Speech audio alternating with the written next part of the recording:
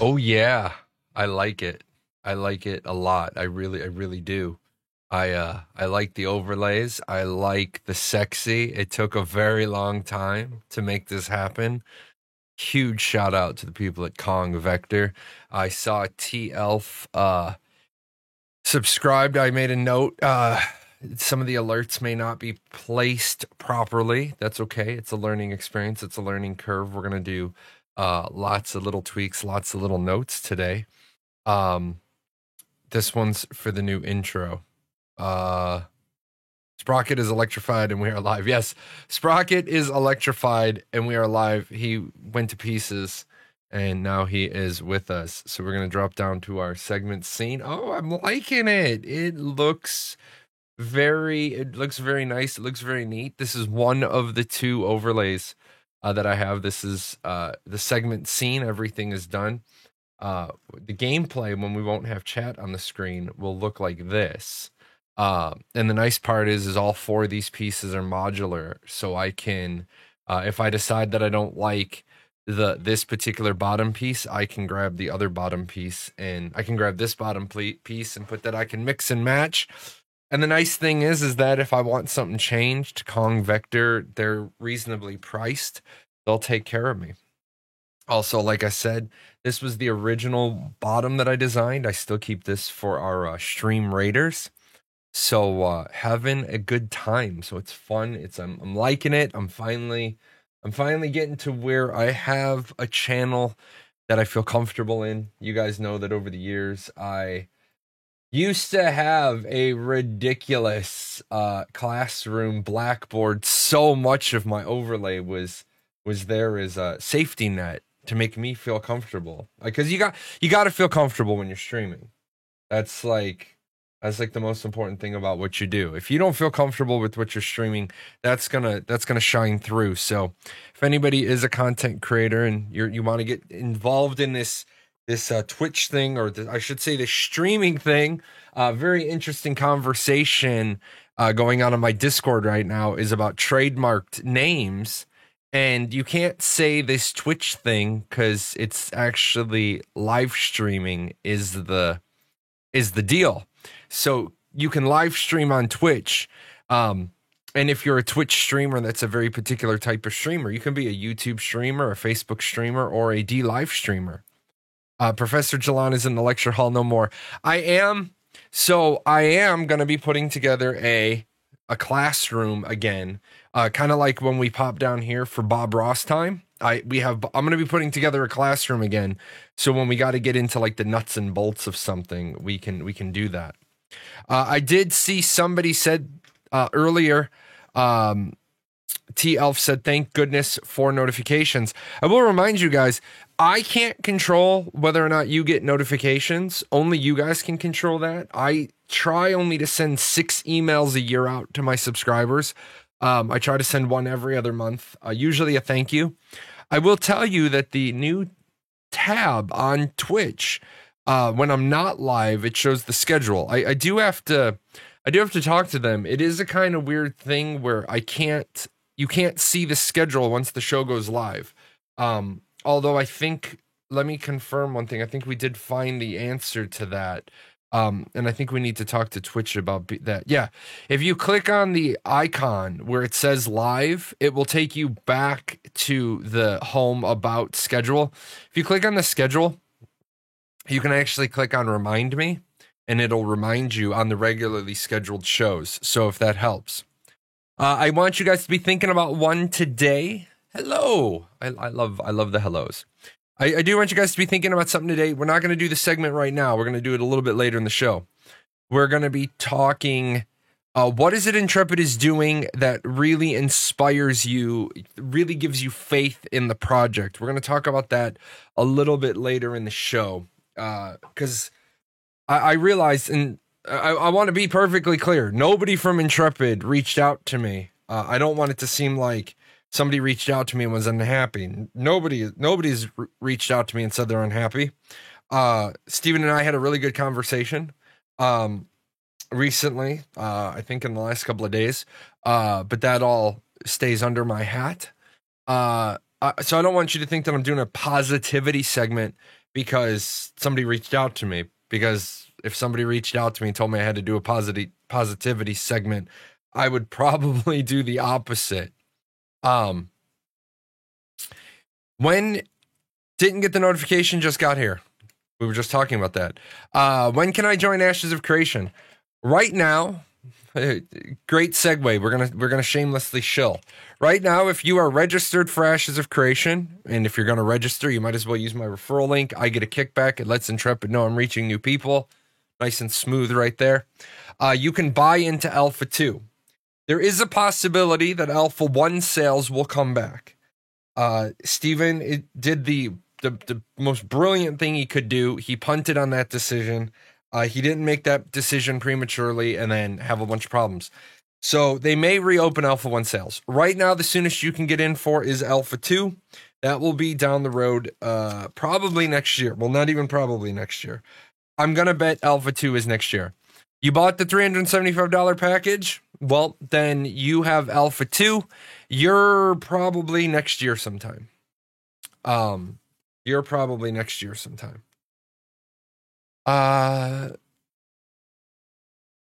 No, Dante. No, we can't have that. We can't have that, Dante. Russian roulette is not an appropriate topic for Twitch. Shame on you. If anybody saw that at Twitch, I deleted the message. Let's see. I have some goodness going on this weekend. I have 2 videos that I have to work on later tonight and tomorrow. One is on the Ashes of Creation business model, because so many people have a problem with the business model, and I cannot get behind people who are upset about the business model Intrepid Studios is using. I simply cannot get behind. So I don't want to say that you're wrong, because your opinion is, as long as you're articulating the opinion correctly, you can't be wrong. But it shocks me how many people are just blatantly disregarding WoW and Final Fantasy have a box price. WoW and people are disregarding that WoW and Final Fantasy have a box price. and they're going they're going down the line of, well, other companies can survive on just the subscription cost. And then you ask them what games, and they say WoW, or they say Final Fantasy, and you're like, no, those games have a box price. So give me a game give me some real data. So I'm going to put that video together, and then I got to do my content creator coaching video. I got to get that project re-going. And other projects I have re-going is I have 6 of the 19 songs done for Steampunk Dreams. I have 2 on order, and so I'm going to try to contract out 3, 4, 5, and 6 tonight and tomorrow. Got to find the right composers for them, but that would bring me to about 2/3 of the project done. That would be like really amazing if I could get this out before June. Want to thank you guys. I thanked you guys on Wednesday. Want to thank you guys again. I can't do the things I want to do with the music production without you guys. You guys make that happen, because you guys support the channel. You guys watch the YouTube videos. So thank you for that. I'm looking forward to having the music piece of that done. What I originally was going to do was have all 19 pieces. Whoa. Hi. Sad cat. Oh, look at that. You have a hat. What a nice follower. Although, like I said, guys, today is going to be a little bit of a learning curve. Let me... Boom. What? Oh, that replayed from over here. Let me make a note. I'm going to be making some notes today. Go in. Volume on follow 2 is a bit high. That's going to take me a while to go through. But let's see. I think that's everything. I think you like that. That one's cool. I like I really like that one. That's one of the new ones. Can I unfollow just see that notification here? What I can do is I can emulate a follower event. Oh, here's the other one. See, we're getting the other one too. We got both of them. Getting chased by Sprocket. So yeah, really, there is a total of 10 new alerts for the channel. So a big benefit of box price is lowering the number of gold farmers and bot accounts. The price tag of entry makes it more costly to get banned. Life, you would be right, except gold farmers and gold sellers, those organizations are usually using stolen credit cards.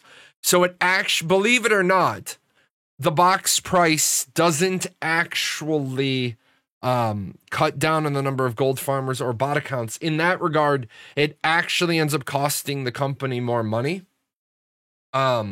Depending on their deal with the payment processors, the credit card companies, every time you have a fraudulent chargeback,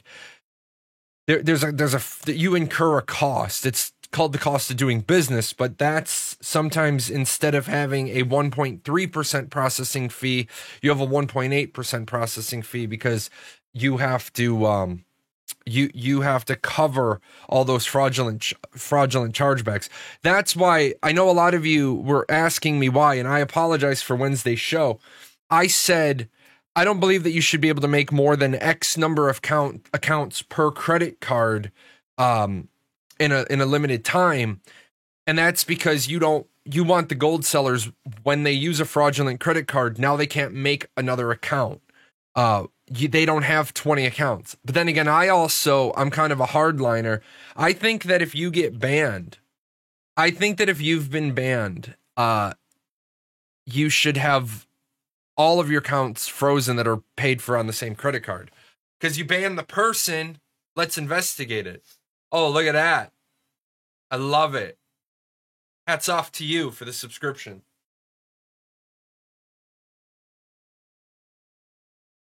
What I don't like is those string lights don't turn on automatically. Those are manual. I don't like that. I appreciate the subscription. That's gonna be helping me out with I have no more Twitch stuff to get done. Everything I need done for Twitch. I might have like a piece of art I need done here and there, but that's the cheap stuff, the alerts. And eventually I'll need more alerts. As we grow as a channel, we'll get variations made, but let's work on some other projects at the time. So I enjoy that. Final Fantasy 14 have many new names added into the Hall of Shame every week or something. Yeah, my big thing is gold sellers are absolutely going to struggle in Ashes of Creation. The way that you make gold is so much different in Ashes of Creation than the way you make gold anywhere else. Normally, gold sellers I don't think are going to find Ashes of Creation an attractive game. Because, number one, if Intrepid holds true to their promise, they're going to ban gold buyers as well. Normally, companies don't ban gold buyers. What they do is they spank the gold buyer. They give them like a 3-day ban. They take the gold, and then the gold buyer is like, well, I lost the money buying that gold. But the problem is that if you don't hardline ban the cheaters, they just keep doing it. So, Steven hates cheaters. Now, before anybody jumps on the Steven used to RMT and ArcAge, Steven didn't RMT and ArcAge. Steven bought through the cash shop in ArcAge.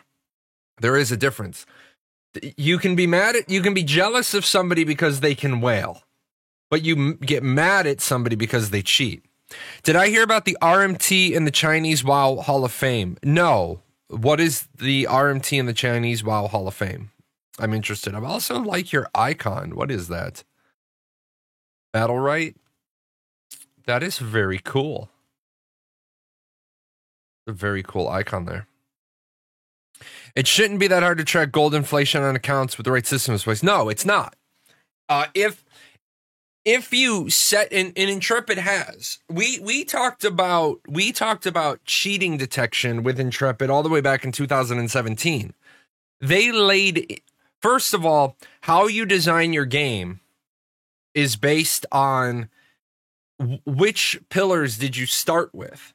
If you started with a design pillar of we want to be able to have active GM enforcement, then everything you build gives you access to the information you need to catch people. Give you an example. Tryon Worlds, when they tried to do active GM enforcement of people that were duplicating gear, they actually couldn't, because when you put an item into an otherworldly storage chest, the game lost track of it. And Tryon denies this, except they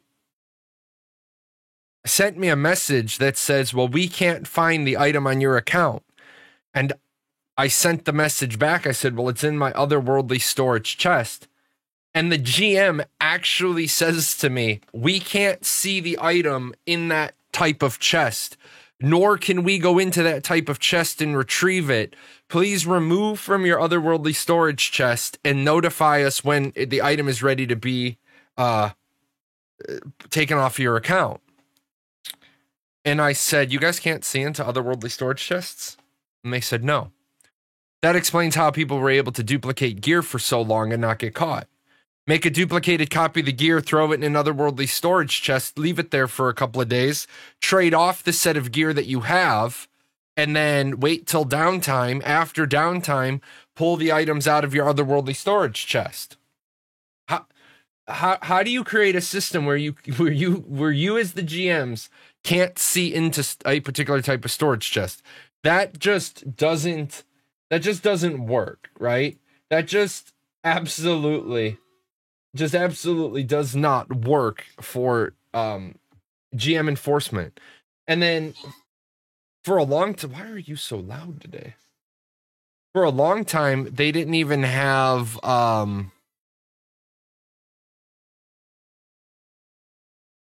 sorry.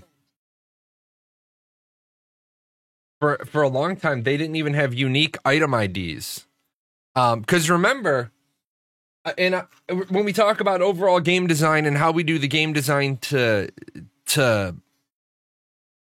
the game design in order to make the GM's job easier, remember in Korea, up until 6 or 7 years ago, you didn't cheat in Korea, because if you got caught cheating in Korea, your citizen ID number, I don't want to call it a social security number because they obviously, I don't want people to think that Koreans get American social security.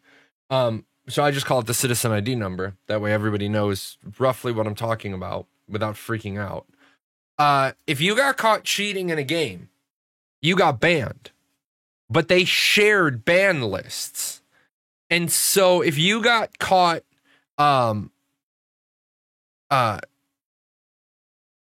if you get caught cheating in Arcade, then they share that ban list with everybody. So Korean players don't cheat because they know that the penalty is a lot stiffer.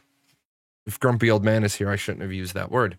But now they've changed it to cell phone numbers, and now they're seeing a rise in cheating because the penalty goes down, the risk goes down, people go up. I know someone who put all their gear in a chest and put in a ticket that their account got compromised and all their gear got deleted. They mailed them another set of their items. Then they had 2 of everything. This was early on in the game, but still pretty crazy. Yeah, that was the thing. The other thing is you would put the gear in, you would put the gear in a chest and then take it out of the chest on an alt on a different account, and they couldn't chase down that piece of gear. That is bad game design. Well, Intrepid Studios decided early on that they want to not have those shenanigans. And so if they've done their job properly, a lot of the reason for delay is that the security pieces are already put into effect, and that's what they designed and laid out first. And I know some people will say, well, why don't you just add that stuff in at the end? And you can't. Design decisions must be based around how are we going to stop people from cheating in our game? And then you can't really fault the company for taking their time to fix that stuff because, you want it to you want it to work effectively. That's why Koreans prefer to play League in coffee shops with scripts. That probably those IPs aren't getting banned. I don't know of anything specifically that Korean players use scripts any more often than non-Korean players. What I will say is they probably aren't running scripts at internet cafes. And I'm also going to say that I would be willing to bet that Americans cheat more than anybody else in the world. Because we're the culture that coins phrases like, if you're not cheating, you're not trying. So I would probably go that route. Yeah, they play in internet cafes because it's cheap. Well, no, take that back.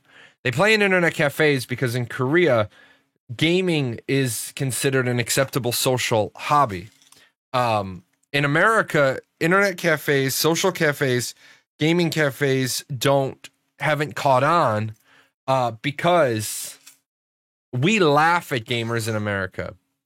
We, as a society, we laugh at gamers because we call them nerds. But then it's okay to play fantasy football, but it's not okay to play Dungeons and Dragons. So, therein lies a problem.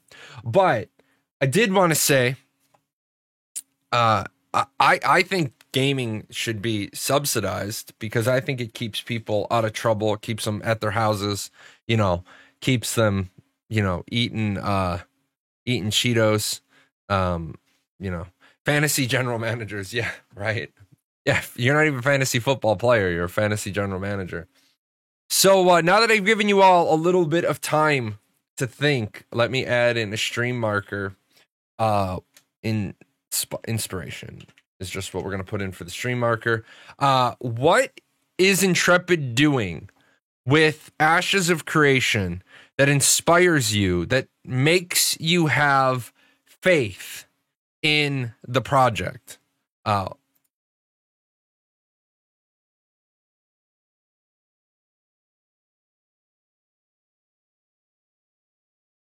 So what is it that Intrepid Studios is doing that inspires you, that makes you feel comfortable?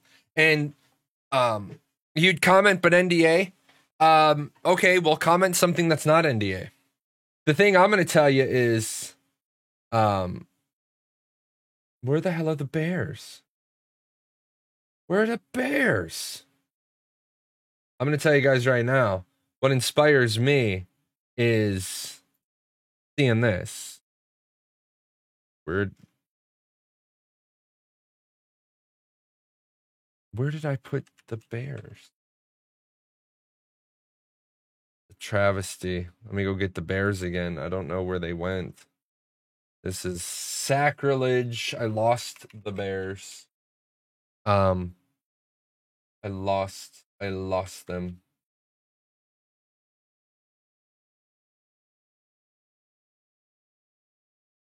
Oh, because I put them in the wrong folder. Yeah, I'll put them in the right folder now. Bitch. What is going on? Okay, there we go. Ah!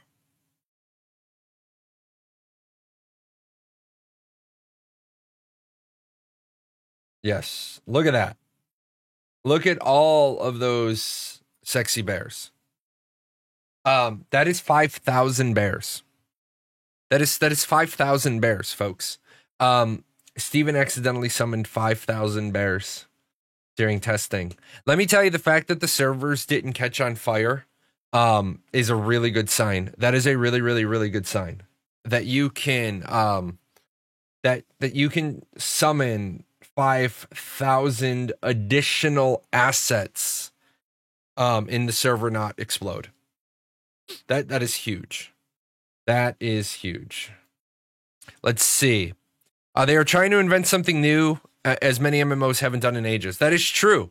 Ashes of Creation is trying to do something new, which isn't a... I hate the phrase WoW clone, because not every single new MMO is a WoW clone. Because WoW didn't originate, or it wasn't the originator of a lot of the things that WoW gets credit for. WoW just made them mainstream. So a game that's trying to do something new, yeah, 100%. Steven publicly tells everyone, we don't need your money, we just want more PR. We'll make the game, and all you have to do is watch and get the word out. You know, Immortality, that is probably in the top 5, without a doubt, of things that I've seen Steven say, or seen any CEO say, that really makes the difference in the faith you have in a company. The fact that the owner of the company says, don't give me any money unless you're satisfied, unless you're convinced. Most of these other companies, and that is why I will tell you, Steven responded very, very quickly to the things about the website. Because remember, I said, it's one, if the owner says, don't give me any money unless you're convinced, then that is the mantra, that is the battle rhythm, that is the vision, that is the destination that the whole company should take on. So when the owner of the company says, don't give me any money unless you're convinced, and then the new website rolls out and it's got this special offer marketing buzzword bingo on it, and then it immediately changes within like 48 hours, that's saying something about the company. That's like, hey, it's my vision. Your job is to execute my vision. You can feel free to talk to me and get me to change the vision, but you execute my vision. So I applauded them for that. I'm very excited about the promise of a real and meaningful economy. It's a rare sight in MMOs these days. I really like the thought that even base gathering materials will have a value throughout the game due to the item deterioration system. It sounds like they've actually thought about how items and systems can play off each other to mean something, instead of just be systems of their own. Yes. One of the big things that Intrepid has done is keeping low-level items relevant. And if they nail this, right? Keeping low-level items relevant is so important for the economy. EVE Online has 9, I believe, if I remember correctly, 9 base elements. It doesn't matter what you're building in EVE Online. There is Veldspar in it somewhere. There is Tritanium in it somewhere. You can't build anything in EVE Online without Tritanium being in it. It might not be in. You might be the guy that's using second order materials to make a third order material. However, somebody at some point built the item you're using. EVE Online has a very intricate and realistic logistics system for their manufacturing. They don't even call it a crafting system. They call it a manufacturing system. So EVE Online gets it done. Will this game release before 2025? Before 2025, almost certainly. Almost certainly. They're showing actual gameplay. Other than that, it's their promise not to implement pay to win and not be a PvE theme park. You know, that's the interesting thing. I did that video on Monster Coins, and some people are getting kind of out there on their responses, and that's okay. I want you out there on the responses. I actually wrote a response earlier today about that. The reason why it's important for people to keep it in line. Are Monster Coins pay to win? And that's the question we asked last week in that video. Monster Coins are a feature that Intrepid Studios talked about in 2017, and they have not detailed much since. It is true that Monster Coins are available in the cash shop, and there may be some scenarios where they may carry a pay-to-win aspect to them. In fairness to Intrepid, this discussion has only just begun, and they have not had a chance to respond.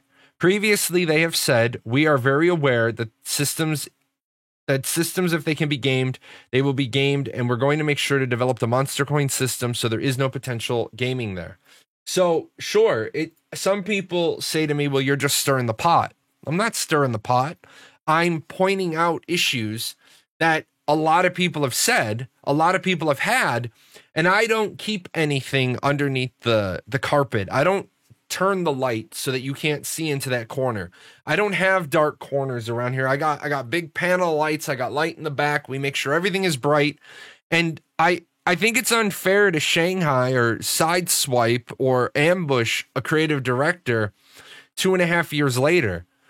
It also is a double-edged sword. Just like Steven says, the double-edged sword of transparency, I'm the double-edged sword of content creation because I produce a lot of content. I bring a lot of things to the forefront. I put a lot of things on Steven's radar, but I also take away his excuse 2 years down the road. Oh, well, we weren't aware.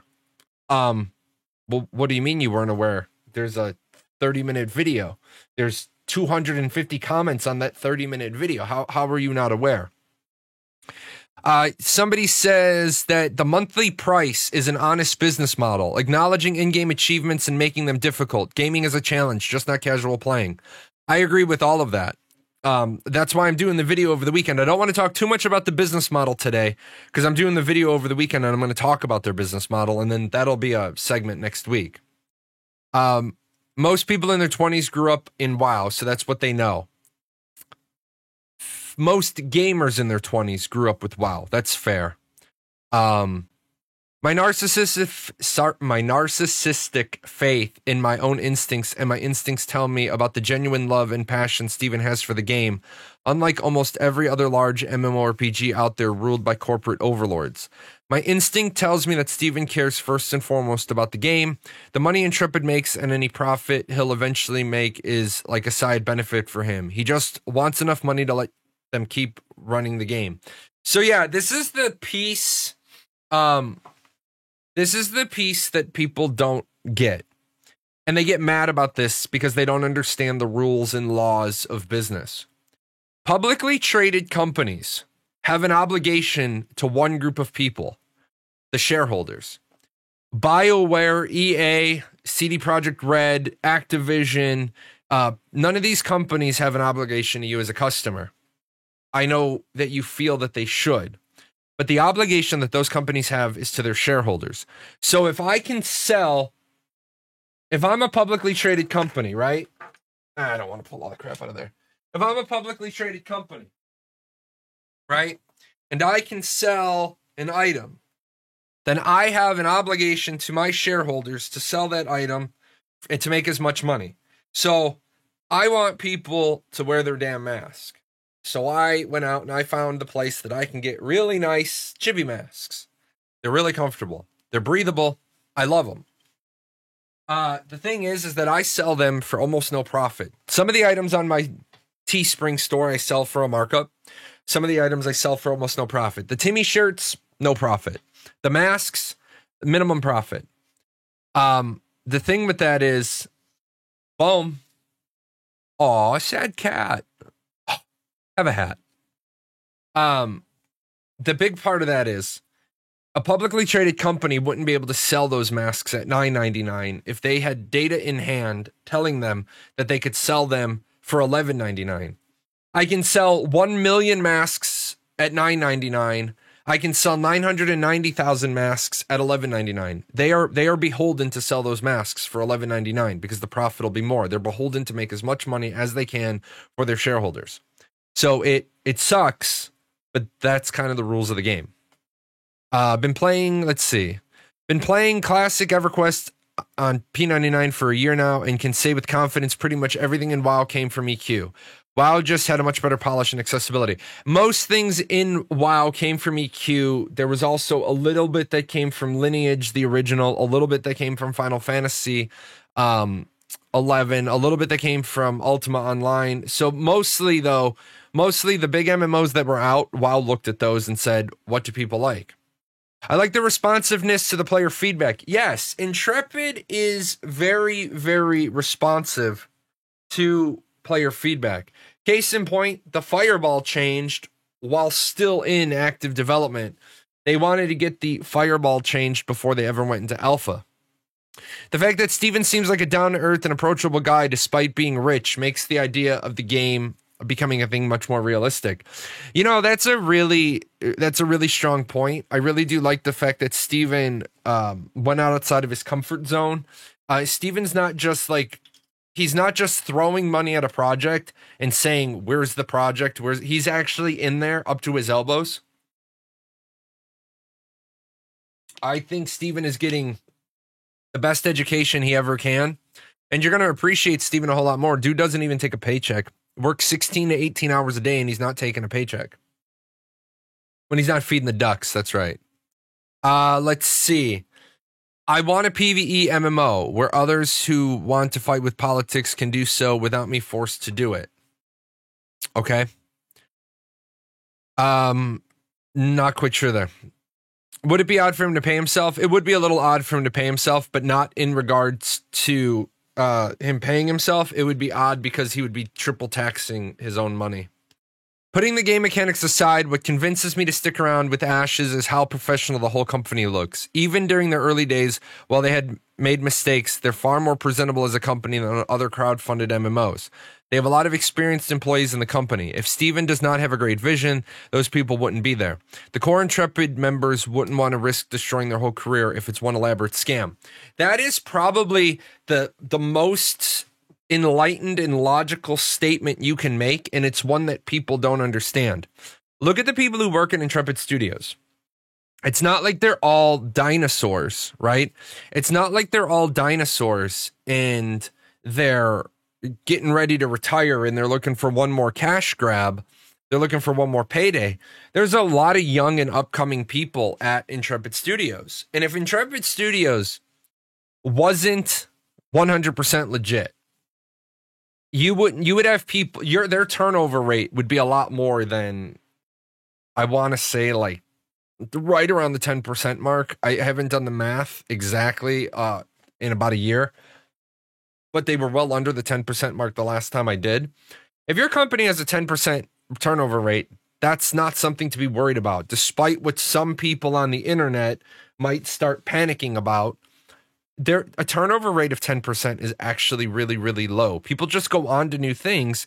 Like, you're going to lose people You're gonna lose people at your company simply because the fact they get a couple of years experience, and then somebody else is going to offer them more money, and they're going to offer them money that you can't offer because so say you have one lead, 3 seniors, 5 just no titles, and 3 juniors. So 1, 2, 3, 4, 5, 6, 7, 8, 9, 10, 11. Yeah, you have a 12-person division or a 12-person branch. Your 3 junior people, they took the junior position because they're brand new, they're fresh out of college. They need to get an entry-level job because they need to get resume experience. The problem is that when they have that 2 to 3 years experience, or that 1 to 2 years experience, now they're qualified to start applying at other companies, not for senior positions, but for not junior positions. Well, you might want to keep that person on your team, but the problem is you've allotted however many thousands, tens, hundreds of thousands of dollars for payroll for that branch, because that branch has a function. And you can't just give all, like, people get this into their head. And we're sorry, guys, we got to go down a business rabbit hole real quick. Let me Bob Ross this up, because I want people to see that you can't just arbitrarily decide that you're going to start paying. Like, everyone's like, oh, well, they should get a raise. So you've got your top person, right? And then you've got 3 of these guys, right? You got 3 senior people, right? And now we're just going to do we're going to do a 1 junior to 1 senior, because this is called development, right? And then we have 5 people. So we got 1, 2, 3, 4. And this guy only has 1. Shit. Let's just make it balanced. Let's just make it 6. So that we don't have to go into exceptions and pay and why this person. So you have 3 standard chains of command here, right? And so this is your lead. These are your senior people. These are your junior people. And these are just whatever that function is. This entire thing, right, is a branch. And this brings a certain capability, and it brings a certain function. And it also gives you that at XXXXXX a year, maybe an extra X right there for however much this costs. Now, if this person came out of college, 0 years experience, right? And they worked here for 2 years. Now, this person's looking for upward mobility, but nobody's left. Nobody's left the company. So there is no upward mobility. There's no upward mobility for you here. They can't just give this person a raise. They can't just promote this person to the same pay rate as this, because they get the same capability and function for this amount of money. That's what people don't understand. If nobody leaves the company, then there's no upward mobility. I think I truly believe this. If people wanted to understand how raises work, every single American should have to serve for 4 years in the military reserves, because in the military, you can earn rank because there's a national pool of positions. In the reserves, you can't make rank unless your unit has an opening that you can promote into. So you get the whole thing where people jump reserve unit to reserve unit so they could make rank. And then as soon as they have the rank, they put in an application to return to their home unit, the one that's near their house, so that they can eventually come home. But sometimes they're waiting 5 years. People, and it's morbid, but sometimes you're waiting for somebody to retire or to die. And, oh, shit, person died. And then, oh, well, I can get promoted. Why not just give the whole branch? Why not just get the whole branch to earn more? Then XX dollars can be used to pay said raise. Because this branch has 0 income. This branch doesn't earn more. This branch is a branch that gives you a capability or a function, but it itself doesn't make the company money. If this is your art team, right, then your art team doesn't actually independently bring in money. It's a cost center. Yes, it absolutely is. You internally, and then this is weird. If this is one of your divisions in your company, then you as the company owner are the customer. You as the company are the customer, so you're buying capability from them. They get their money to run that branch from you as the owner of the company, but they don't have any independent outside income. So you can't just say, well, why can't they make more money? Because they don't have a function external to the customer. Maybe not art. Other companies can sell skins for characters, skins for guns. Again, that division isn't interfacing with the customer. The sales department is. And again, okay, so I'm going to take this off the screen, right? Because maybe you mean other features like multiplayer or something. You're looking at this as this produces anything that you can sell. The company as a whole has multiple of those teams. Company as a whole has multiple teams, right? And those teams together, that's not what I wanted to do. These teams serve a function, and each one of these teams is feeding the main product, right? Each one of these teams feeds the main product. The main product is what goes out the door to the customer and what generates money. No one of these teams independently makes money. The product overall makes money. So you give the cut of money. This is 10%. This is 20%. This is 10%. So 20, 30, 40, 50. So this is 90. We'll say this is 7% and this is 3%. This is customer service. This is engineering, or this is engineering and design. And then this would probably be split out into two things. This is concept art. This is animation. This is character art. You probably would have all of those in a division, art and animation. It all depends on how you have things set up, but you only have X number of percent of money to give to them. The art team can't just start generating their own independent money. Now, are there ways that Intrepid could increase their income? Are there ways that Intrepid could increase their income and buy more capability? Yes. If you're not going to do your own merchandise, I will tell you this. Okay, this is pretty satisfactory. I'm pretty happy with this. It's the same style hoodie that Intrepid made. The only thing I wasn't satisfied, and it was my own design fault. I wasn't satisfied with the printing on the front, but I also printed it kind of small. So I took the Steampunk Sniper logo off of it, and I made it bigger so it prints better.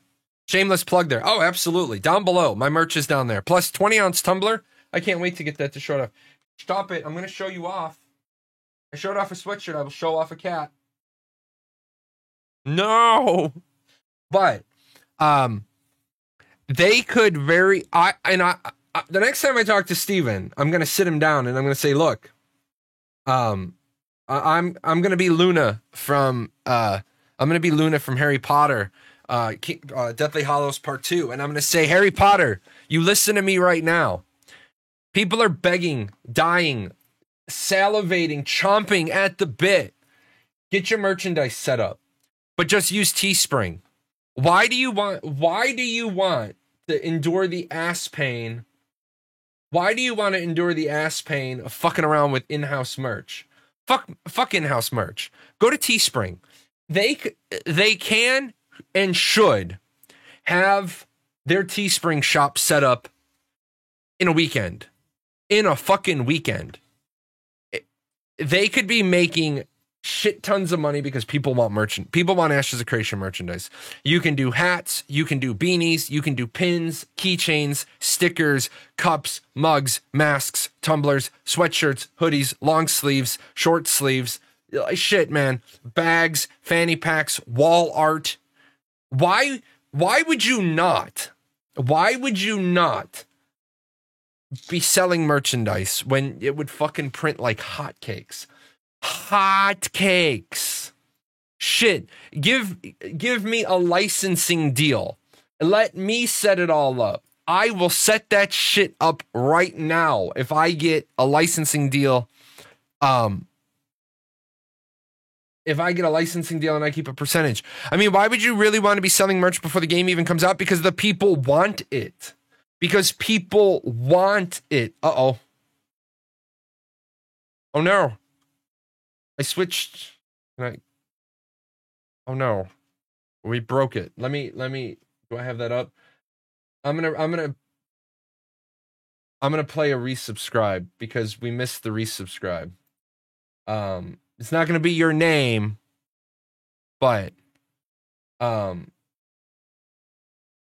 gonna do the resubscribe one. How many months was that?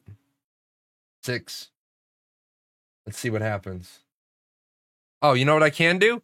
I can yeah, we can replay this. I can do this. Hold on. Watch this. There you go. You're getting a hats off. You should do a poll on how many people actually buy merch. I don't need to. How do I know people want it? Here's how I know people want it. Because oh, look at that. Sad cat. I'm gonna get a hat. In the last 6 months, I have talked to over 28,000 people. I have spoken to over 28,000 people about Ashes of Creation. So that is not, if I say, when somebody makes a statement, I've talked to a bunch of people, that's anecdotal evidence. Anecdotal evidence isn't evidence. It's observations in the baseline for somebody to form a subject matter expert opinion. However, I can give you empirical data that I've spoken to over 28,000 people about Ashes of Creation. And I can tell you the things that they want. They want merchandise and they want Alpha 1 cells back. Grumpy Old Man also says if you outsource it, there's no risk. I will say there's no risk and there's very little cost. There's very little cost considering the fact that you own a fucking art department. Okay, you own an art department. All you got to do is go and get the templates, download the templates, decide which merch you want. Wall scrolls, hoodies, t-shirts, hats. There's a $5 fee for hats. There's a $5 fee for hats. If they outsourced it, how much percentage would Intrepid get from it roughly? Intrepid can set their prices so they it's not about a matter of percentage. Even if they went with somebody like Teespring, they would be making significant amount of dollars per item. I will say significant. Usually, when you use a third-party vendor, the amount of money you make on a T-shirt is like $2. It's like $2. I can tell you right now, with Teespring, you can make as much as like $6 and still keep the item reasonably priced. This talk on merch, you all make it sound like it's an unfailable idea. How did Fallout 76 mess up the bag thing? First of all, Fallout 76 carries with it stink. There's a lot of stink on Fallout 76 because it's a shitty game. It's a shitty game. Now, when you say you all make it sound like it's an unfailable idea, let me tell you this. I did merchandise 22 years ago. I sold polo shirts for a company I worked for because I fucked up. I was supposed to order 20 polo shirts. Can anybody take a guess at what I did? Anybody want to take a wild stab? I was supposed to order 20 polo shirts. Yeah, that's what I did. So now not 2,000. I would have been fucked out of a job. 200. I was supposed to order 20 polo shirts. I ordered 180 too many. You know what I did? No, they weren't all extra smalls. They were the order of 20s size distribution to 180. You know what I did? I was supposed to order 20 polo shirts to give them to employees. And I did. I gave away the 20. And then I sold some of them to employees because I didn't go to the employees and say, do you want to buy an extra polo shirt? I had employees come to me and say, is there any way I can buy another polo shirt because I don't want to do laundry. I don't want to do laundry twice a week. And I said, yeah, what do you need? And I'm going to tell you this right now, because I'm not disingenuous. I knew how much I had fucked my budget up. I knew what the break-even point on the polos were. And I knew that I wouldn't sell all 180 of the extras. So I marked them up enough to kind of cover the spread. And I never had a person tell me the price was too high. And then I had people, no joke, buy extra ones that were smaller for their kids. I had clients buy them because they were a really nice polo shirt and they wanted to wear it when they came to the studio to work, when they were visiting, because it made them feel like part of the team. My boss comes to me and he says, why are there clients wearing our polo shirts? And I didn't tell him that I fucked up and I ordered too many. I looked at my boss and I said, why are you upset that we have free walking billboards? All my boss did was look at me and say, good job. I was cleaning up a fuck up. And I created walking billboards. Our customers are wearing our shirt for our studio. You think when they went to the office that people weren't like, where'd you get the shirt? Oh, I got it from Jay. Then people call me up. Can I get a shirt? Oh no, they didn't get it from me. They bought it from me. Because I had some extras and I didn't want them just sitting around. Well, how much are they? It's like I told you guys, nothing I do on this show is random. I tell you guys about the scene in Boiler Room. The fastest way to get somebody to want something is to tell them they can't have it. Boiler Room, Vin Diesel selling to the doctor. I'm sorry, I can only let you buy 4,000 shares. You're not authorized to buy. Well, I wasn't going to buy that many shares. Look, I understand you might want to buy more, but I only let people that have done other deals with us buy 5,000 or more. So you're kept at 4. And they paid you to wear your advertisement. Exactly. You know, I got asked, hold on, let me, do I have where would those pictures be? I lost my phone. I lost all the data off my phone a while ago. I want to show you guys. I actually wore my Ashes of Creation hoodie to Universal Studios. And I got asked a bunch of times. I got asked a whole bunch of times about my hoodie. Yeah, don't push the red button. It's so funny that you said that. Ready? Don't push the red button. My daughter made me a red button. She made me a red button and she brought it to me. Don't push the red button. What's the first thing you want to do? Don't walk on the grass. Let's play soccer. Like, people do that stuff. People do that stuff all the time. As soon as you say you can't. Good day, Jalon. Thank you for stopping by Wednesday night. Hey guys, no problem to Critical Zen Network. If you guys are looking for other content creators to watch, Critical Zen Network is another streamer. I had about 10 minutes of free time on Wednesday night, and so I spent 9 of them over in Critical Zen's channel. I was literally in between my computer and my reading time, and I looked at my phone and I was like, oh, Critical Zen is live. Let me jump on for 9 minutes. It's all the time I had. It's all I had. It was so bad. I had 10 minutes of free time. I was working on a major project. All I got to tell you guys, I can't tell you what the major project is, but if the major project comes to fruition, everyone's going to be happy. It is a really, really good major project. Okay, gallery. Where the fuck is the gallery on my phone? The dog yes. You know, he was doing the dog encounter in Baldur's Gate, and here's the thing. I saw that encounter and I was like, I want to play Baldur's Gate now. All the other people I've seen play Baldur's Gate, the game wasn't that appealing to me for all the other people. Baldur's Gate 3. The game has never been appealing to me to the point where I want to play the game because I'm like, oh, it's just like every other game and I don't have time right now. And then Critical Zen was playing with a dog and I was like, I want to play this game because of what I'm seeing. The major project under NDA too. Yeah, a lot of things that I do with a lot of different companies are under NDA. A lot of different things are under NDA. That's just how it is. I can tell you I'm working on something cool, but I can't tell you what it is. I can't tell you what company it's for. Where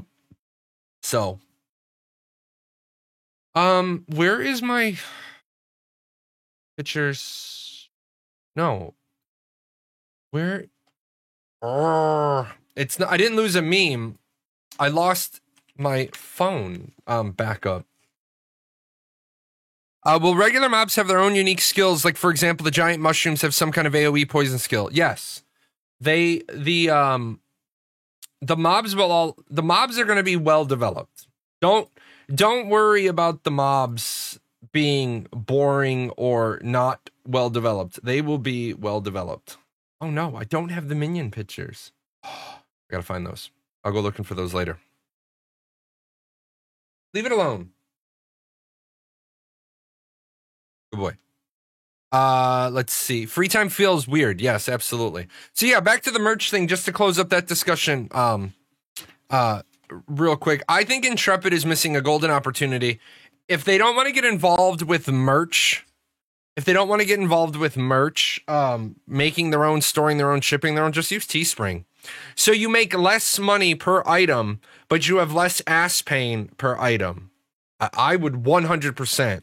If I was running, suggestions past Steven, which I'm going to, set up a Teespring, spend a weekend, get and I would just fucking fire away with a shit ton of merch off the bat.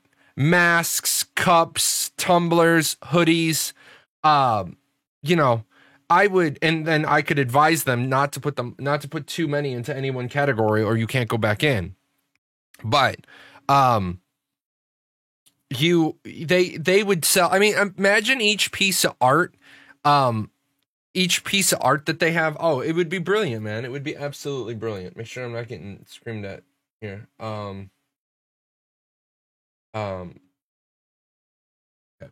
Okay.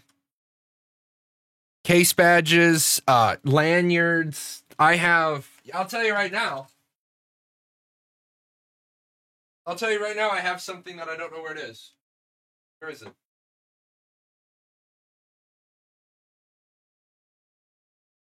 I'll tell you right now, I've been looking for this.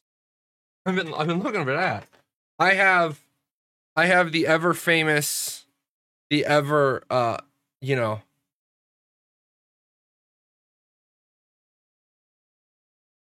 the ever legendary. Let me pop out. This is gonna be kind of weird. I didn't think about this until now.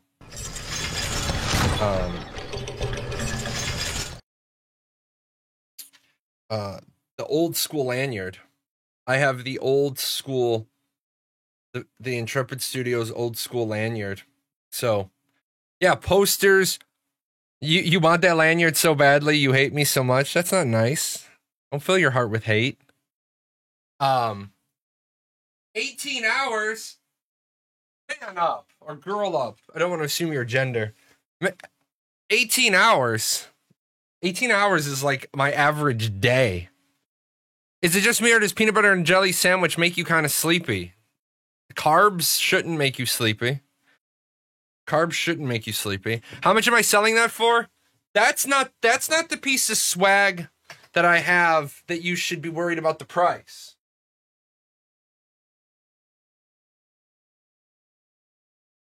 This is the piece of swag that you should worry about the price.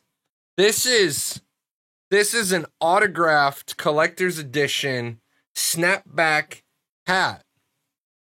It's signed by Steven. So this is what you should be worried about.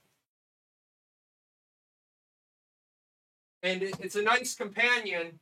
And I know I'm about to get so much hate. I might as well just get all the hate out of the way, right? So I have my Ashes of Creation black hat, and I have my Ashes of Creation mouse pad.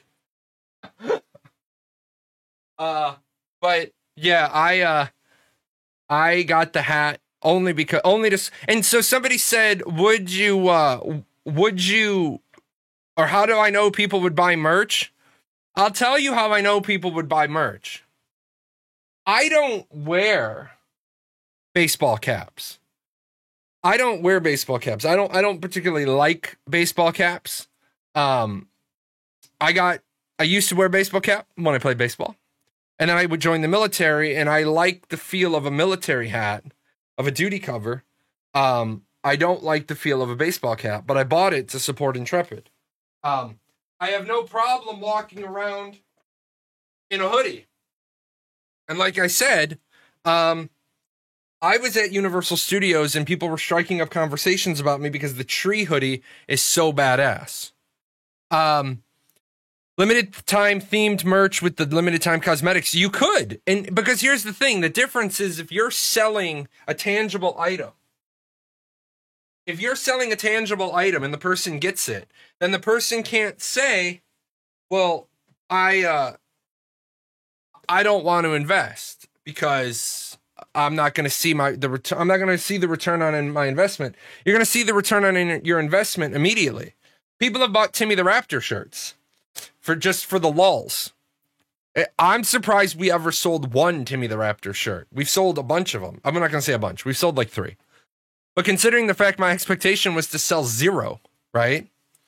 I would love it, but people would just bitch about them doing it for the money. So frustrating. But here's the thing. If somebody turns around and bitches and says they're only doing it for the money, then I'll turn around, and that prompts me to turn around and say, of course they're just doing it for the money, but you're getting something for it. You're buying a hoodie, you're buying a shirt, you're buying a whatever. Who cares? Who cares? Put the Corvid Castigator on. Like, they could even use Chibi. We could do a Paradox Gaming Network and Ashes of Creation crossover. This is like 5 seconds of thought here, but we could take Chibi, who is a licensed character that I own, and we could do Chibi with the gun, and he can say, wear your damn mask, and put the Corvid Castigator next to him and says, put like a little bubble, wear your damn masks. And then the Corvid Castigator saying, but I am wearing my damn mask. I mean, you could do something funny like that. People would buy that shit in a heartbeat. People would be like, that's funny as hell. That dude gonna be in the game? No, that's my character. That's one of the ones I own. Make indie pro wrestlers make a living on t-shirts, and yeah, exactly. 100% they do. Everything is done for money. Yeah, farmers are just farmers are just growing that food for the money. Square Enix literally sells stuffed animals that give you in-game pets. This is normal. My wife has the otter as a plush, and she has the otter as a lamp. My wife loves otters, okay? We were going to actually adopt otters until I found out a a fact about the otters and then it was a deal breaker, I can't. There is a fact about domesticated otters that I can't handle, so I hard note that. But Intrepid could be doing now. Plush is a little bit different. Plush items are something that you don't really want to get into because you have to buy them in advance. You have to buy them in advance, and that gets expensive. Wasn't the game supposed to be streamed today? Yes, it was. However, last week they had to announce a push due to some issues they need to get resolved. And we can't blame that. It's a Western Development Alpha. We can't turn around and be angry that they had to push. They'll talk about the issue. They'll talk about the reasons for the issues when they're ready to talk about the reasons for the issues. Hold on, let me put the fan in the window. It's already hot.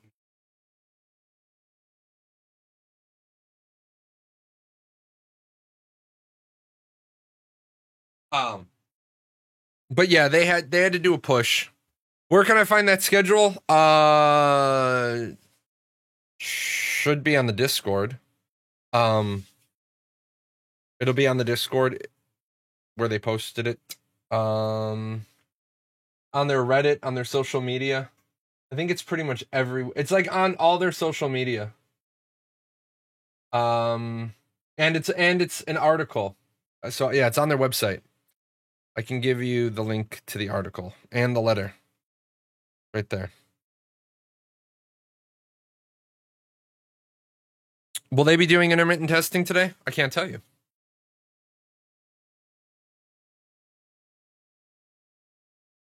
Unfortunately, as you can see on the screen, the NDA remains in place until May 14th. COVID needs to go away so Intrepid can go to PAX and make merch again. Going to PAX isn't a one-for-one correlation of making merch. They could make merch through a third-party vendor right now and be selling it and be making fucking buku dollar. To buku.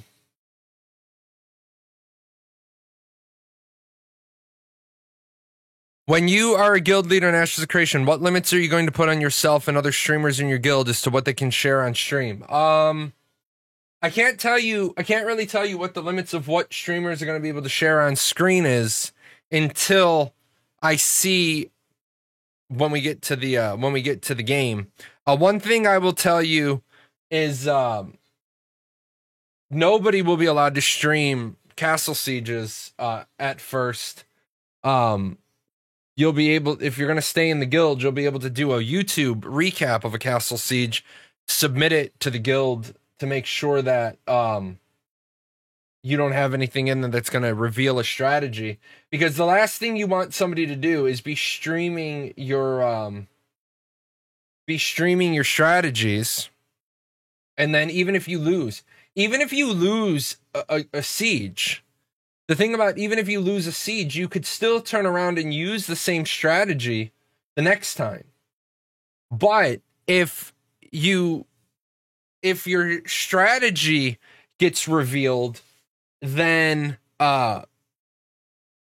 you're in dire straits. There's a reason why the United States military doesn't give a shit that so much of its doctrine is on the internet. If you guys don't know this, if you really go looking for United States military doctrine, we don't worry about it being published. We just straight publish that shit because strategy, operations, and tactics. We straight publish that shit to let you know. Like, we tell you the capabilities, right? We tell you the capabilities of a 2,000-pound JDAM. We tell you the loadouts of a lot of our ships, of our planes, of our bombers. Because in that regard, what you're doing is you're making people too afraid to fight you. But with a Castle Siege, everybody has the same technological advantages or disadvantages or access to the same capabilities. So I don't want you showing off how we did what we did. You know what I'm saying? Because then you're going to be like, oh, well, that's not a good deal. That doesn't work right. That's not that's not really functional. So yeah, that's what people aren't going to be able to share. Strategies, objectives. Now, you want to show the tactical level fight? Show the tactical level fight. Just make sure that you blur out anything relevant. So, Mortal Online 2 is doing open testing next weekend. So, that's like streaming your assaulting caravans. Viewers know exactly what route to dodge. Yes. That's also why, like, again, for MMORPGs are very, very difficult to stream in the first place because MMORPGs are pretty boring to be honest, they're pretty boring with the day-to-day, minute-to-minute content. The people who watch MMORPG streams aren't there for the MMORPG. They're there for the streamer. They're there to see the person. Unless you're doing an educational show. That's why I laugh. I really, really, really laugh about all of the people that are like, I'm gonna cut my chops on being a Ashes of Creation streamer. And so you start asking them questions and you say, well, what kind of show are you gonna do? I don't know. Are you gonna keep people interested? Well, I don't know. And they're like, I'm like, well, you probably want to start thinking about these things before, you might probably want to start thinking about these things before you go through with this plan. MMOs are only interesting if you do PvP difficult content. If the streamer is interesting, if you know the game in depth, it's a bonus. No, that's not accurate because you can't make the argument that it's only interesting if they do PvP or difficult content because now you've walked yourself into a subjective. The content of an MMO is people can watch a YouTube video. People are there for there's the E-educational, there's the E-entertainment, there's the E-engaging. People are there for the E-entertainment of the streamer is really what they're there for. Or they're there to ask a specific question, which is why to get on the Ashes of Creation stream team, it's going to be a requirement that you answer questions. I'm not putting anybody on the Ashes of Creation stream team that doesn't answer questions. I'm not there to help promote your brand if you're not there to help promote the questions and answerings. Thing is, PvP and difficult content is more interesting to watch. Yeah, but look at what you're doing. You're being subjective.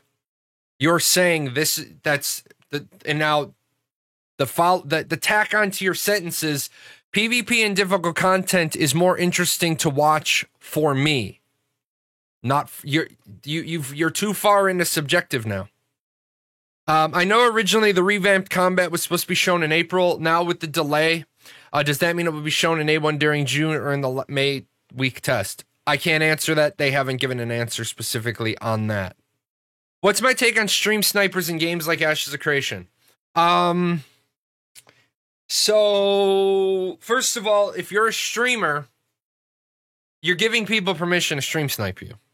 Okay, that's just a given.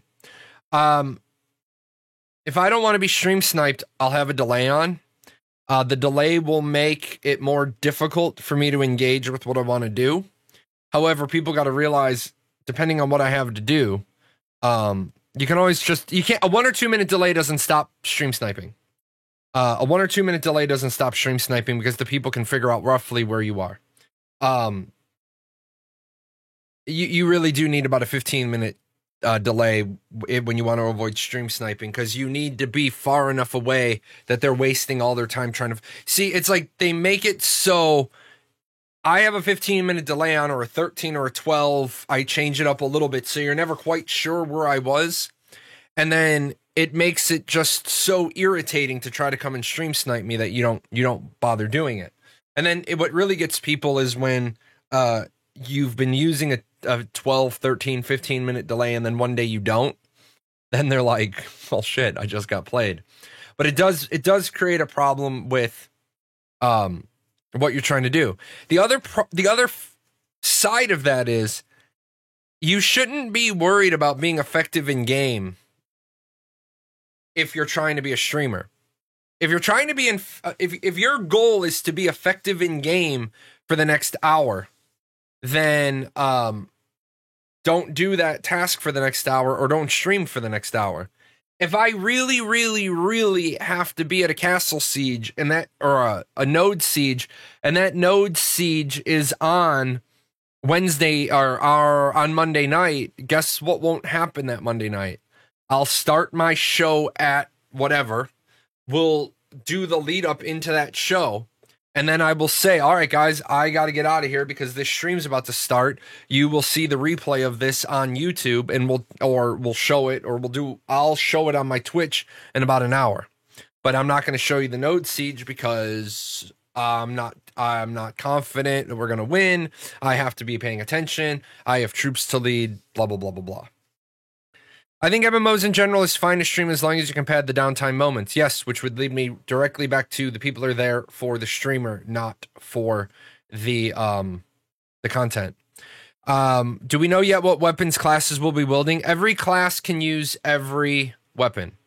Any idea what role food will have in the game? I'm hoping it will be implemented in a similar way to Valheim, where food is not needed to live, but the buffs it gives are so fundamental that players not eating good food are missing a lot. That will be the system Ashes of Creation uses.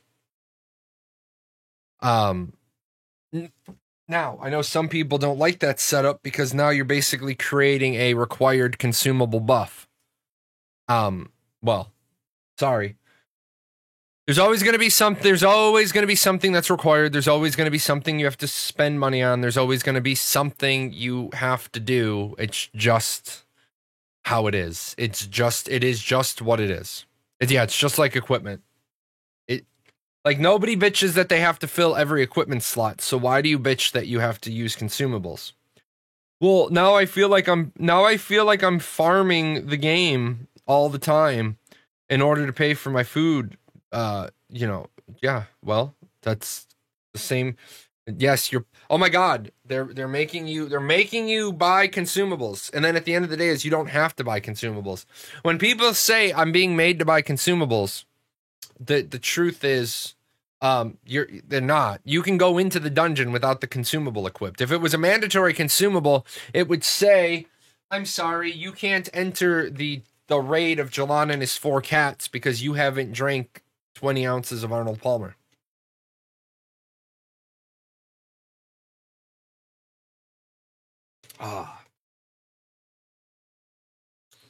Consumables in dungeons and raids is a given. You know what? I like a dungeon where I have to use consumables. But right now, I'm playing Final Fantasy XIV, and it's, it's comical. I don't even run the best in slot gear when we're running the dungeon. I run a 4,000 crit build as a gunbreaker because it's just nice to see all the trash melt. It's nice to crit on every single thing every single time. That's just comical to me. Hold on.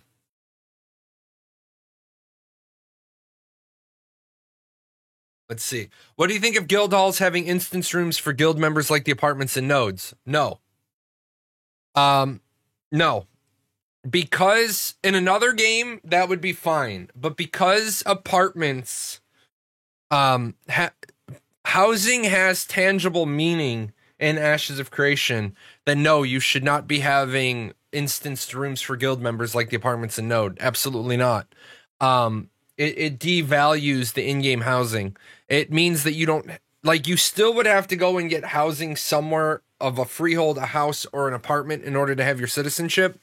However, if you want people to be encouraged to use the in-game housing system, then you can't have an alternative to the in-game housing system. Some people have said, well, I'm afraid to get a house because it's going to be destroyed. Well, what the fuck do you think is going to happen to your guild hall apartment if the guild hall gets destroyed? It's going to be the same thing. Then people are like, well, at least when my guild puts down its new guild hall, my apartment would still be there. Yeah, it's going to be the same thing with an in-node apartment or an in-node house or a freehold. Not an in-node house. I believe those you have to redecorate. But the apartment, if it gets destroyed, when you get a new one, ta-da, here's your shit. I'm just happy they send you a layout of your house if it gets destroyed. They get you they give you a layout of your freehold. I do not have a quote that says you get a layout of the house. Our basic attack's gonna have some weight to them. There's no auto attacks. So yes. Can you own one of each type of housing at the same time? Yes. You can own one freehold per account. You can own one house and one apartment per server. Let's see. Got to use them skins. Yeah. I can't go into detail, but I will tell you guys this. I talked to Steven about the freehold skins thing. He's aware. He's aware. He's aware. He gets it. He understands. He's on it. He is on it. So, I know that was irritating people.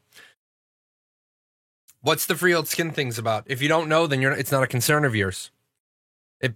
If you don't already know, it's not a concern of yours, so I'm not going to give you something to be concerned about. If you already knew and you have a concern, then I just told you don't need to be concerned.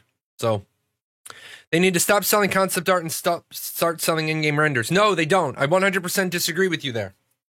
I 100% disagree with you there. I don't think that they need to sell you the in-game render. I believe people need to know what they're buying. No, they don't. People need to have a little bit of mystery and wonder. If there is something existing that I should be concerned about but don't know it personally, it's something I should know. No, it's not. Okay? If you aren't already aware of an issue,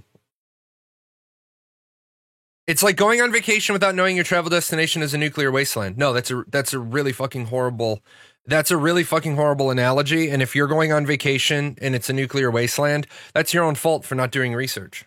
I'm just saying, if it was something that you had to be concerned about, you'd already be concerned about it. Because it's a concern, but it's not one that, it's not one that should make or break your opinion. It's like when people want to just revel in the bad news. I will happily share with you the concern if you can go ahead and share with me 50 positives about Ashes of Creation.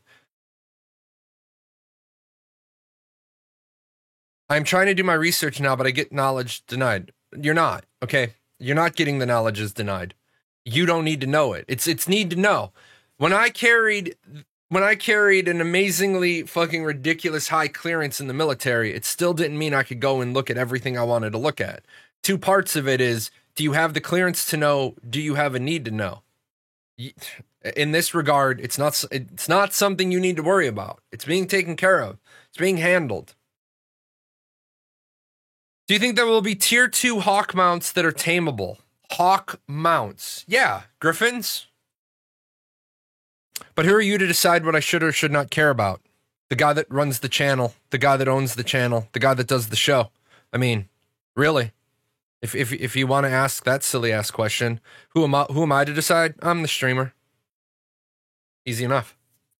It's like reading a book but only reading the last 2 chapters. Yeah, I'm the guy with the knowledge. That's right.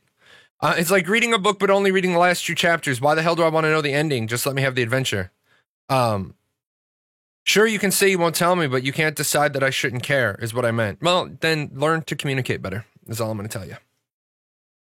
Maybe type half as much, but each thing you type will have 4 times as much meaning. It's like I tell my kids they have 2 ears and 1 mouth. At the dinner table, they should shut up and they should listen more. It's like my 15-year-old gets to talk more than my 15-year-old gets to talk more than my 8-year-old. I look at my 8-year-old and I say, you have 2 ears and 1 mouth. Listen more. The teenager's going through the routine, and the teenager now got the same routine when she was on the bench and she had an older sister. And all 3 of them were on the bench and they had an older sister. What am I looking most forward to on top of the things you want to play? What am I there isn't anything I'm not looking forward to. Okay. There is nothing that I'm not looking forward to. I can't wait. I've got like volumes of things I want to test. I have absolute volumes of things I want to test. I love testing. I love testing. I love breaking. I love theorizing, because it's not so much the testing and the breaking. I like when we get to the point where we've tested it and we've broken it, and then I love when the developer says, I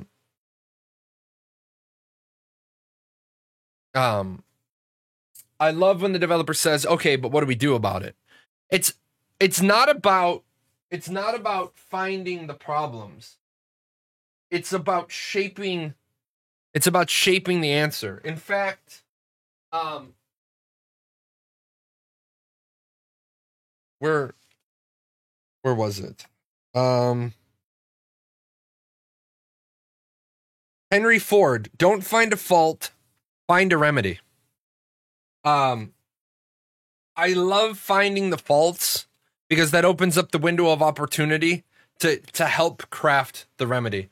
Oh, sad cat, have a hat. I don't know why that one's popping up so much. Let's find out. Why are you popping up so much? Save. Hop over here real quick. Oh, let's put something on the screen. Let's do hybrid combat. Which one are you? This one. How's my day going? My day is going amazing. I'm just trying to fix all the different pieces. All the different pieces of, man, it's at 50%. We're just rolling the odds at 50%. Have you talked about the stream team on Stream More? No. I do know who the first invite to the stream team is, and it's like, I'm the owner of the new team. Like, I'm the owner of the expansion team. And before I can hire on the rest of the team, I got to hire on, like, the coach. I'm not hiring on a coach. I am the coach, but I got to hire. It's like, first, you're starting a new team. First, you hire on a coach, then you hire on players. The first hire I want to do, I'm waiting on the first hire I want to do. So I need to re-engage with that particular product. The class I am looking forward to testing. Well, first of all, we're not going to be testing classes for a long time. We're going to be testing archetypes coming up, and I am really excited to test Cleric and Tank. Cleric because I've been a healer for damn near ever, and Tank because I started tanking again when I went back to Final Fantasy XIV. So I really hope they get tanking more balanced than Final Fantasy XIV's is. I have a warrior at 80, I have a gunbreaker at 80, and I have a Dark Knight now at 77. I took a lot of time off from leveling alt classes. I feel like they haven't gotten those 4 tanking classes balanced. The Alpha delay was a good choice because the Burning Crusade beta is coming up around the corner. Those two things have nothing to do with each other. The Burning Crusade beta coming out has nothing to do with, will not impact anybody that's releasing a game, because Burning Crusade is nothing new. I want to see Summoner and Bard, but I assume those are going to come way later. Those are the last 2 they're going to release. Can you clarify the tanking issue? Oh, the tanking issue is when you have 4 tanks, they should all be relatively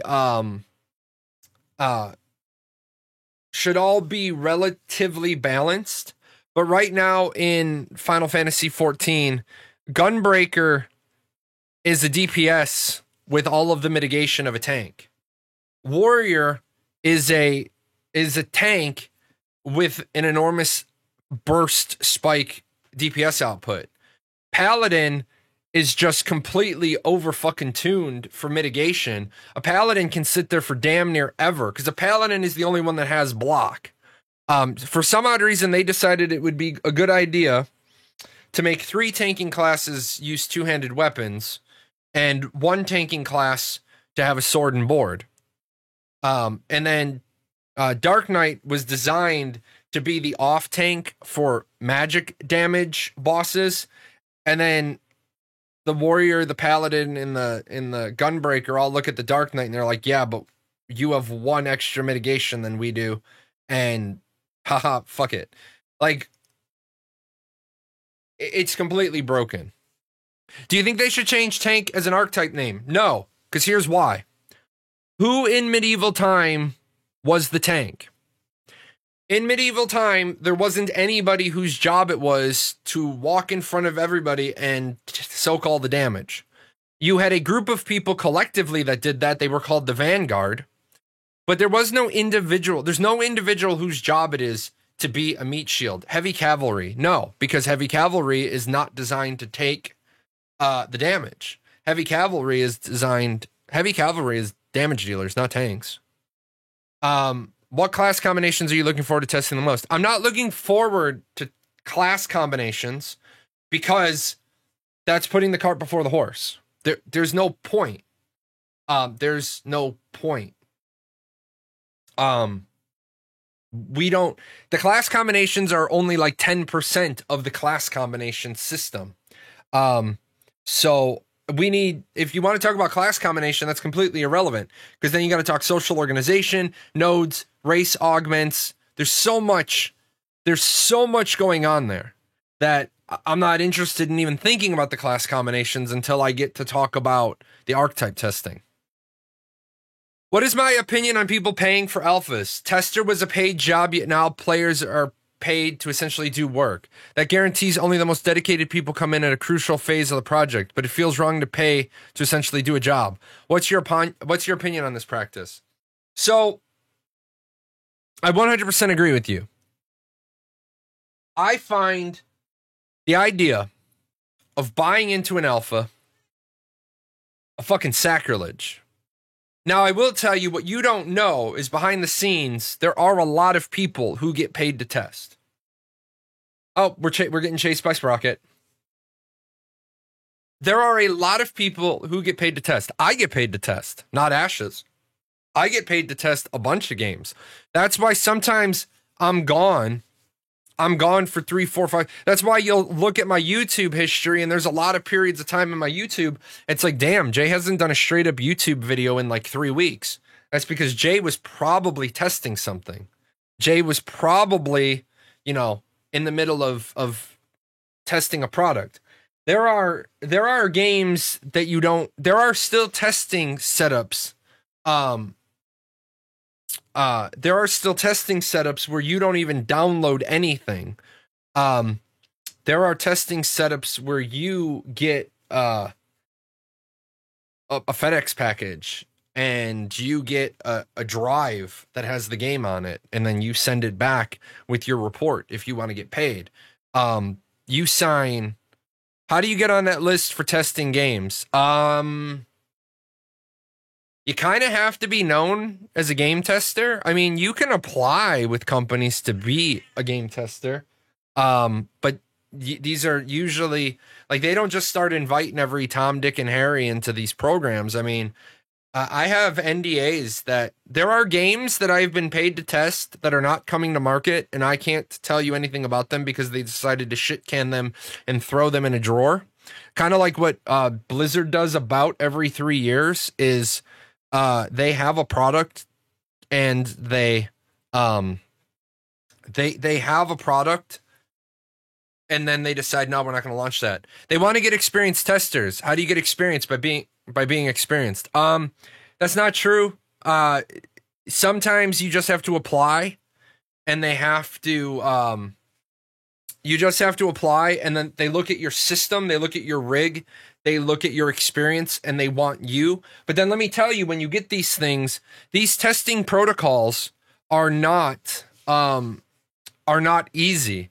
I'll give you an example of one that I had to do not long ago. I can't tell you the game, but I can tell you the protocol because I asked if I could use it for a teaching example.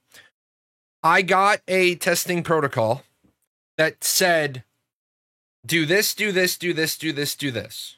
Make this, pick this race, make this class, do only this, this, this, and this.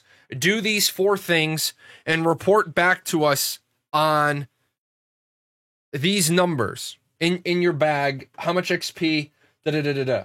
They were looking for a bug. They had a bug, and they were looking for it. And so it was literally make this race, make this class, do these 4 things, write down the numbers, save the character, make another character, do these things. And it was literally like 30 or 40 pages of do this, do this, do this, do this. They were looking for a particular bug. They needed a lot of replication data. They needed a lot of cycles to see what was going wrong. Let me tell you, that's not playing. That's a pain in the ass. Okay, especially when you realize that you've been doing it, you got to do it 15 times. And then you realize you're like, shit, I just fucked up the order. Delete, because I have to have, oh shit, delete. I did it wrong on the last 2 characters. I have to do it in order properly. So yeah, that's actual work. That's why you actually get paid. Now, why do companies sell access to testing? Because it sells. That should be a no-brainer, right? Why do companies sell access to alpha testing? Because it sells. If it didn't sell, would they be selling it? No. If they didn't sell a shit ton of assets, resources, units, slots, they wouldn't be doing it, because it wouldn't be making them any money, and they'd have to come up with alternative ways of funding their project. However, you say many testers nowadays just want to play. That's fine, because they're actually not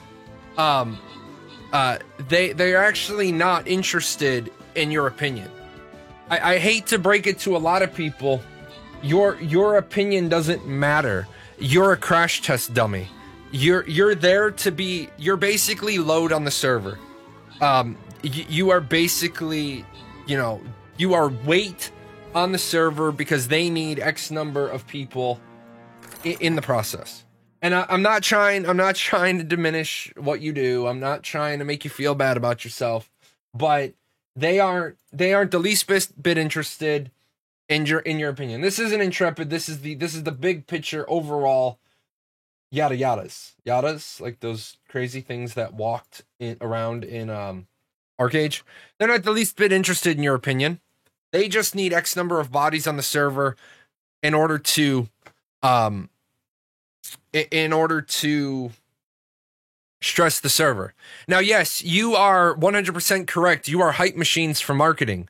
The reason why they want streamers in their game, they want content creators in their game, they want guild members in their game, and they want it to be good. They want alpha to retain a certain mystique, a certain mystery, right? Because what's going to happen,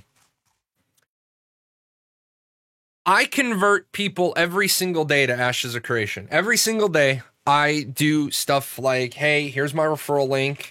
If you like Ashes 101, you want to make sure that Ashes 101 stays, it keeps getting developed. The more money I make from that, I can hire more people. We can get some more writers. We can get some more video makers, stuff like that.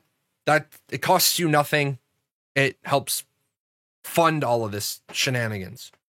Well, every day the referral count goes up. That's more people. But the trick is that if I get you into the game, that's funny, Stream Elements, funny.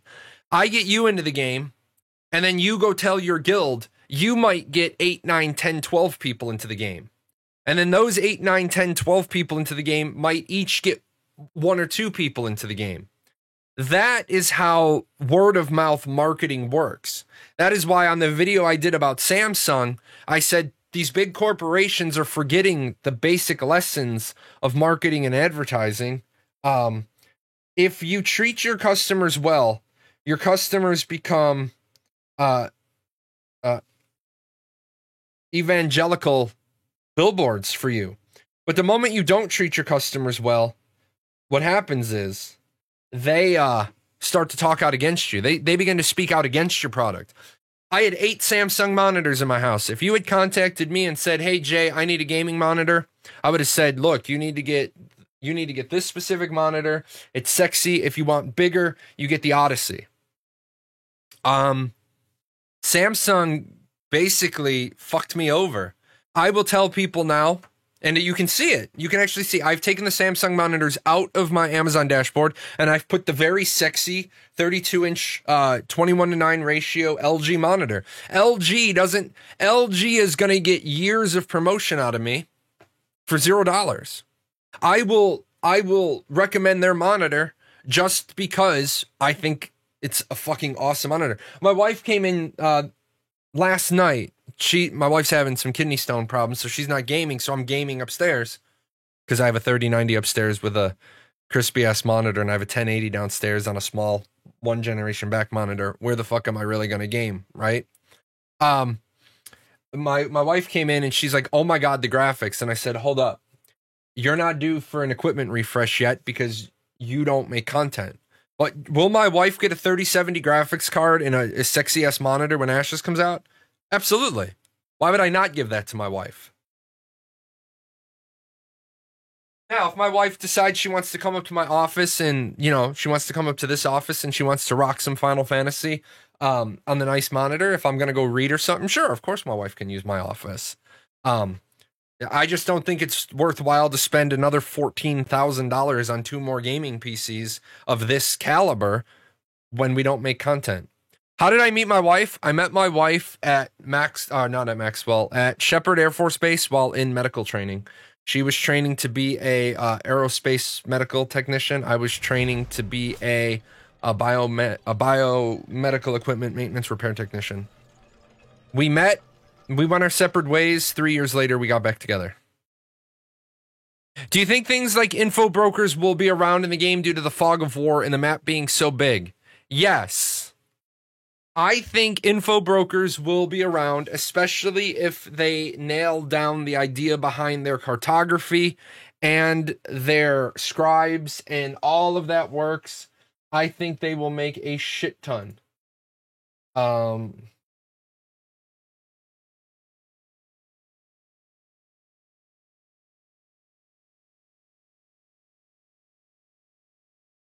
Sorry. She can use my office if she likes top room. Yeah, guys, this is fucking inhumane. This is inhumane. These are people want to complain about Amazon and their work conditions.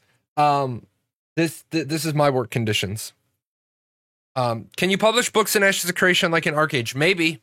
Maybe that is something that they could definitely do. That is definitely something they could do. If they wanted to make the game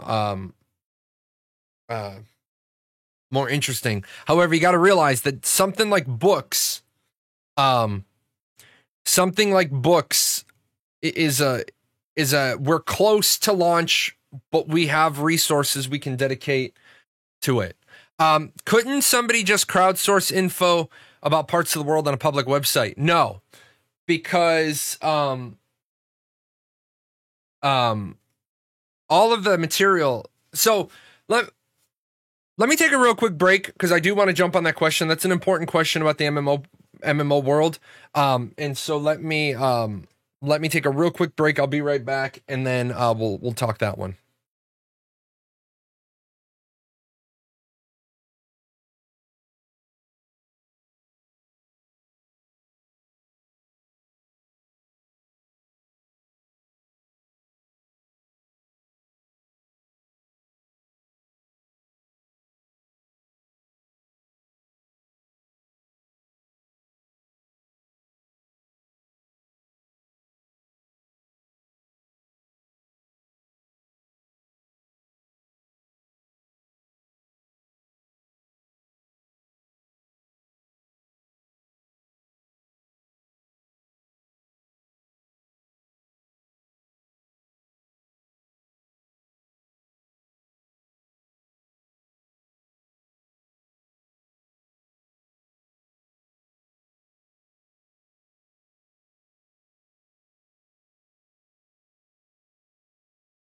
Okay, so I will acknowledge that without knowing anything about me, without talking to me, without asking me any questions, when you look at my Twitch channel, it looks as if I am using Intrepid's material in a non-Section 107 fair use capability. I have footage on the screen that is completely irrelevant to what I'm talking about. Are you allowed to do that legally? No. If Intrepid wanted to come along and strike every single one of my videos for the use of their content, they absolutely positively could. Because the stuff that I have on the screen right now, it zero relevance to what I'm talking about. So it's not educational. It's not, I'm not transforming it. I'm not doing it for educational purposes. Like, none of the Section 107 applications apply. However, if you know me and you know my story and you talk to me, you realize I am an official content creator. I do, for the most part, hype the game. I promote the game. So it's in Intrepid's best interest to let me use the footage that they've made public any way I want, because the net sum for them is positive. Now, if I was doing a show where I was lying, I was fear-mongering, rumor-mongering, just beating the dog shit out of the game every single time, and I didn't have any positivity, the big ones being lying, Intrepid could come along and copyright strike every one of the videos and take them down and be like, get fucked. You are using our content. You didn't have a Section 107 exemption to it, so we're going to ask YouTube for you to take it down. That's the danger when you're a content creator. I start with that so that I could go back to the, couldn't someone just crowdsource info about parts of the world on a public website? And yes, absolutely, positively, people can put information about the map on the public website. You can't stop me from doing this, right? Here's the map of the world, and then here's the Divine Gates. So I have taken your map, I have added circles to it. I have pulled out data, so now I can tell you these are the 4 places that you're going to start in the game. However, I haven't really told you anything about those sections. So am I still good? Yes. If I were to data mine every single dungeon location, every single configuration of what needs to happen for every single one of those dungeons to pop up, well, because I data mined it, Intrepid would probably come along, fire off a CND, and try to get the website taken down. Now, 50% right off the bat, that's pretty futile, because half of the websites in the world are in countries that don't recognize or appreciate or appreciate American cease and desist letters, or the follow-up is American lawsuits. You can't get the Chinese to take down a website. They don't give a shit. You can't get the Russians to take down a website. They don't give a shit. They don't recognize an American request for that. So now you've got a situation of, well, how do you make sure that information doesn't get leaked out? Well, again, that goes into that goes more into how you design the game, right? And what you keep server side. It just feels like that's a long-term losing battle. It is. It is 100% a long-term losing battle. So now the trick becomes, what do you put on the client and what do you keep on the server? And a big part of making sure the game doesn't get data mined to the nth degree is keeping things on the server that the players don't need, especially if you can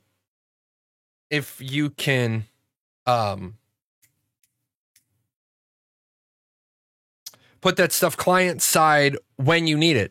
Why would you have the node 4, 5, and 6 data in the client build until one server out there starts to show signs that a fourth stage node is coming up? Then you push that out on Tuesday update day. You don't need to put the stage 5 and 6 nodes. You can just build those as modules that you send down to the client when they're needed. If you can't just keep it on the server. Now, of course, you can't keep everything on the server. Otherwise, lag, latency, ping, delay, all that shit starts to happen. I have mentioned that maps are going to be fogged until you discover it. Did they take into account people modding the game files to remove the fog, or did they work that into the server side? Again, I would imagine that that is going to be held server side. I would imagine that you won't have the map client side ever updating client side. I would imagine that the server will have to hand you that information. Now, of course, are there going to be people who figure out a way to take your local files, combine them, put those on a server, and give everybody the map of their particular server? Yes. Here's where the problem comes in. I'm on server 1, and the people doing the map... fuck that, I'm not on server 1. I ain't going to a Head Start server. I ain't fucking going near server 1.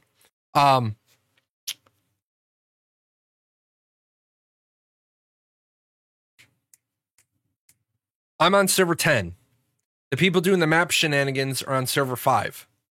That's great that there's a website out there that I can go and I can look at what server 5 looks like, but that's not going to be what my server looks like. My server is going to be a reflection of the events that happen on my on my server. So unless you have a group of people going server to server, server to server to server, doing this shenanigans, it's not going to be that big of a deal. Finally, what's the biggest way to not have that impact you? Don't use it, don't share, don't contribute, don't help them make the product. It's like when people say, well, there's spoilers. Well, sure, there's spoilers. Just don't do them. I was thinking like a Wikipedia map. Sure, there might be a Wikipedia map, and you can't stop people from doing that. There's absolutely nothing. There's nothing you can.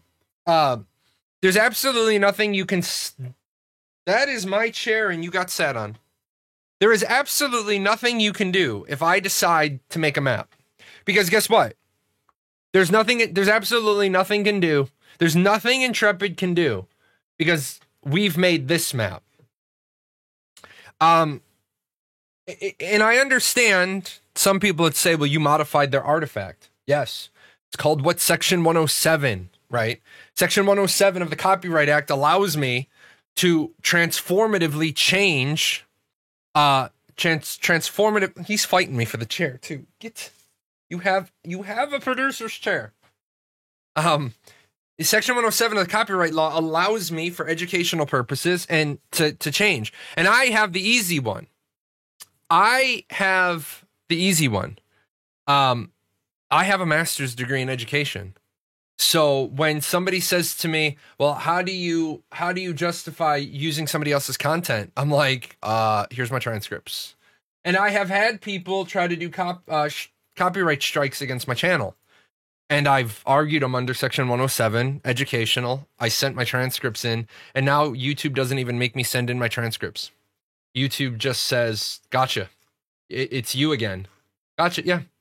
There was a game studio that didn't like some of the content I was making, so they tried to take my content down, and I said, nope, I'm covered. And YouTube said, yes, you are.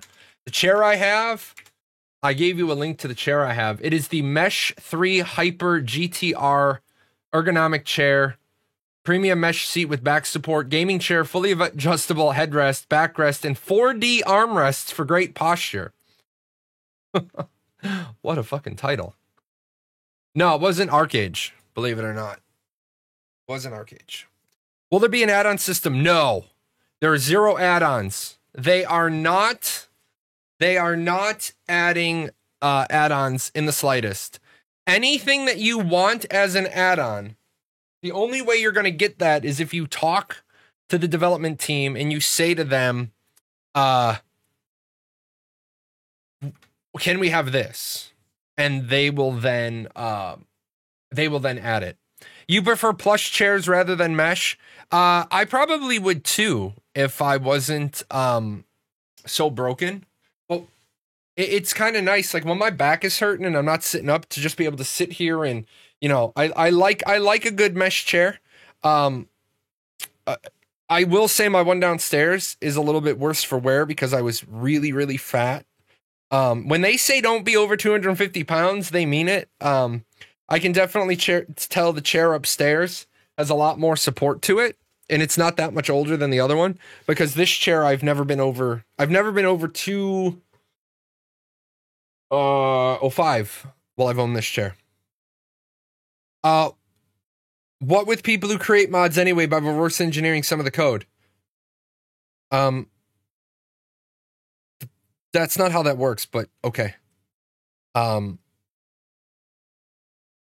My in real life bro said get a table that allows for standing.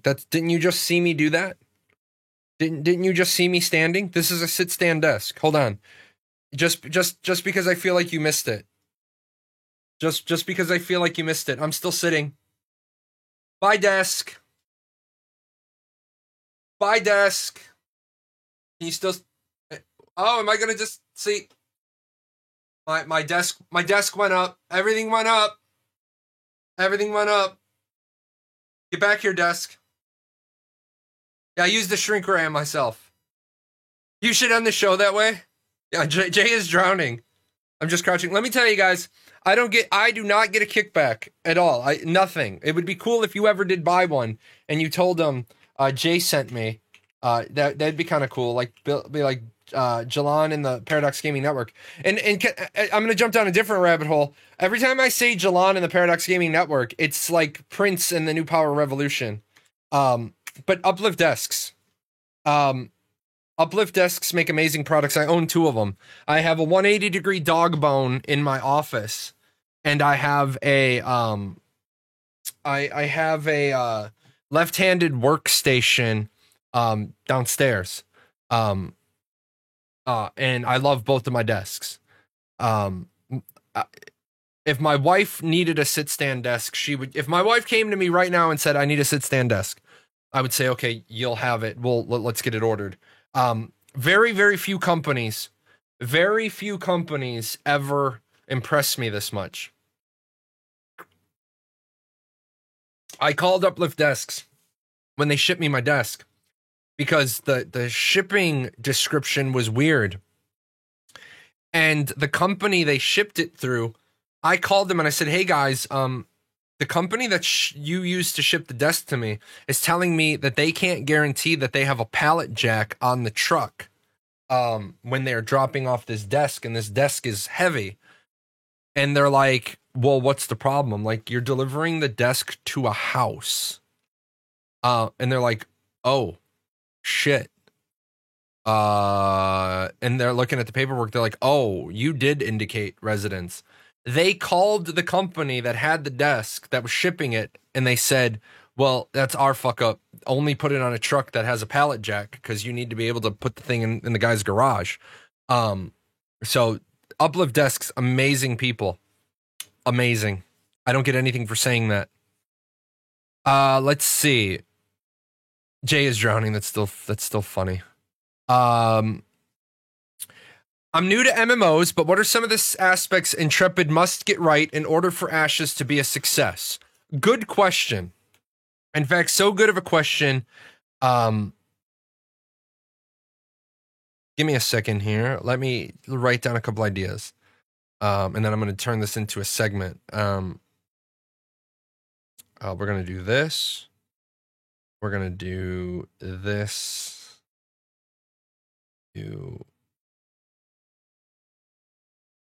This one, and we're gonna do maybe I'll do a top 5. Which table did I get? I got the 120 dog bone and the left-handed workstation. I have 2 of them.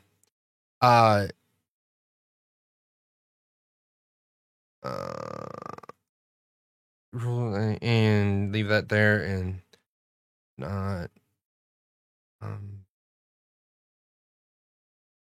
give me 1 second. I'm just writing down. This is a really good question. You're gonna get a really good answer, so don't go anywhere. Declaration shenanigans. And we'll do that one. So you're gonna get a really good answer here. Let me put a stream marker in, because I love when people ask me a great question. What must Intrepid get right? Okay, so our segment here is going to be, this individual is new to MMOs, but they want to know what aspects Intrepid must get right in order for Ashes to be a success. First and foremost, they have got to get combat right. Combat, as I've said many, many, many times, combat is what breaks a game. You can have the node system, the PvP system, the artisan system, mount breeding, caravans, ships, the castle sieges, the economics, the politics, the node development, the good raids, the good dungeons. You can have all of those things. But if the combat isn't exquisite, you're going to have a bad game. So they have to get combat right. Now, I am not going to say that they need to abandon all hope of having action combat, because that would be biased. I'm a tab player. I don't care about the action combat. I will judge the action combat when I see it. But I will say that action combat has a much higher bar of acceptable. When it comes to combat, Ashes cannot be chasing the meta, fixing the meta, creating the next meta. They absolutely cannot pendulum balance. They can't balance and then have it swing so far. Every other company likes to do this half balance, half marketing thing, where what they do is they do a 30% nerf and then walk it back by 21%. And they say, oh, well, we listened and we fixed it. They need to do their balancing with the scalpel, not the broadsword. If you think that healers are overtuned, drop healers down by 3%. And then if that's not enough, drop them down by another 3%. Don't just suddenly drop healers by 30% and say, oh, well, we'll walk it back up. Walk it down. If you're going to say that you're going to fix it and balance it, then why didn't you have it balanced to begin with? Number 2, I'm going to say sieges. Sieges are like the premier PvP content in Ashes of Creation, both castle and node. The problem with node sieges is they're not capped. So you can't have the ping, the latency drop down to what we call in EVE Online combat by PowerPoint. You can't have the equivalent of a time dilation that creates this I can barely move. For EVE Online, time dilation works, but it's a 15-year-old game, and that's the solution they came up with. Also, sieges have a couple of potential exploits in them, one of which being the siege declaration shenanigans. I've brought this up to Steven, so I'm not going to beat him over the head with it. He understands the concern. He knows it from ArcAge, but they can't have the same siege declaration shenanigans that there was during ArcAge. If sieges don't feel good, don't play well, then you will have lost a huge part of your PvP segment of your population. Number 3 is the player-driven economy. The player-driven economy has got to actually be, number 1, player-driven. Number 2, it needs to be meaningful. You've decided to not go with permanently destroyed gear, so how do you make it so that crafters don't feel like they reach their end game, they don't have any customers? How do you make sure that you balance the cries and the pleas and the sadness of the Care Bears who lose their caravan with the fact that that is rolling content? It was an active choice. Is it rough to hear people say, I'm going to quit the game because I lost 6 caravans this week? Sure, absolutely.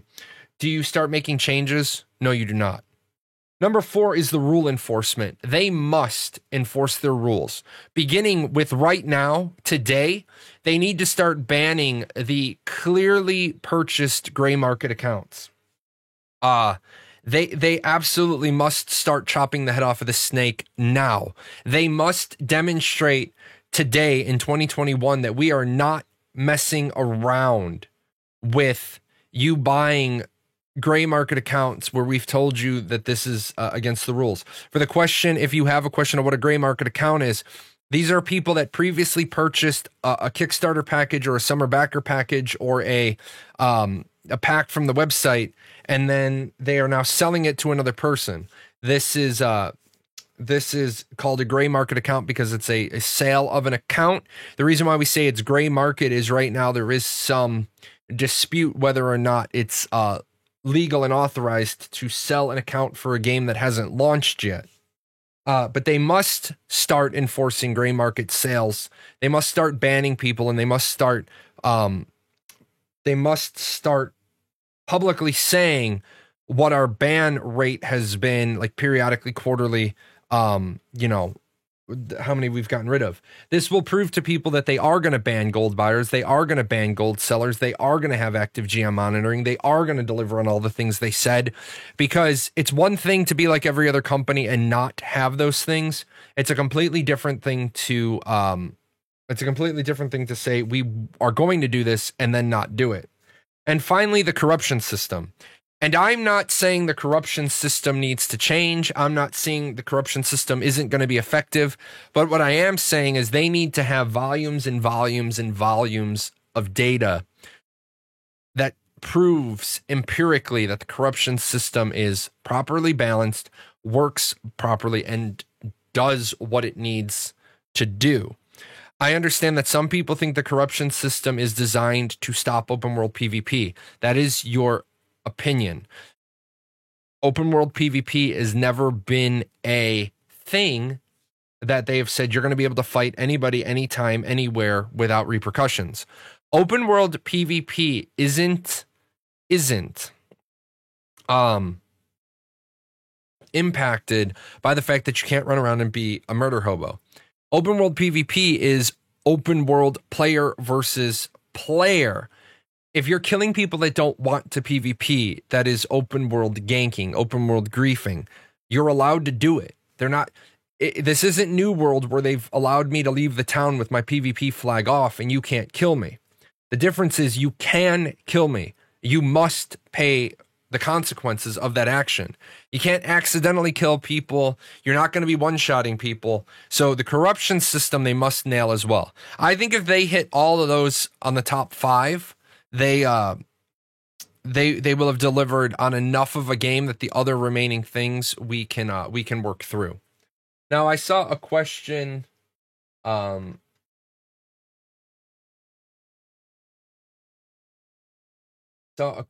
About, I feel like they need to have a counter to CC and PvP for low-level PvP after seeing AOC's last stream. Don't even begin to worry about combat based on what you've seen. You've seen so little of the game. You've seen so little of the game at this point. There's no reason to worry. They will have CC breaks. They will have counters. Some of the augments will be anti-CC. Also remember, you can't even take the combat you saw on the beach and treat it seriously. And I say that because they artificially increased everybody's hit points to the same level. Well, that's absolutely not going to be how the game works. So there is no point in worrying about what you see. Just wait until we get a little bit further down the road and we see some other information. I think it's going to take a very long time for them to deliver everything on that list. I don't think so. I don't think so, because I think half of those things are already baselined in, and it's just they need to deliver on what they said they're going to be able to deliver. Do I have a link for corruption? Yes, I do. It's on ashes101.com. I will actually get you the thing. No, you can't get a quick summary of the list. I just did the list. I'm sorry. I literally just did it. I will be chopping that up for a YouTube segment. Here is the PvP corruption. Do I have any concerns about the summoner class in PvP? Summon AIs being super dumb, attacking only tanks because of PvE mechanics? No. Number one, I have no fears about a class that hasn't even started to be worked on.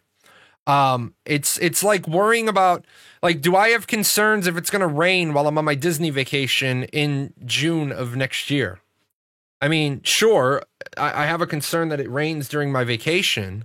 However, it's what 18 months, 15 months out from my vacation. I'm not going to worry about something that far down the road. Now, am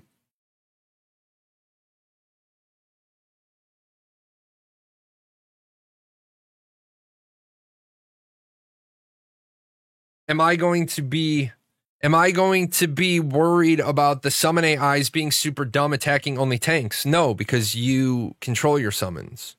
I think people need to realize you don't want the summon AI to be brilliant, because the summon AI, if it becomes brilliant, becomes unbalanced.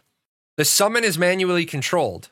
Then it's not a problem. Well, then it becomes a higher skill class. Okay, then either get better or don't play it. I hate Scholar in Final Fantasy 14. The fairy just follows me around and heals very, very, specifically. It's pretty bad. It's a really bad pet class. So yeah, I'm not worried about Summoner at all. Can you talk about how Ashes will have a different experience for someone who has been there on the first day versus someone who joined 6 months after or a year after launch? Well, first of all, they are going to have a very marked and different experience. So that's the big thing that makes Ashes of Creation different than, say, WoW or Final Fantasy 14 or any other game. Any other game that is a theme box. While you can join Final Fantasy 14 now, today, and play through the game, your experience is going to be radically different than mine was, because you're not going to be doing the binding coils of Bahamut for gear. You're not going to struggle to do Cape Westwind. Actually, there's a funny here,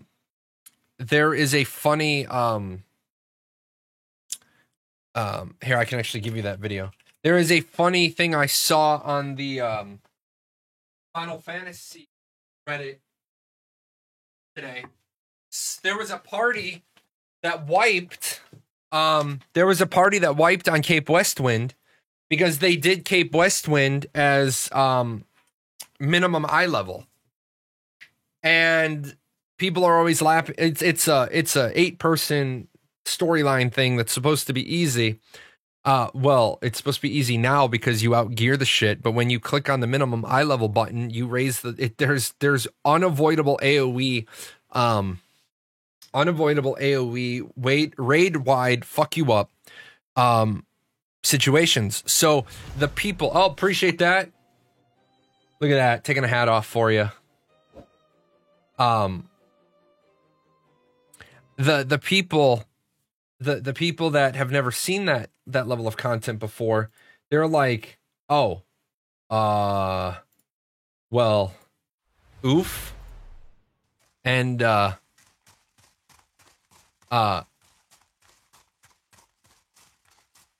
so it's a good time to see people doing it the harder way. When you come into Ashes of Creation, you're not going to be coming into the same world I came into. You're going to enter the world at one of these 4 points, or the 5th one in the Underrealm. The Underrealm surface meet the new arrivals camp. But you might come in and right off the bat, there might be some nodes developed. When I got here, the world was barren. You get here, there's nodes developed. So the difference is that your experience isn't going to be lesser than mine. It's going to be different. You'll be joining a world that's already developed. I joined the world that I had to develop. Now, this leads us into the very interesting question of how often should Intrepid Studios do fresh start servers? That's That is a very, very, very interesting question. And we can possibly go into that question after this quick break. I need to remap that. After this quick break where the camera's not on, but I'll continue talking, where I enjoy one of McDonald's new crispy chicken sandwiches.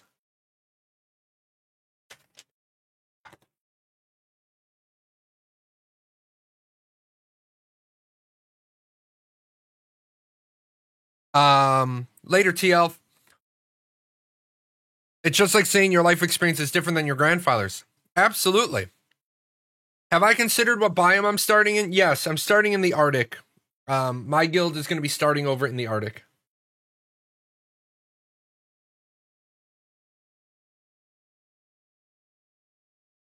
Yeah, McDonald's has some sort of new crispy chicken sandwich. It's really damn tasty. Also, everybody always tells me when I say I'm having a McDonald's chicken sandwich, you all jump my shit and you tell me I'm supposed to be on a diet. I'm supposed to be intermittently fasting. I'm supposed to be eating healthy. I eat a dry, crispy chicken sandwich with no sauce, no mayo, none of that on it, no nothing. And the chicken comes from Tyson's. So all of you that pick on me because Jay's gonna get fat again, shut it. I'm not gonna get fat again. I'm eating a Tyson's chicken patty with pickles on it.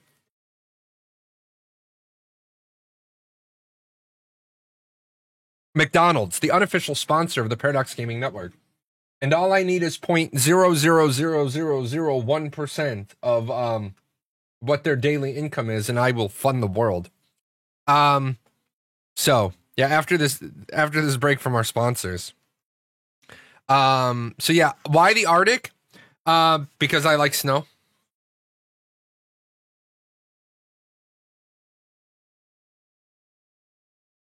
Because I like snow and I don't have to shovel it in a video game. Ash's Q&A is up on the forums. You know, I will ask my question, but I have the list on the Discord. I don't have a big one right now.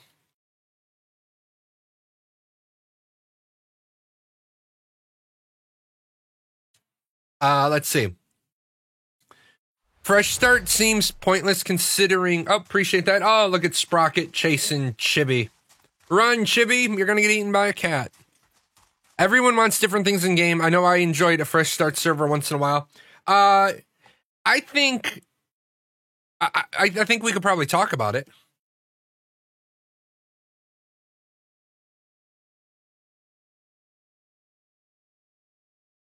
I think we can talk about it. So get ready to talk about fresh start. What are the 4 starting biomes? There's not 4 starting biomes. There's 4 starting areas on the top, and then we're still waiting on the 5th one.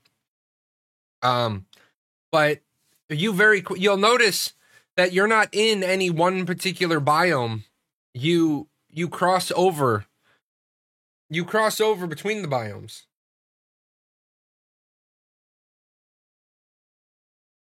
Like every one of the starting gates is in multiple biomes.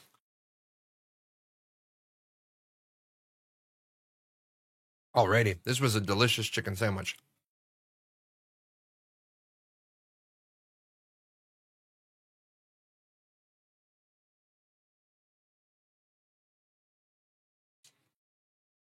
Delicious. You get a drink here?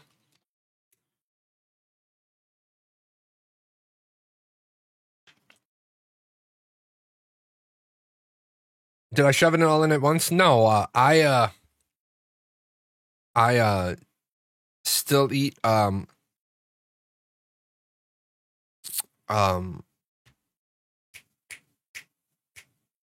still eat like I'm in basic training. My wife despises this. Tamir will actually publicly chastise me for eating too quickly. She'll say, slow down, because we don't eat that quickly. Because then I get done and because my anxiety and being out in public, I don't go out in public often. But if we're at a restaurant or something, I'll be like, let's go. And she's like, sit down. Which is cool. I do want to give a shout out to both Universal Studios and Disney, the Disney Corporation. And not, again, I don't get paid to say this, but both of those locations, if you call ahead and you tell them that you have PTSD and you have anxiety, they will, when you make your reservations, they will seat you.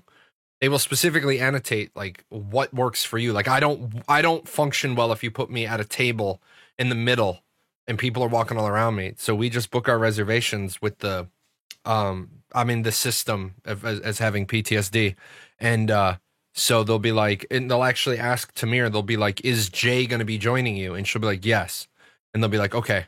And every time, the only time it's ever oopsed is they told us that they had a party come in and they sat them at our table, and would it be okay? And I was fine that day. I said, yeah, that'll be fine, because there was nobody else like in the middle. Like we had like the middle table, but due to social distancing, it was like one middle table and nobody else around us. So I was like, that works. That's okay.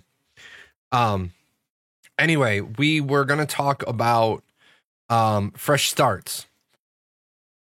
Fresh starts. Fresh starts are dangerous.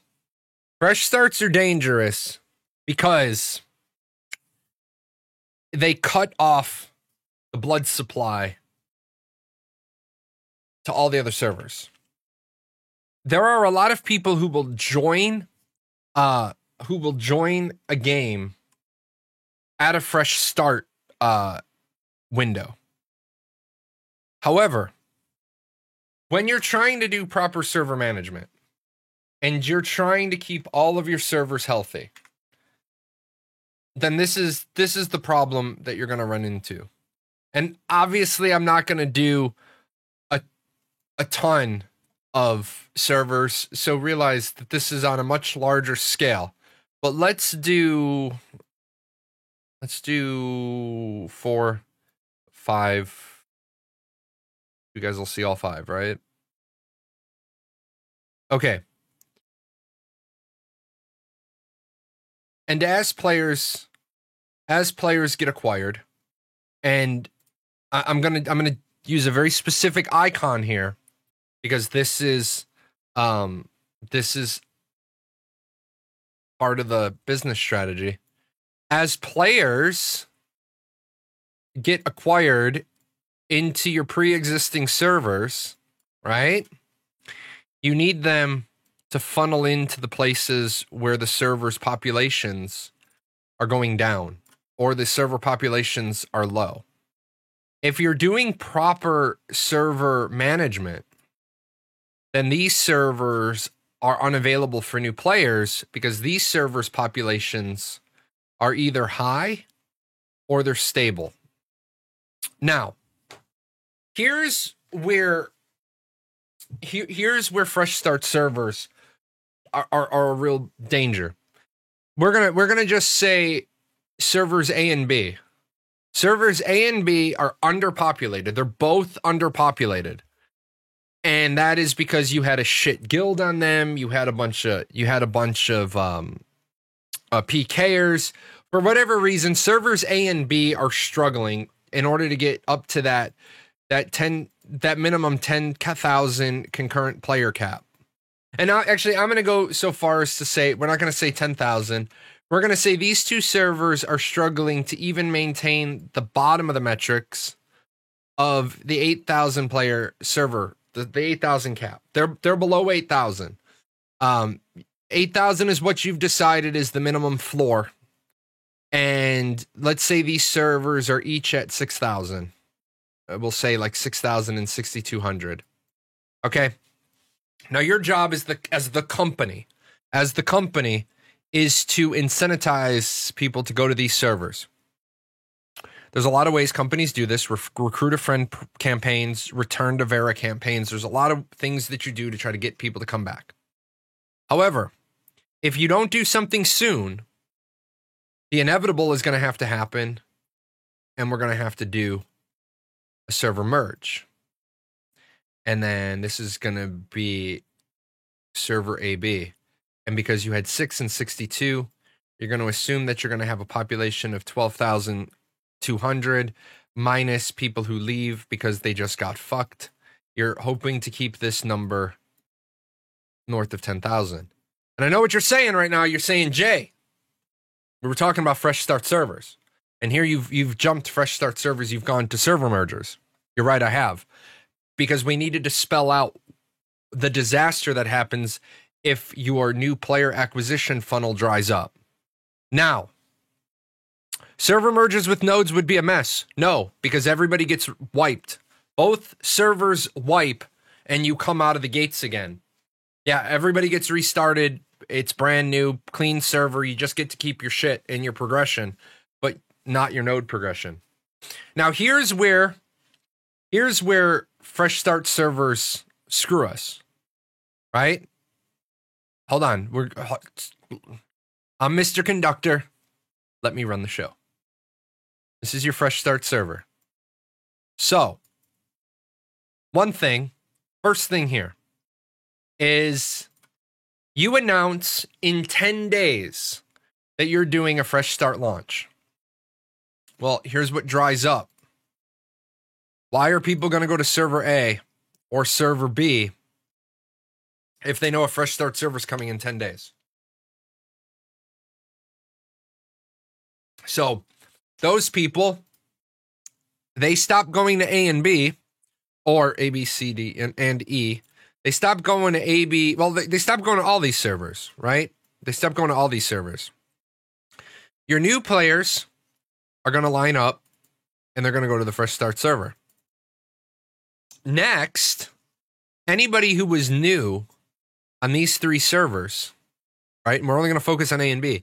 Anybody who was new, who's played for a month. I played for a month. I figured out the game. I got a handle on it, but I'm so far behind all these other guys. They'll just leave their servers and they'll join this server when it goes live. I feel like I'm comfortable.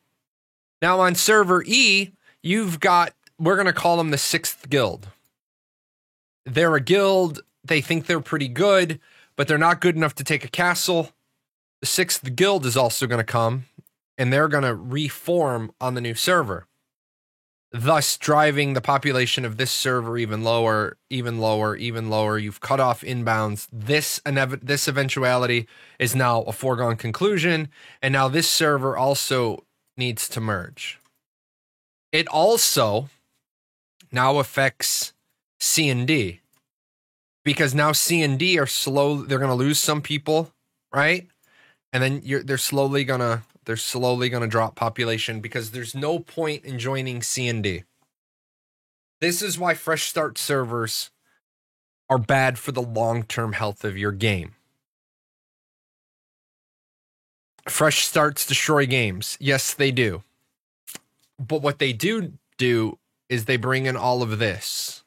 They bring in that otherwise unobtainium. Fresh start servers are good for the company. Short term.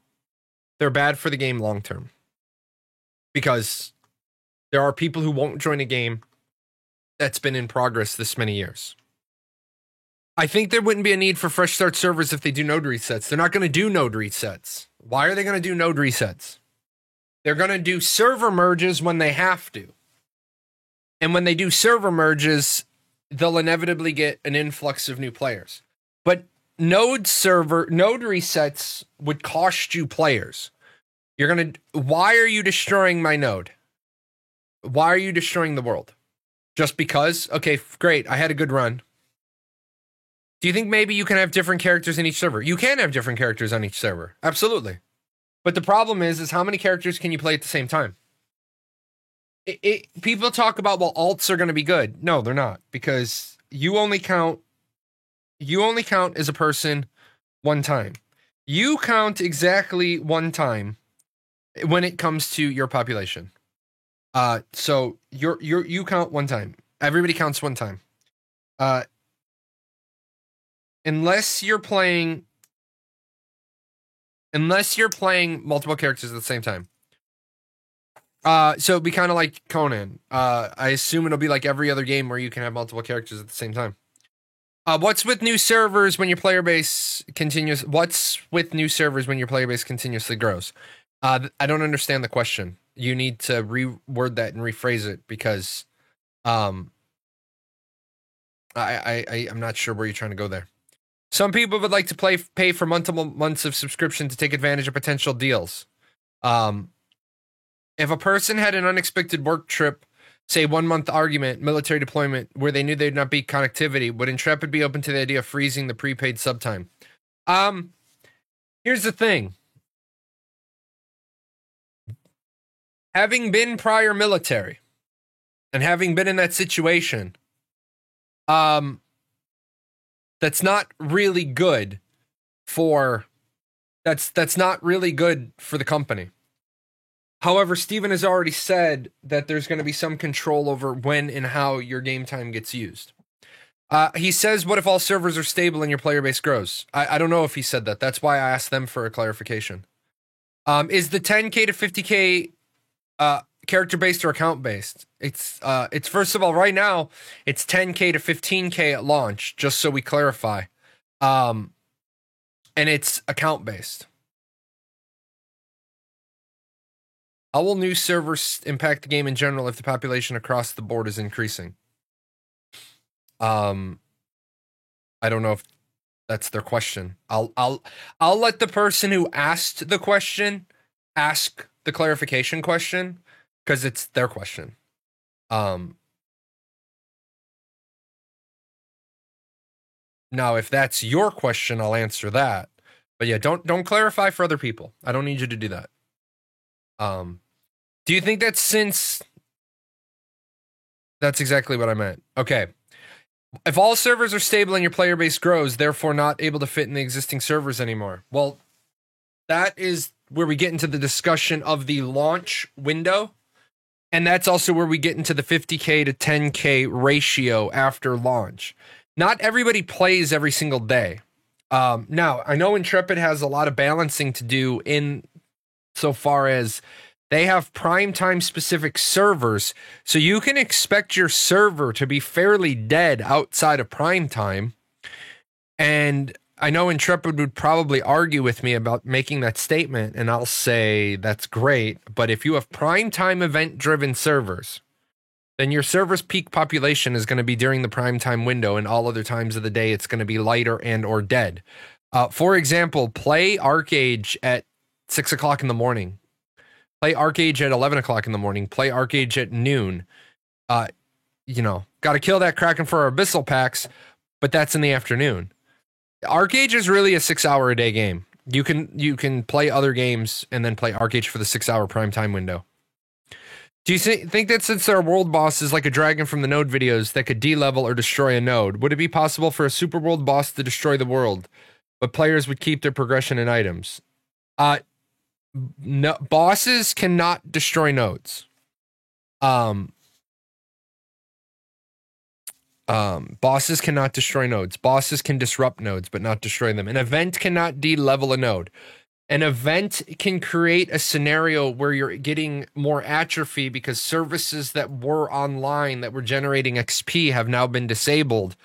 But the boss could stomp around like King Koopa for 20 minutes inside your node and it won't destroy it. Does the artisan system include a mechanic similar to labor? No, there is no labor system.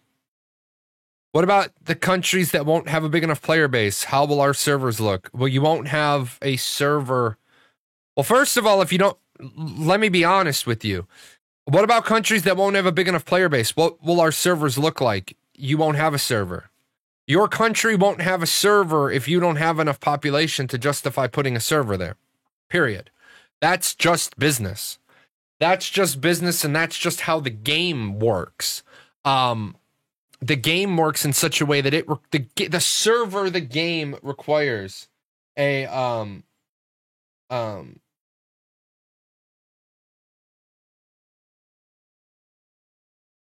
the server requires a minimum number of players. They can tweak the total number of players needed in a range. They can tell the world manager that we want this server to stay viable, but we're going to have a lower population on this server than we normally do. They can control all of that stuff. However, if your server population drops down to about 4,000, your server's going to get merged. Because the game's just not going to function well. It's not going to run well. Oh. Hi. Up. Hi, kitty. I love the new alerts. You guys have no idea. And the other ones are funny too. They're all funny. And I gotta get more made. I'm addicted to getting alerts made. Do I think they might mash countries together like Australia and Asia? No. There's a healthy enough population in Australia that want to play. So you'll see an Oceanic server. And also, can we focus here for a second? Although Australia is a country, it's also a continent that includes New Zealand. So that that area of the world isn't just a country. And then Asia isn't a country at all. Asia is a region. Let's just be clear. And I'm not trying to be snarky, but we have to recognize that when we say Asia, Asia is a massive fuck ton of people. And for those of you that don't realize this, India is technically in Asia, so you're talking a massive population. Hi. Wait, it includes New Zealand? Oceania? Yeah, Oceania. Oceania is... Will Oceanic servers be based in Australia? Steven has said that there's a high probability that they'll be in Sydney because Sydney has an Amazon Web Services dealio. So, yes, they want that. Steven is receptive. Okay, if you approach Steven with a bunch of bullshit, Steven is going to respond with, "That's nice." Why? Because Steven's working 16 to 18 hours a day. Steven's not interested in hearing a bunch of bullshit. But if you go to Steven and you say, "Hey, Steven, are you aware that Australian players normally have to connect to the west coast of America and then back into Singapore because of the way internet traffic gets routed?" And you explain it to him. Steven didn't know that. Okay. Uh-oh. Which alert are we gonna get? I'm all excited. Oh. Maybe I gotta up the chances on the other ones. Maybe I gotta make the resubs a higher chance, because there's 2 other emotes and we haven't seen them. I'm new here. Are you referring to yourself in the third person? No, I'm not Steven. I'm Jay. Hi, I'm Jalan. So when Steven is getting 18 hours a day of work done and you go to him with a bunch of bullshit, he's like, "Yeah, that's nice." But when you go to him and you say, "Hey, the Oceanic players have to connect to the west coast of the United States and then back to Singapore because that's how the internet routing goes," he's like, "Wait, really? What? Explain this to me." He's like, "Oh, okay." And then you say, "Did you know Sydney has Amazon Web Services? Did you know that 1/3 of the people who backed Ashes of Creation and Kickstarter are from Oceania, New Zealand, Australia?" Shit on my life. I don't have my slide. Where's my fucking slide about Oceania? Micro Indonesia, Polynesia, Australia, Melanesia, all those places, all those really cool, that cool part of the world. So there's a lot of gamers there that are really stoked if they're going to get their own server. At the same time, probably put the Asia server, continent, not country, in Singapore, because that's where AWS is. So, the entire Middle East minus Egypt is Asia. Okay, so yes. However, are we talking geography? Are we talking continental geography? Are we talking geopolitical geography? And this is an important question, and I have to say this. I have to say this because continental geography, then you are correct. There is no Middle East in continental geography. In geopolitical geography, Egypt is in Africa, but it's part of the Middle East. Know what I'm saying? This trips up even history professors. I did a study abroad in Egypt, and then my professor told me he was upset at me because I didn't do a study abroad in Africa. And he was a history professor, and I was like, fuck. Would I say that I know Vera geography better than Earth geography? No, considering that I was a history teacher and I had to pass geography. It's just I have a map, and it's on the other computer. Oh no, it's not. Holy shit, it's here. Export. Because I don't know, I don't deal with this section of the world a lot. But holy fuck, it's on this computer. Let's just make the picture. The picture isn't here. Or we're good. Hold up. It's fucking huge. I'm so excited.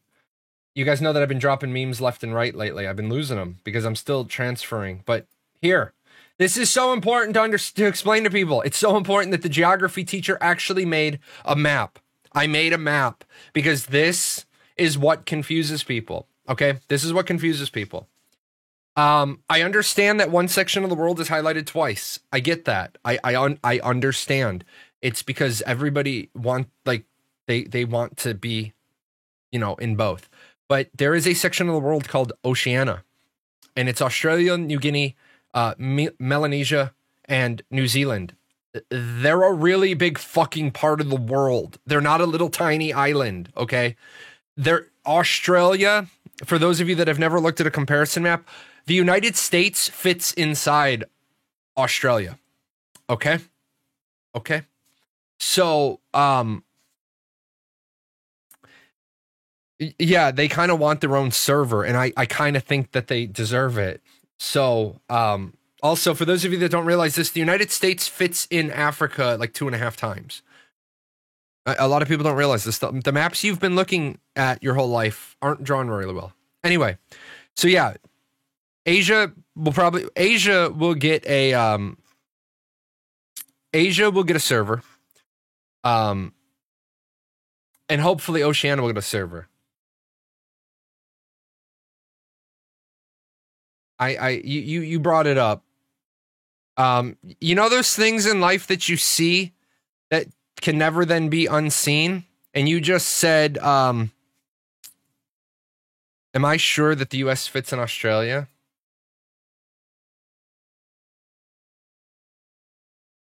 Let me get the map.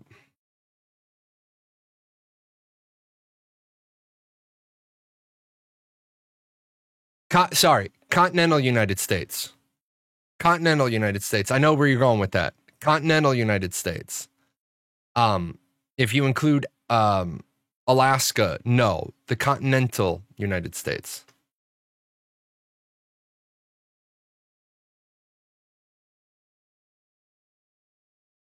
Just I'll grab this picture too, just so we can look at it. Because it's an artifact. We will look at it. Well, yeah, Alaska's fucking huge. But yeah, those things that are in your head, once they're seen, they can never be unseen. Well, if you're from North America, you're actually living on a fat dragon. Just so you know.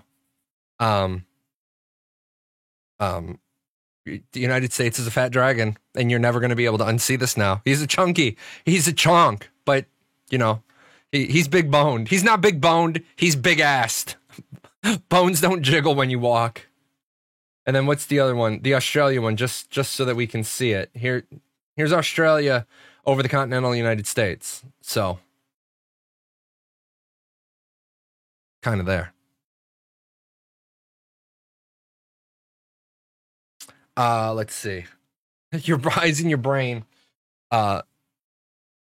Your eyes in your brain are melting. Yes. Yeah, almost. I mean, it's not like, if we start chopping off, right? We chop off that piece that's in Canada. That piece that's in Canada pretty much covers the piece that ends in Texas. We chop off the Gulf of Mexico piece that covers Florida. We chop off that shit that's up in Canada, that little triangle, and we lay that over. It pretty much covers, you cover the piece that's covering Baja California in the water. You gotta chop it up. Australia equal, yes. I'll hurt you.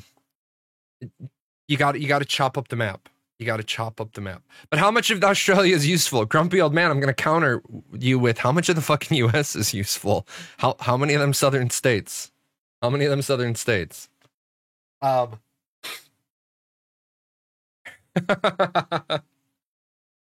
most. Have you been to fucking Kansas? Kansas is like Wichita, Topeka, flat. As far as the eye can see. It's like Wichita, Topeka, Kansas City, and I can see Colorado. Let's see. Oh, because of the fat dragon? Yeah, I love the fat dragon. By the way, if you want your eyes to melt, this is bears. This is all the bears. Can I just also say, in fact, I gotta pop out here real quick. I gotta pop out.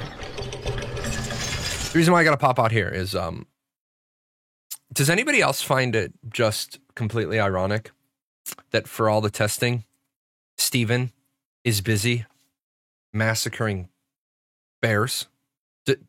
Bears? Because I'm good with that. I'm good with 5,000 bears dying in testing. It's barely legal. And you know what's better than barely legal is some bare naked ladies. They do move in herds. Yes. They do move in herds. Duh, bears. If only the bears could have this sort of a defensive line. Get these bears for the offense. Protect the quarterback. No sacks. Ditka. You love the mini-map in that picture. Yeah, the mini-map in that picture is like the fucking zombie apocalypse. Where the Bulls are back in the 90s. I wish we could talk about the bear battles. I don't know what you're talking about.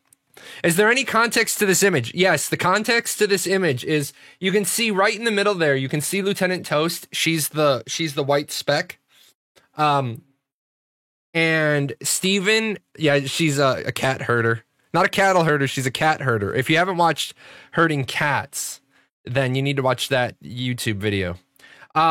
Steven meant to summon X number of bears, I suppose. What did he say in his tweet? He meant to summon X number of bears. And he summoned a lot more than X number. He summoned 5,000 bears. The good part is, this is crazy. Now oh my God, Steven has trained his ducks to come in his house. Steven accidentally summoned 5,000 bears.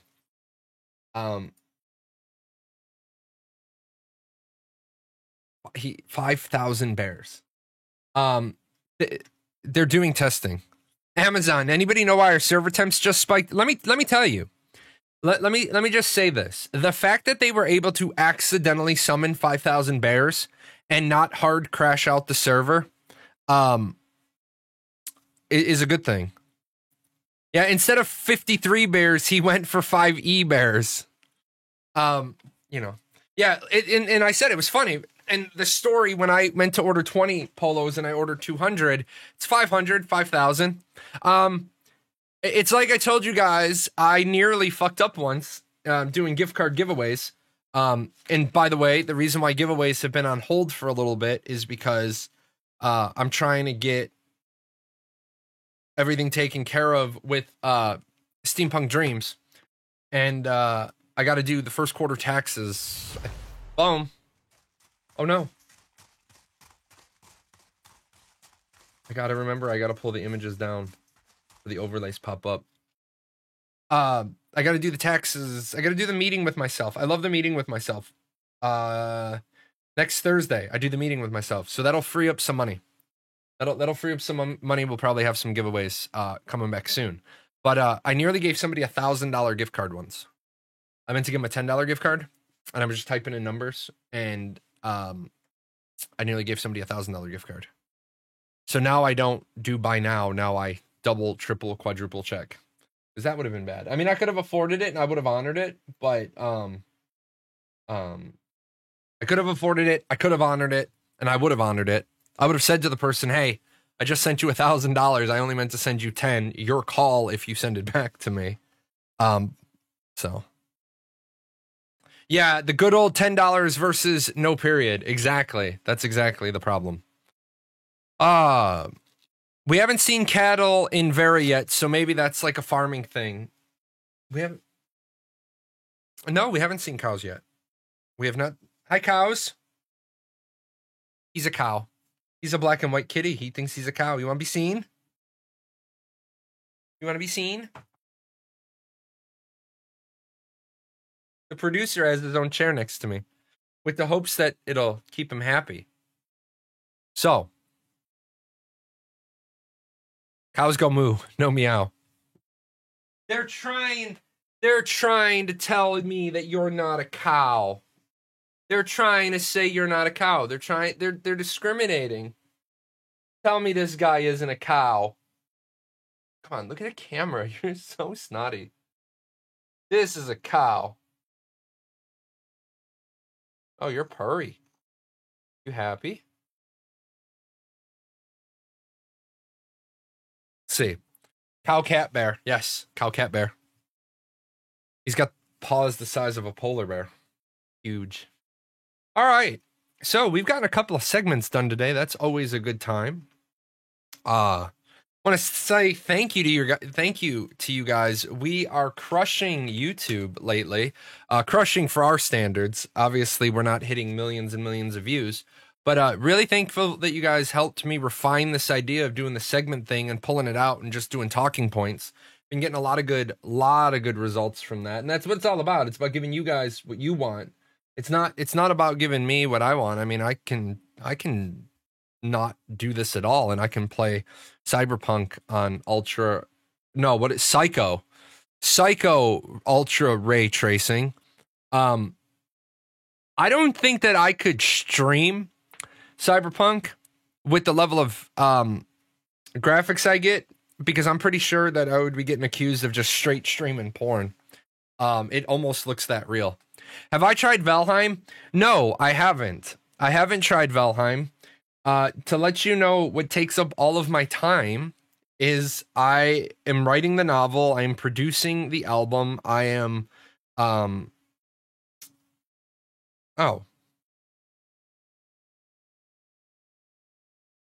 second.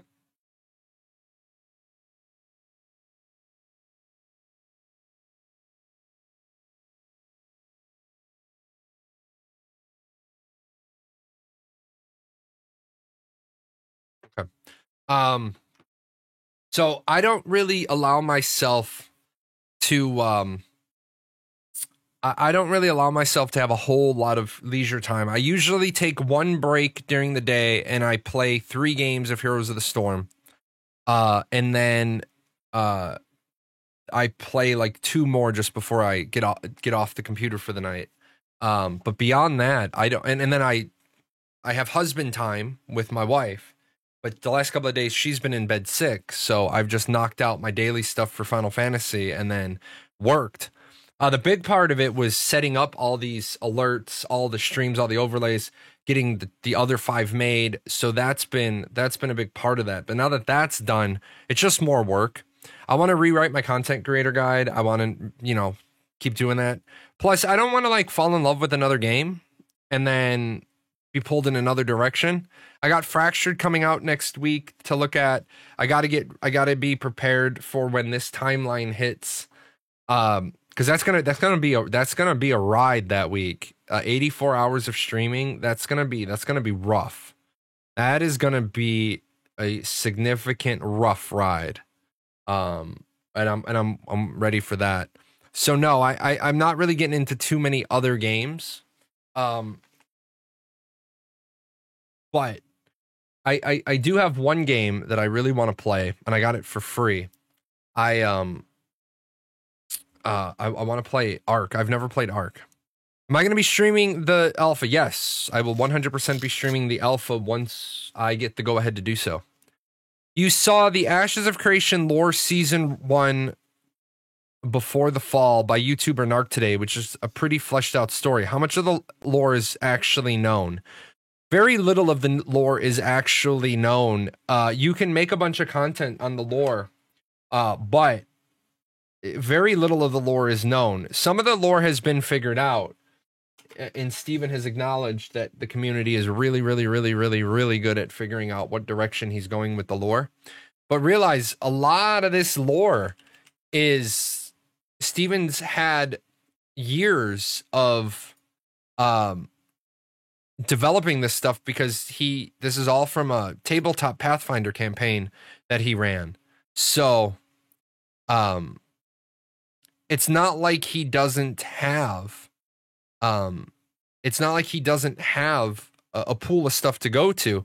And then a lot of it is he has the pool of stuff to go to, and other people then chime in on it, like other story writers do, and then you just keep getting more and more and more and more and more. But like, I'll tell you, we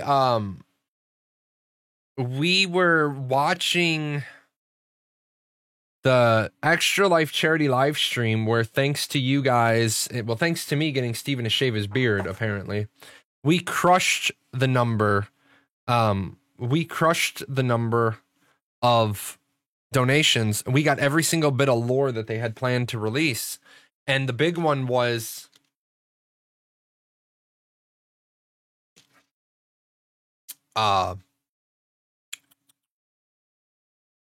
the lieutenants. We got to see the corrupted lieutenants. I don't think I have them available I think those were on the other computer. Check real quick. But yeah, we got to see the lieutenants, and that was amazing stuff. So it's not like like, people are always accusing Intrepid of not having this stuff ready. They most certainly 100% have this stuff ready. Just because they're not showing it doesn't mean they don't have it. You know what I'm saying? They have it.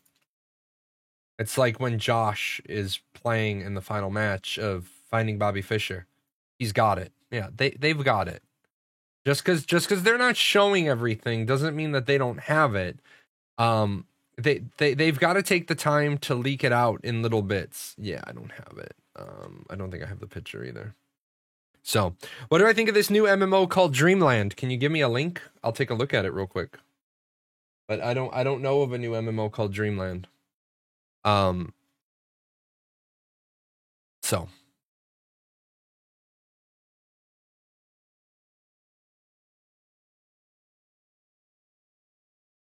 garbage project. What makes you say that? I generally don't like. See, now that makes me want to go look at it even more.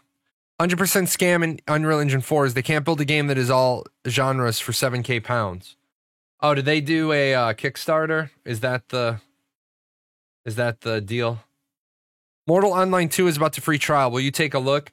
I will take a look at Mortal Online 2 just for something to do. Can I relate my experience with travel times? I can, but only from APOC. Only from APOC. What top 3 classes are you looking to play? Bard, Cleric, and Ranger. Bard, Cleric, and Summoner. If I have to pick 3, Bard, Cleric, and Summoner. Now, if you ask me specific classes inside of those, I can't even remotely begin to tell you, because we don't even know how augments work yet.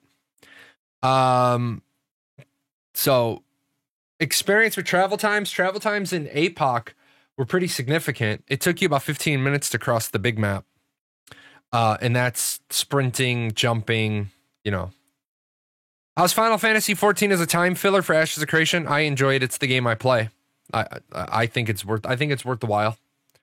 How is Ashes picking the content creators? First and foremost, I have no idea, because the content creator application is closed at the moment. In the past it was did you have 5,000 backers? Did you have 5,000 supporters, followers, whatever? And if you did, you could get in. And then it became, Steven would let you in if he liked your content, but you didn't have the numbers. Hold on. I gotta hold up. I have to come over here and I have to look at this because this is some bullshit. This is absolutely some bullshit right here. So I don't like anybody that takes advantage of anybody and tries to make money on a scammerino. And I'm going to call out a scammerino right now. Right fucking now. Okay. First of all, the infinite open world MMO is a bullshit statement. It is a absolute bullshit statement. An infinite open world MMO means I log in on launch day, I press down the auto move key, and I go in a direction, and I will continue going in that direction forever. Forever. Okay? One single world, millions of players. Kiss my white Irish ass, company. You cannot put millions of players on a single world that you're only asking for $10,000 in funding for. The reason why is because EVE Online, which I don't care if you like spaceships, I don't care if you don't like spaceships, nobody in the genre does a single world better than CCP. Nobody. Okay? Now, they only have about 60 to 80,000 people on their cluster that has thousands and thousands of star systems. 6,700 solar systems, I think. I haven't been to all of them. I've been to a lot of them. Explore thousands of unique biomes. Bullshit. I called Intrepid out. Melon Mines in dollars. I called Intrepid out for saying they had 20 unique biomes. And I said, how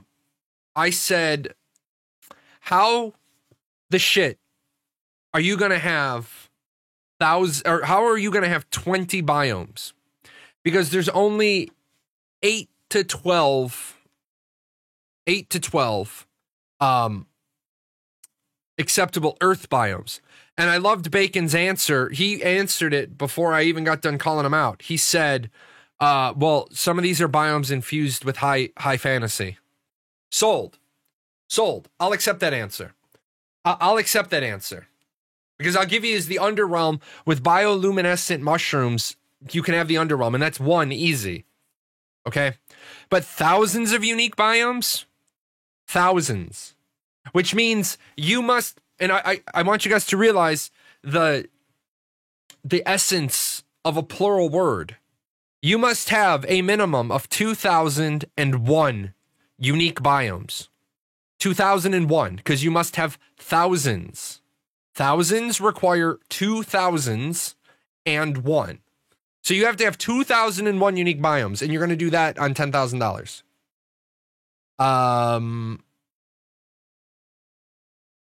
We know MMOs cannot be built with just $10,000. We've secured the majority of our funding from some of the best investors in Silicon Valley. We know that we'll be able to deliver our alpha and beyond with the money we already have. We're here on Kickstarter building community. Building community. We're here on Kickstarter building community. Building a community. Building the community. We want to grow our player base and offer fun in-game items as an introduction to our closed alpha.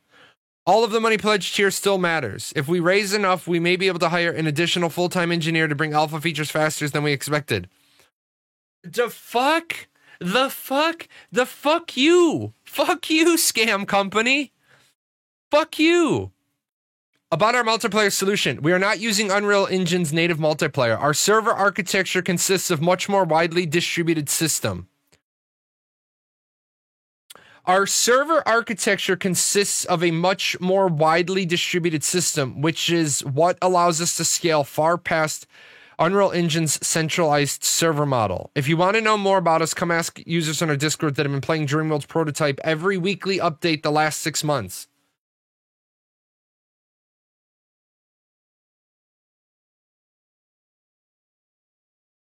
Do you even English? I know I don't know if you can code, but you sure as shit can't write. And the last time I checked, typos in code break shit. Cut every tree, mine every mountain. Okay. Okay.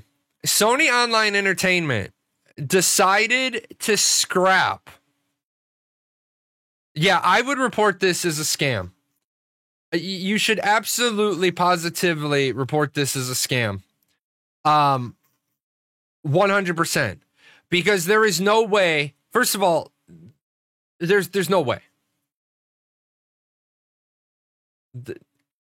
There's no way.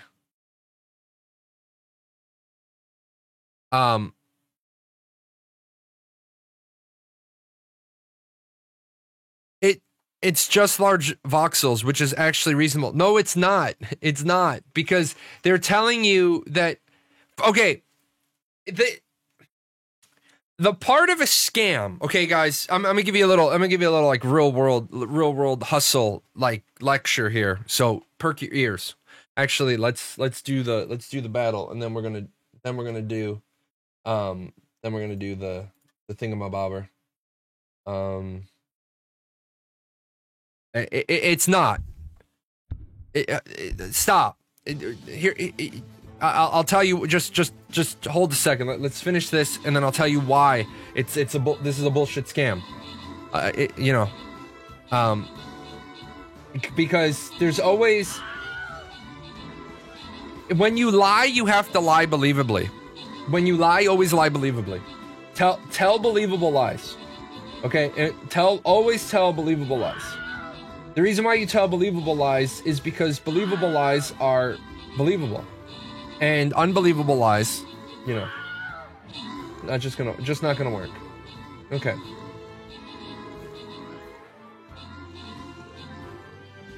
I always get nervous on this board because we get chewed to shit trying to get through it. But luckily, I'm like beefy boy. I got some healers. I'm like still full power, so we're good to go. I have the most assists. What I need right now. I need 75 of those bad boys. August Jade is just like, I'm gonna kill everybody. I'll kill 20. Xavier with 18 and 10. He Elf is 20 and 5. He Elf taking over number 1 spot at 21. Of course, we all walked the same way. None of us walked the other way. Now we gotta walk across the whole map. This is just comical, man. This is absolutely comical.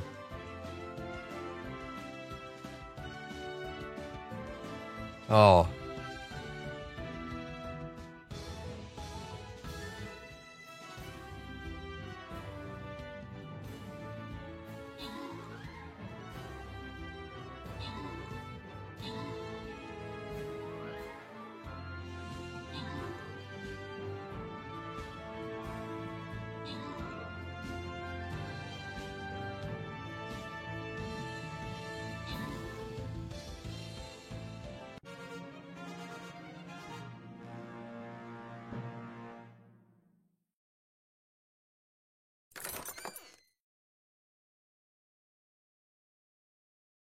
It got worse because I read Zach's thing, and Zach is straight copying the other guy's YouTube story. But okay, so first of all,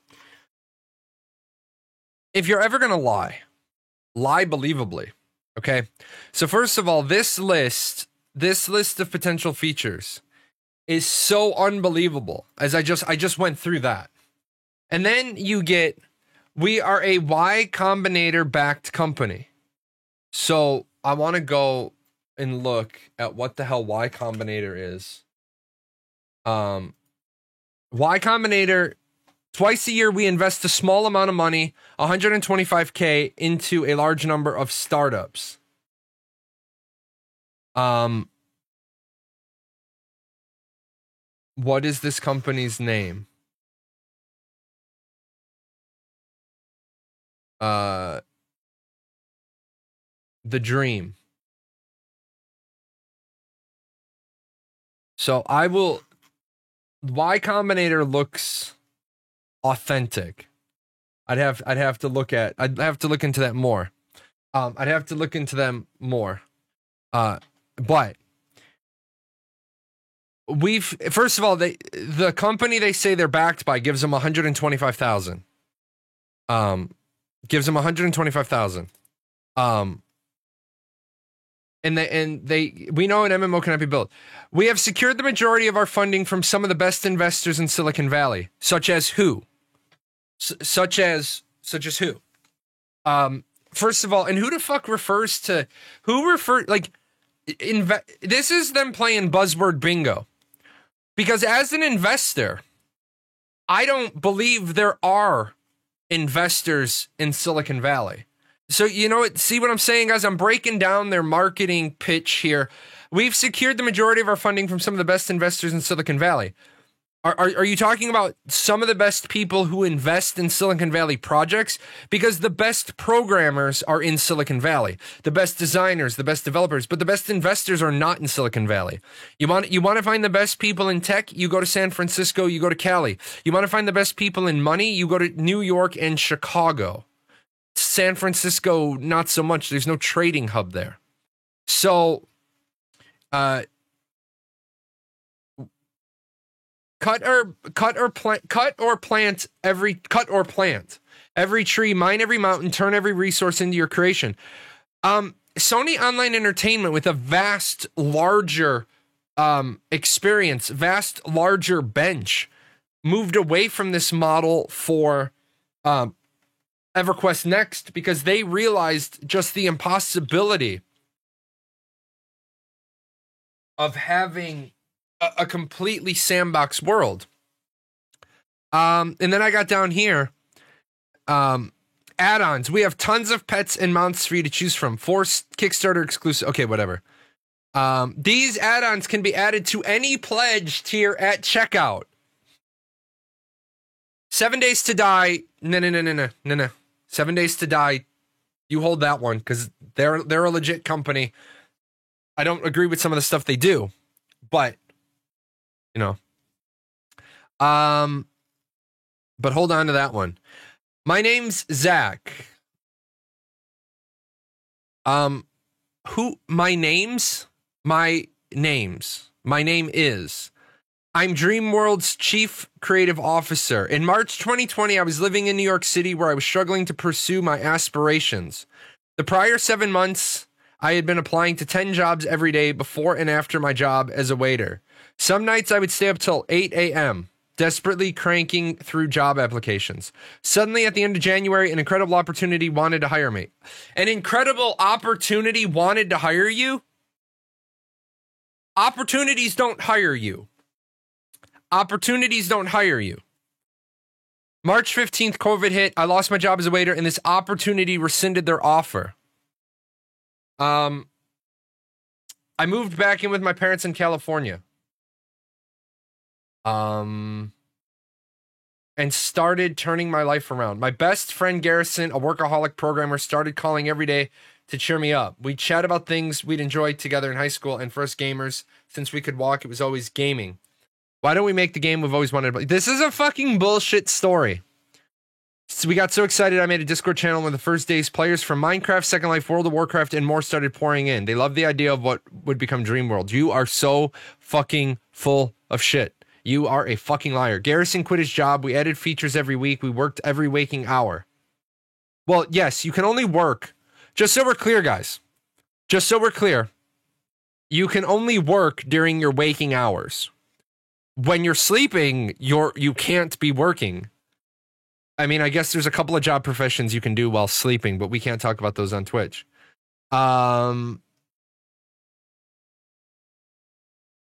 Rally the troops. We need your support. 2 full-time devs. 1 part-time dev. 8 months of development. You know what the worst fucking part? The worst fucking part of this whole fucking story is? The worst part of this whole fucking story is that after Chronicles of Illyria, after Camelot Unchained, after Star Citizen, after all of this shit, this motherfucking project got $32 goddamn thousand. $32,000. You know what, guys? Does anybody want to see me do a fucking Kickstarter? You want to see me do a Kickstarter for my steampunk dreams? And I will literally put in it, what will you get? Nothing. I will put on my backer pledge. I will put on my backer pledge. I'll be like, I'm going to do this 19 song, 19 picture steampunk album for YouTube. What do you get? You get nothing. You get told. I will put the link here. I bet it would have gotten 70K if it was written without typos. Yeah. This is, guys, this is so bad. This is your name on the wall. Hold on. I want to see. They have the balls. 4 backers, 2 people supposedly backed this at $1,999. Guys, this is a scam. This is a scam, okay? Because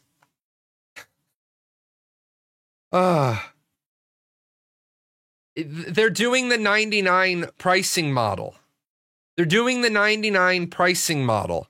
That doesn't work. That doesn't work here. You don't do the 99 model in this scenario.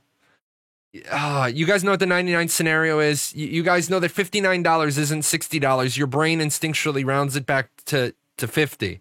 You don't see $29 as $30. You see it as $20. But it doesn't work this way in online buying. Personal note and thank you. We are so appreciative of your support and love. Who the fuck said I love you? Yeah, it's a subconscious thing. It's your brain. You may round up if you're actively thinking, but that's why everything is $19.99, $4.99, because $4.99 isn't $5. It's not $5. It's less than $5 is what your brain says to you. Check out the FAQ. Other than being a big open world procedurally generated, what feeling would you ascribe to the world you're building? Is the game PvP, PvE, or something else? We call Dreamworld PvEVP. You mean PvX? I wouldn't say it's a scam. No, it's a fucking scam. You wouldn't call it a scam. I will call it a scam. I will call it a scam because this script was written by AI. There is no doubt in my mind that script, everything on here was written by that AI generator thing. That thing that where the AI writes everything. Yeah, you know.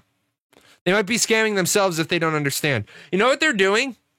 I'm not gonna watch the video live on my show. I gotta watch the video. If I'm gonna show video content, I have to know it before I put it into my content. But yeah, if any of you backed that, get your money back. If any of you put money down on that, get your money back right now. Because what's going to happen is we're going to have a lawsuit. We are going to have a lawsuit. They are going to get sued. They are never going to deliver. They're going to run off with your money. Because they don't even understand. Somebody should report that shit because that's against Kickstarter's terms of service. Kickstarter's terms of service is that the number of the amount of money that you're asking on your Kickstarter is the total amount of money you need to complete your project. A lot of people don't read that shit. If you're independently backed, it's one thing, but then talk about how much you're independently backed. Remember I said lie believably? Even if you were independently backed, you should still ask for like $250,000. $100,000. Just so you know, the lead developer quit his job at Google, Apple, and Facebook to work on this project. It's labeled as a project we love by Kickstarter. Yeah. He quit his job at Google, Apple, and Facebook. Just so we're clear, guys, you can't work at Google and Apple at the same time. You cannot be simultaneously employed at Google and Apple at the same time. They have non-compete clause with each other. It's a deal Google and Apple have signed. They have non-compete clauses because they have non-poach clauses as well. If you're currently working at Apple, am I playing now? No. Unfortunately, they kicked the testing back another like 2 months. But if you're currently working at Apple and you want to work for Google, you are required to disclose to both companies what your current employment is. And, I'm looking at his LinkedIn. He was an embedded systems engineer, not even a programmer. Awesome. He does it in his sleep. Is it his other personality? Is he Dr. Jekyll and Mr. Hyde? He leaves one job and then he drinks himself some lemongrass aromatherapy and then he becomes the other programmer who gets the other job. Anyway, guys, I'm going to take a real quick break and I want to somebody tell Ugan what Kickstarter we're talking about. I'm going to grab a couple of cold teas and I will be right back.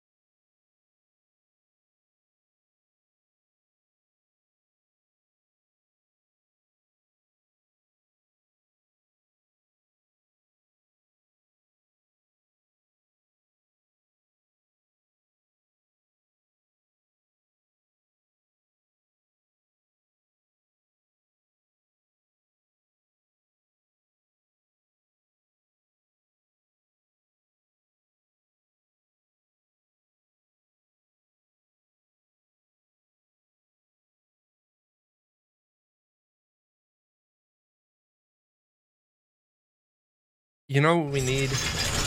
We need Kickstarter. I need to do a Kickstarter where I get people. I'm gonna do a Kickstarter, and I'm gonna say I'm Kickstartering a guide for doing Kickstarters and how to not get scammed on Kickstarter. And I'm gonna write a serious PDF guide for this just so I can fulfill. But I'm gonna be like $10,000. And I'm gonna, you know what? I really should just for the proof. Just for the proof, I should do it. I should call it. I should build it, and then I'll be like, what you're gonna get is a deliverable, and then what I'm gonna put as the deliverable is nothing. You're gonna get nothing. So that was such a successful Gamigo stream. They got a whole 27 viewers for their new games early access discussion. Wow. Maybe Gamigo should have like not fucked me over so that they could have had somebody that could help them like generate hype, because I've done that twice. That's such a success. Oh, yeah. The people who donate to this deserve to lose that money plus 20% of their net worth. Yes. It's not new. Are you talking about the fresh start, good talk, Arcade Unchained? Or are you talking about Atlas Reactor?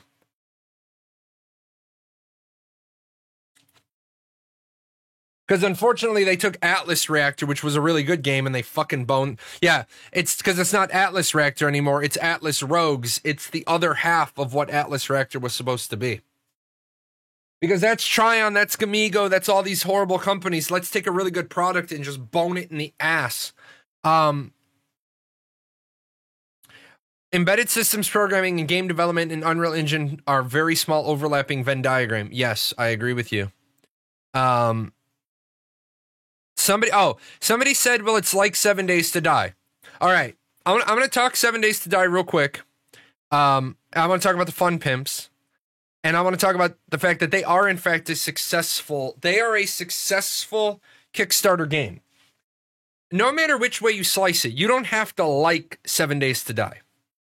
You don't have to like 7 Days to Die. But 7 Days to Die is, number one, being cared for. Number 2, being fed. Number 3, being developed. And number 4, they are adapting to life throwing them lemons. The thing I don't like about the Fun Pimps and 7 Days to Die is that we're in Alpha 19.4. Shit or get off the pot. Either launch or shut down. But stop saying Alpha 19. You should not have 19 alpha phases. Now, they have changed that game. Is the game good? Yes. Is the game great? I would argue that, boom. I would argue that Sprocket is never going to catch me. 7 Days to Die is an amazing game. It's an amazing game. However, they have had 3 distinct versions of 7 Days to Die at this point. They had the original version. They had somewhere in around the 8 region and then somewhere around the 16 region. I don't know where they're trying to go with the game. However, I think they need to now just stick to what they got, the skill leveling that they got, the quest system that they're working on, and they need to make the world bigger. I think that's the solution, because, and then maybe have a little PvE storyline, like, that you can uncover. Why did the missile launch? Let you explore, like, put a little, but man, it's poorly optimized. It is poorly optimized, but again, that is why they're in still in alpha, because you can't hit them with the it's poorly optimized stick, because they get to turn right around and say, well, we're still in alpha. But you've been in alpha for fucking years and years and years, okay? And years. They could sell POI packs to add content. They could. The game has made over $50 million. So they have enough development money. But the problem is that they got boned on the Xbox version, and they're trying to unfuck that. So I don't ever want to put the Fun Pimps and 7 Days to Die in a discussion. I don't want them nestled in a conversation when we're talking about Kickstarter scams, because 7 Days to Die has clearly delivered. I would say that I got absolutely every dollar out of 7 Days to Die. I got every penny out of 7 Days to Die. I still occasionally go back into 7 Days to Die when I just cannot do anything else. When my brain is like, nope, not working today, then I go into 7 Days to Die and I have a good time. It is definitely worth the whatever it is, $9. It used to be 19. Oh, the mining and digging like 7 Days to Die. Gotcha. Okay. Now we're on the same page. Yes. Absolutely.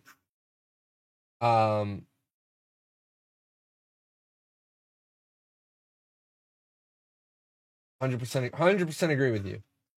But then again, also, yeah, I just dig. I'm a fucking mole person. I build my tunnel, and then my tunnel goes over the whole map.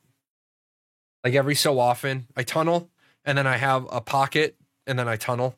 That's all I do. It's all concrete. It's just a concrete. It's like a fucking subway tube. It's So, yeah, I'm about 10 seconds in the future. So, but yeah, even 7 Days to Die doesn't allow you to dig. It doesn't allow you to dig forever. 7 Days to Die, you eventually hit bedrock, so you can't dig forever. I was always tempted to recreate the Metro 2033 Metro system in 7 Days to Die.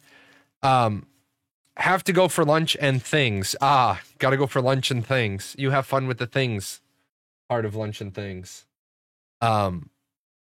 Yeah, I find it funny when you can spend all of the Blood Moon night just running from the north of the map to the south of the map in your tunnel. It's just funny. It takes a hell of a long time to build, but it's just funny. It's just comical, especially when you make it so that you're basically like free form, like hovering.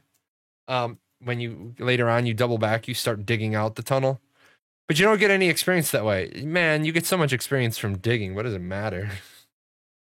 And actually, you do get experience that way if you set it up right. If you set it up right, they run into your turrets that you have, and you get experience from the turret kills. Have I ever tried Tarkov? No, I have not tried Escape from Tarkov. Not really my style of game. Wow, we are fired up on a Friday. Did I have anything else? Any spoilers yet? No, not yet. It's a little early for spoilers. Little early.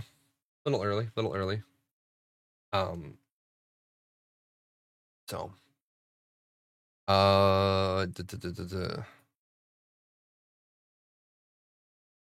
It's a pain. What's a pain? The spoilers? Spoilers shouldn't be a pain. Let's see. Oh, I can see my kids' grades. Oh wait, no, hold on.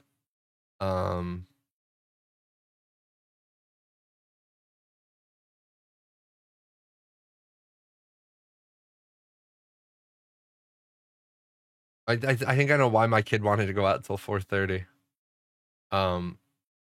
I think my kid doesn't have I think my kid doesn't have straight A's.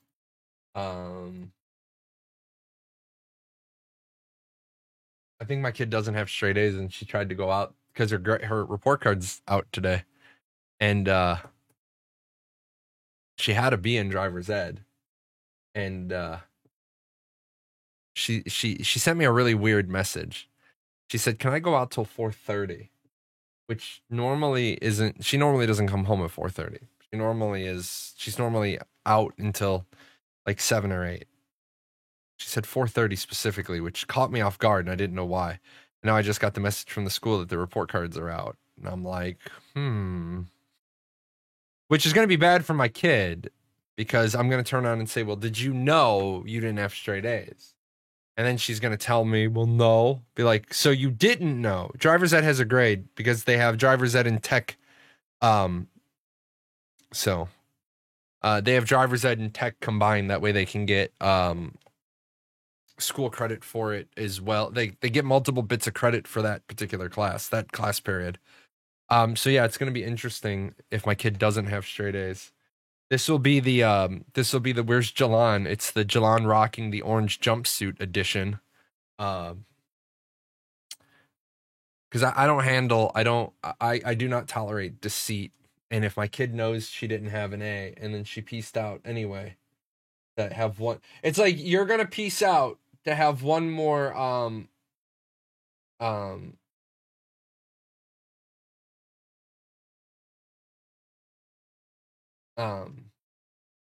to have one more day. Hey, that's not a good plan. What's wrong with not getting straight A's? Is that a serious question right now? Because I honestly don't know if that's a serious question or not. And I don't want to jump down that rabbit hole. It's a serious question. What's wrong with not getting straight A's is because what else does a child have to do with their life except get straight A's? What else does a child have to do that hasn't asked for any help throughout the entire semester? Grades don't matter. Yes, they do matter. And anybody that says grades don't matter is full of shit. And this is coming from a guy who has a degree in education. It's from a guy who's been through the college system multiple times. It's from a guy who worked at the registrar's office and had to cipher between the 600 people that were getting into the university and the 5,000 letters of the people that were not. You should enjoy childhood. I absolutely, positively, 100% agree with you. But my kid doesn't study and my kid doesn't work. So my kid has no reason to not have straight A's. If my kid, it's a changing world, man. No, let me tell you, that statement right there is that bullshit that keeps poor people poor and non-accomplishing people non-accomplishing. And if that hurts your feelings, this is the wrong show for you. The people who achieve and who excel are the people who understand the value of, I'm going to work hard now so that I don't have to work hard later. And if you want a walking testament, if you're over the age of 19 and you're not retired, you're older than I was when I retired the first time. I retired at 19 the first time. Don't tell me it can't be done. I retired the second time at, what was I, 37? In my experience, self-taught programmers are much better than school-taught programmers with good grades. That's awesome. Anecdotal evidence isn't evidence. It's observations and experience that can lead you to one day becoming a subject matter expert. In my opinion, so-called programmers that are experts, they constantly want to play both sides of the coin. They want to say that I'm an expert in programming. I think that's vaguely abusive towards kids. What is? That my kids should get straight A's? My kids should try? My kids should strive for excellence? Which one of those is vaguely abusive? Because I feel lowering the bar and then having people in their 20s and 30s be failures. Yes, having that high expectations from kids. Are you fucking dumb? Really? Having the high expectation of my kids to get straight A's is a high expectation? Do you know my kids? Do you know how many hours a week my kids study? Do you know how many hours a week my kids do homework? It's literally a meme of Asian parenting. Holy shit. I wonder why the fuck the Asians kick our ass in every fucking academic area like math and science. So I hope you never have children. Or I hope that you get really, really rich so you can support your children. I can support my children. I can pay for my kids from now until the time they die. I hope you can too. I'm 17, and if my parents didn't have high expectations of me right now, I'd have failed all my exams. Oh, imagine that. A 17-year-old that jumps in. Appreciate that. 40 years later, I still remember my dad saying, why the hell didn't you do any better with 4 A's, an A- and a B+ in physical ed? I don't know. I don't know your father, but what I'm saying is, were you studying all the time? So many people, well-paid jobs that you won't get a foot in the door without qualifications, and then later you need experience. Yeah, and it's teaching kids to be smart and performing well on tests are two very different things. How many kids you have? How many kids you got? I'm just wondering. I don't have kids. Do me a favor. Shut the fuck up about telling me what to do with teaching kids. And that's the polite way I'm going to give it to you. Because you're telling a guy that has 5 kids and a degree. I have a master's degree in education and I have 5 kids. You are not even remotely qualified to tell me about what to do with kids. Your opinions are going to set people up for failure. I'm just saying. I really, you are setting people up for failure. Telling the teacher how to teach. I know, imagine that. I failed my middle school education because of excess stress from my parents, but that's because I'd asked explicitly for help, got abandoned as a result. I worked hard to educate myself after middle school to successfully get a degree and over 50 certificates for a variety of programming and tech-related things. But I'm the exception, not the rule. People should study. You know what? The thing that you hit, though, is you asked for help and you didn't get it. You know what? I'm just going to say this show isn't for you. Anybody that wants to start throwing out shit, they don't have a degree in education and they don't have children and they want to try to tell me about what's best for kids, they need to go away. Especially since the fact that I don't know in what fucking planet I don't know on what fucking planet where the Japanese school system isn't doing well. So that is, I don't know, borderline racism.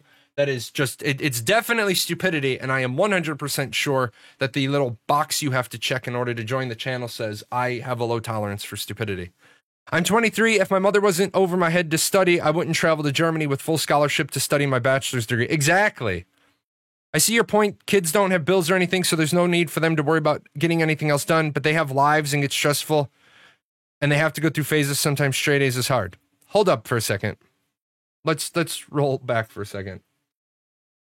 Children don't know what stress is until adults tell children what stress is. If you're a good parent, your kids don't have stress. If you're a good parent, your kids do not have stress. This kids have stress. It's an interesting phenomenon to me. Kids have stress because parents transfer their anxiety from themselves onto their kids. The point of that is, why do I expect my kid to have straight A's? Because my kid doesn't do homework. Because my kid doesn't study. So if you're not studying and you're not doing homework, you damn well better have straight A's. Why? Because then if you did a little studying and you did a little homework, you would have straight A's. It's not like I'm telling it. And just for the record, just for context, I have a kid who on her best day, couldn't get C's. Okay, I have a take-in who on her best day couldn't get C's. So when she came home with her straight C report card, we celebrated that like she just won a fucking Nobel Prize, right? Because this was a kid who on her best day struggled to get C's. But that's because that kid spent 4 hours minimum a night at the kitchen table with me, reading, writing, arithmetic, math, science. You know, that kid got C's celebrated. Oh shit, that's a lot of people. That kid got C celebrated. The kid I'm talking about right now isn't that demoralizing for the other kid though? No. Why? When I have an 8-year-old, I have a 15-year-old. Does my 15-year-old get to go out and stay out till 11 o'clock at night? Yes. Does my 8-year-old? No. Does my 15-year-old get to go to the mall with a debit card and go shopping on her own? Yes. Does the 8-year-old? No. Why? Because different children, different ages, different abilities. You treat people as they need to be treated. Because then the other kid would just try to lower expectations. Only if you don't explain it to your kids. However, my teenager now knows that she's infinitely smarter than her older sister. When I started having to worry about cooking, paying bills, and doing the shopping, to have food on the table, that's when my grades dropped. Yeah, but then, see, what did I start this off with? What did I start it off with? Kids don't have bills. Kids have one job, to go to school and get an education. Also, you guys have heard on my show previously, I think, and I know I'm a radical when I say this, are you grading performance or are you grading education? I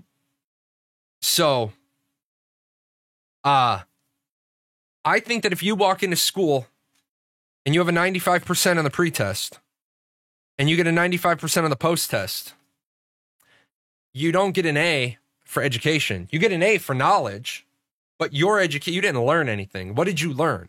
At the same time, I also think that if you historically get 95 on the pretest, 95 on the pretest, 95 on the pretest, why the hell are you in my class? Why aren't you in the next grade up? My teenager, she was supposed to have been double promoted. The school just didn't have an open seat for her. So, I think the main job for kids is to try to live up to what your parents know you can do. I would 100% agree with you there. I 100% agree with you there. My kid knows she doesn't have to have straight A's, but my kid knows if she doesn't have straight A's, she better be talking to me every single day. Especially right now in the COVID times where these school districts are barely giving kids half of an education. And the school district does not like me. The school district does not like me at the moment. But the kids used to go to school from 7:30 in the morning till 2:45. And now they go to school from 7:30 in the morning to 12:35. They chopped 2 hours and 10 minutes out of the school day. So when we go back to full-time in person, are we going to add that 2 hours and 10 minutes back into the day? And now here's why nobody at the school district likes me right now. Because I've challenged the teachers and I've said, why are you not sending more take-home work?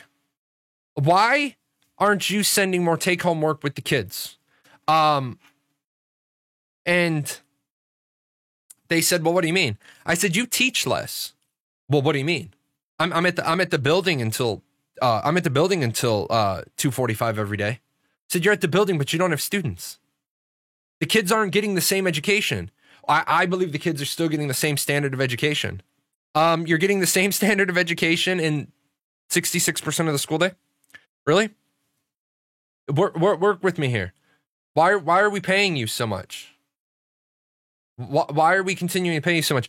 PMing me after I've banned you is probably not a wise idea. I probably don't care about what you have to say. I pretty much already proved I don't care what you have to say because I banned you. It's just comical that way. Let's see. I had a keyboarding class where I came into the class typing 105 words a minute. I was graded on improvement and I couldn't improve much and got a B. See, therein lies the problem. I see what you're saying with that. You couldn't improve that much.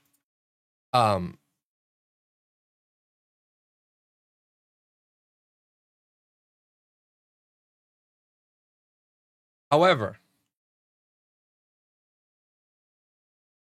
thank you. However, you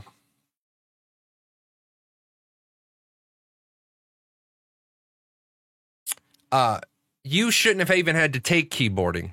See, in my world, in my pipe dream of a world, if you're gonna have, and I believe beyond a shadow of a doubt, every high school in this country needs to teach computers 101. Computer operation, and of that computer operation, you need. I mean, you can put so many things into this class and take those out of. Imagine if you had every kid in high school have computer operation, right? Computer operation, and in that you did internet research, you did citation, and you did keyboarding. Okay. And so our friend here who already typed at 105 words a minute, you walk in on the first day of class, you bang out the assignment. They're like, okay, here's 2 more. Let's see what you get. Boom. Why should you be taking a class you clearly already excel at? Yes, that's I 100% agree with you. That's why in college you generally don't. If you already have a certain baseline understanding, the problem with colleges is you generally get fucked because you walk into college and you don't take classes that you already know the work for, but you don't get credit for the stuff you already know. So you end up taking harder classes to get the same number of credit hours to get your degree. But if you guys have ever watched Prince EA's video on I just sued the school system, we haven't changed education in 100 years. So school should also teach you how to do your taxes and prepare you for the real world. Oh, I 100% agree with you. There is, and actually, I fucking found out. I never sent the check-in to get economics put on my teaching certificate. So I'm not certified to teach economics. I'm certified to teach history, civics, geography, psychology, sociology, and cultural anthropology, but I never sent in the check to put economics on it because I was moving in with my wife and I wasn't going to be teaching. So that was actually funny to me. One of the issues we have here in Belgium is a statute that you can get as a teacher that essentially guarantees your position. You could fuck up so hard and not get fired. You could refuse to teach and not get fired. Yeah, tenure is a horrible thing. It shouldn't apply. It should not apply to high school teachers. Look at the CLEP and I don't know that other exam. To get college credit for courses you already know, it's similar to AP, but without a formal class. Big time and money saver. Dante's? Is the other one Dante's? Because I don't know DSST, but I know there's CLEP and Dante's. I've never heard of the third. I've never heard of that one. Let me look that up. Is that actually the abbreviation for Dante's? Yeah, high schools have tenure. It boggles my mind. Oh, okay. DSST is Dante's? Then I do know that one. Absolutely 100% agree with you. Pass your CLEP test, pass your Dante's tests, and get your college credit. And don't pay for it. And most colleges allow you to transfer between 57 and 66 credits in. I had this issue with the 2 years I spent in middle school. I got sick for 2 weeks, ended up not seeing some of the curriculum. So when I asked for an explanation, I don't do math well, but once I know how to do it, he refused to explain it in any way, shape, or form, causing me to fail that year with a deficit for math. Oh, 100% agree with you there. You got to remove economic notes from Ashes 101 now. Yeah, right. Or I got to go send in a check. Primary school teachers have unions. Yep. Oh, I love that one. I love that one in teachers. Let me, I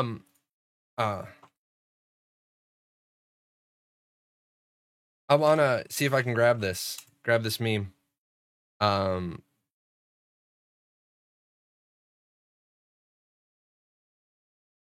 Yeah, here it is. I love this meme.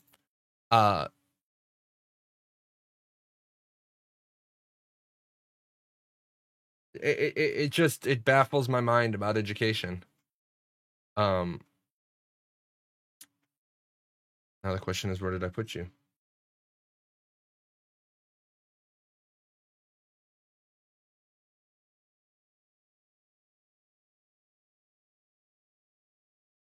I'm not going to teach this. You'll learn it next year. Next year. I'm not going to go over this because you should have learned it last year. Like, like it's just too precious, man, because that's just how it is. That's just how it is.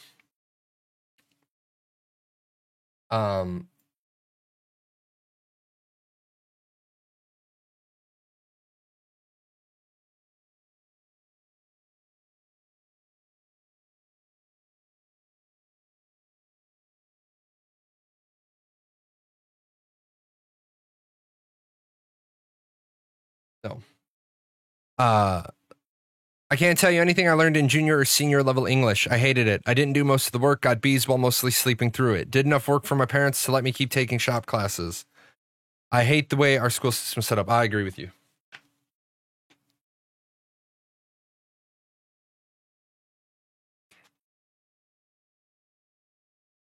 Teaching doesn't start till university. I would argue with you that no teaching happens in university.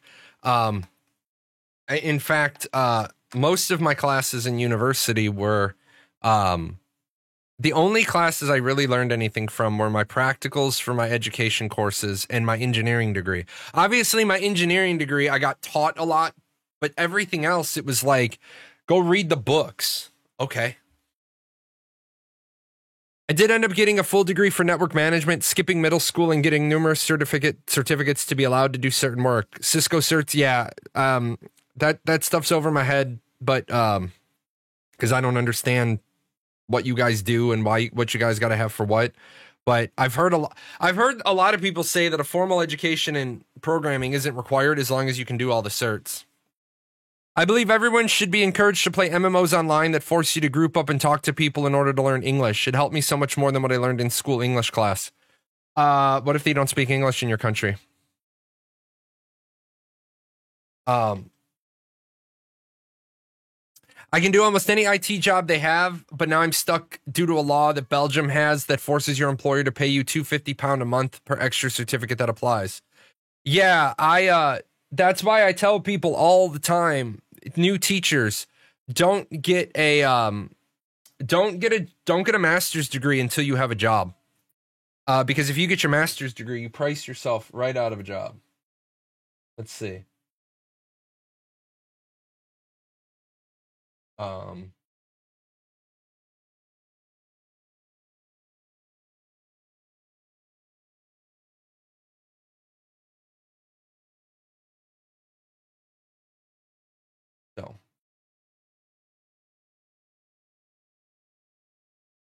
I hated university course being taught by PhDs. More often than not, they focused on theory.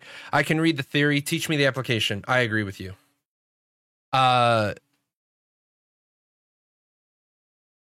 If they don't talk English in your country, you can always go Rush B me Flash.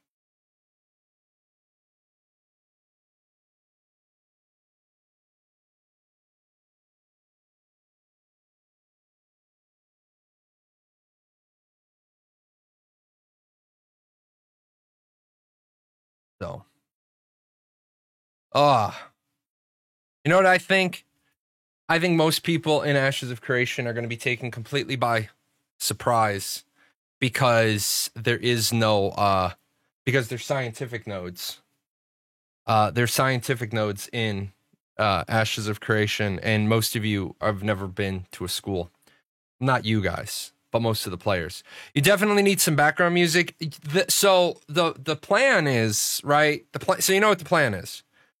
I talked about it at the beginning of the show. I have 6 of the 19 tracks for Steampunk Dreams done. I have 2 on order, so that's 8 of the 19.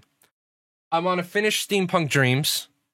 I want to, and then I'm going to have my own smooth jazz music made, and then I'll throw in. But I think it would be a little bit, I think it would just be a little bit odd, right? To try to be, talking over the song of the day. Um, so, how did you get enough money to retire at 19? Worked really, really hard. Took a chance. I'm a huge fan of the quote, those who say it cannot be done are interrupted by those who say it cannot be done should not interrupt the people that are currently doing it, or those who say it should not be done, cannot be done, are interrupted by the person who just did it. I had an idea, I had a dream, I had a vision, I chased it, it paid off. I retired at 19 the first time, yeah. Bought my house, had enough money, had it all structured into payments. I knew that I could live. I had X amount of money. I had X amount of money set aside into investments. I had X amount of money set aside on disbursements so that I could never get stupid. The money was laid out.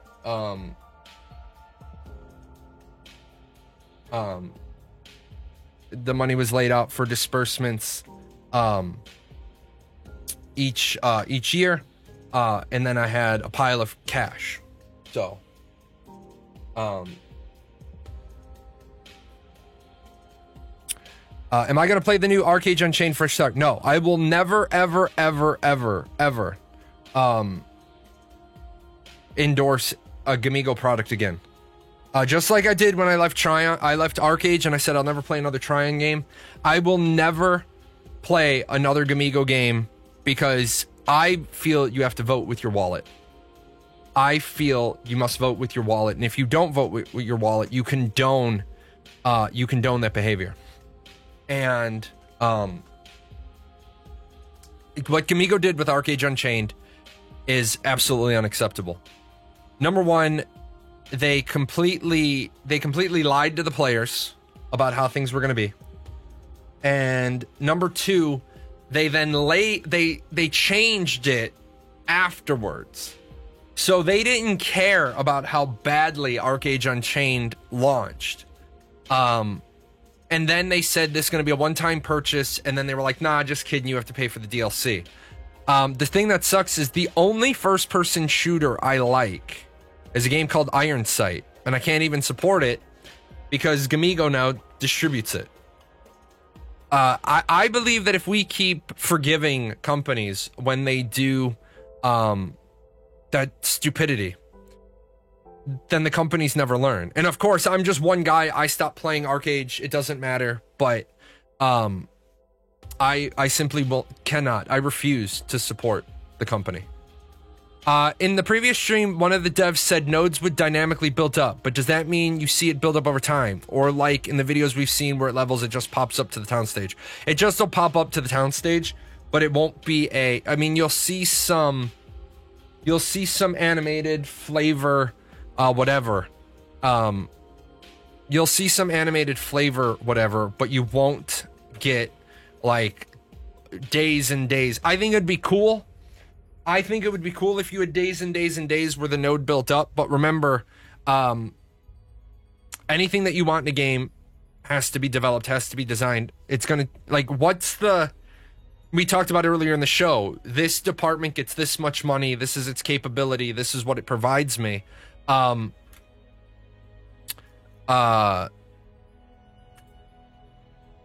If I spend, let's say I spend $1 million, and that's not even an unrealistic, that's not an unrealistic number. I spend $1 million. Do I want to spend $1 million on more content?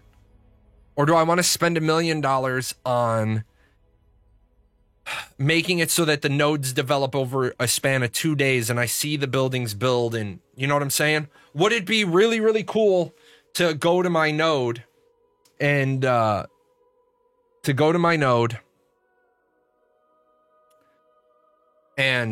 see the 5 or 6 major buildings getting built, scaffolding, workers, all that?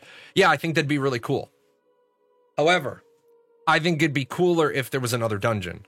I think it'd be cooler if there were 2 more world bosses. I think it'd be cooler if there was another class of ships, or if there was more content. Because how many people are going to just stand there for the 2 days looking at their screen, watching the node evolve? So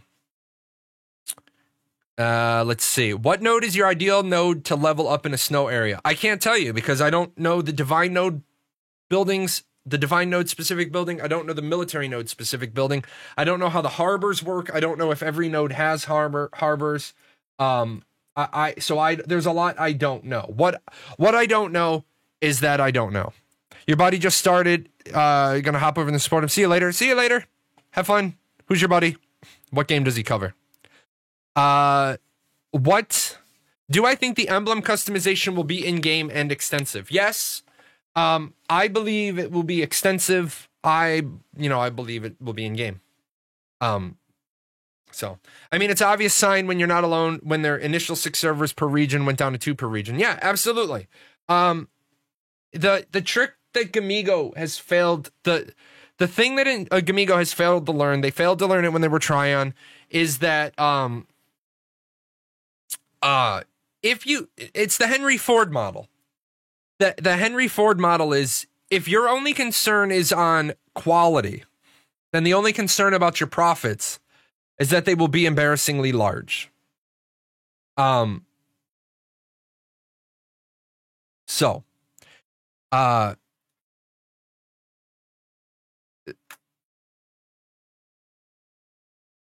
If Gamigo, yeah, later, Delcos. If Gamigo actually had given a shit about ArcheAge Unchained and taken care of it, cared for it, fed it, raised it, picked it up. And I even said, if you guys remember, and some of you have been here since I covered ArcheAge Unchained, when they first said it was going to be a buy to play, I said, stop. Don't do that. That's a bad idea. Don't make it a buy to play game. Have it be a buy to play, lower price, mandatory monthly subscription, and no ability to sell in-game subscription for gold. Now, I'm sure somebody at Gamigo had a business plan that said this is the best opportunity. And somebody probably listened to what I said on my stream and they said, he's an idiot. Well, I win because you changed your business model less than 7 months or 8 months into your first year. You changed your business model. It proved you didn't know what you were doing. Oh, you mean those thousands of chargebacks you had? Yeah, those hurt your company because every chargeback you get, you pay for those. You pay for the chargeback. If the very least you pay the processing fee on the chargeback, that adds up because now you're paying like $2 on a transaction you never actually got to make. So Gamigo didn't listen. Had Gamigo gone with a it wasn't hard not to screw it up, yet they somehow did. It is literally this is how bad Gamigo did. Ready? This costs me 99 cents to make. This costs me 99 cents to make. So all I have to do to make a profit is sell this for $1.99 or better. That's all I got to do. $1.99 or better, and I'm good because I've made $1 profit per. So I start off by saying $5.99. Then how many do I sell at $5.99? And then $4.99, then $3.99, then $2.99, then $1.99, and I never go below $1.99. They decided that they wanted to get a huge number of people into the game, knowing full well that they can only have 6,600 people per server. Okay, and then they if you know you can only have 6,600 people online per server, then why don't you just have servers at launch of 7,000, right? You almost got it right. You almost got it right by doing pre-registration, but then because you couldn't get pre-registration unfucked, you ended up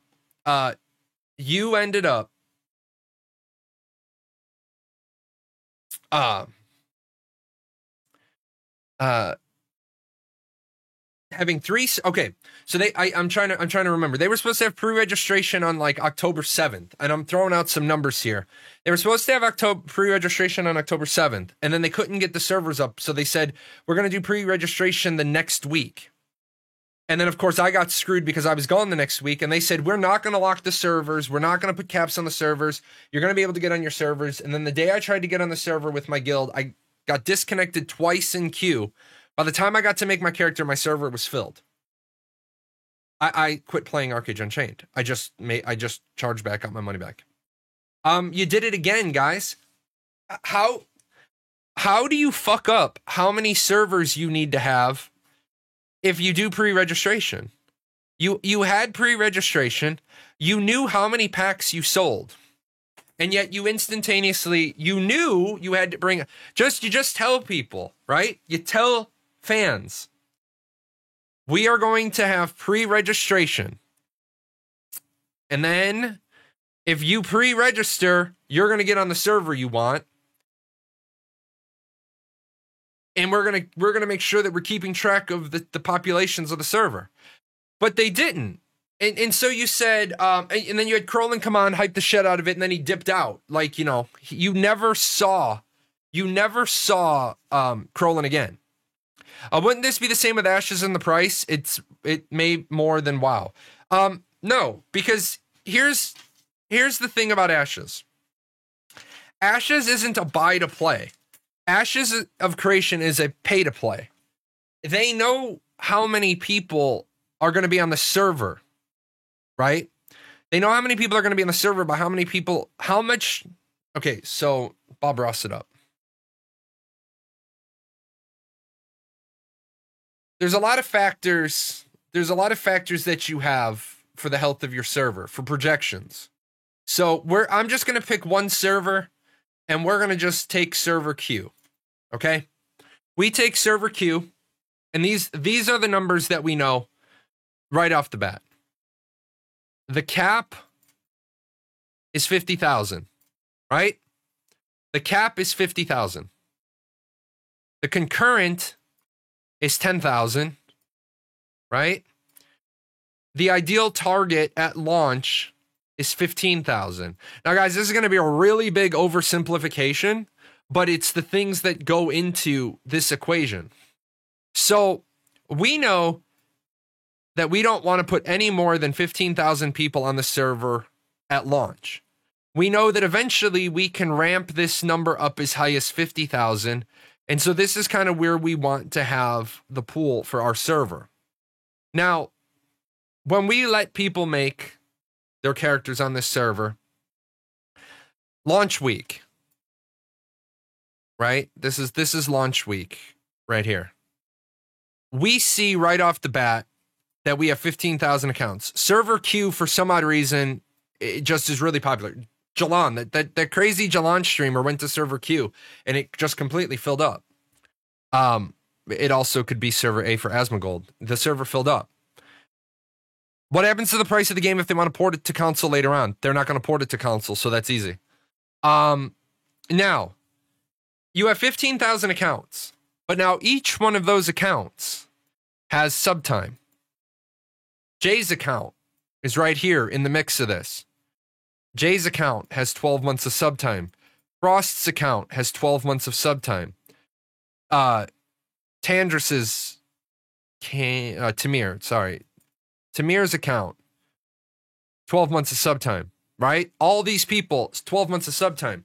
When you look at the server and you look at its health, you say, wow, server Q is filled with a lot of people who will be playing for 12 months because they have 12 months of subtime on it.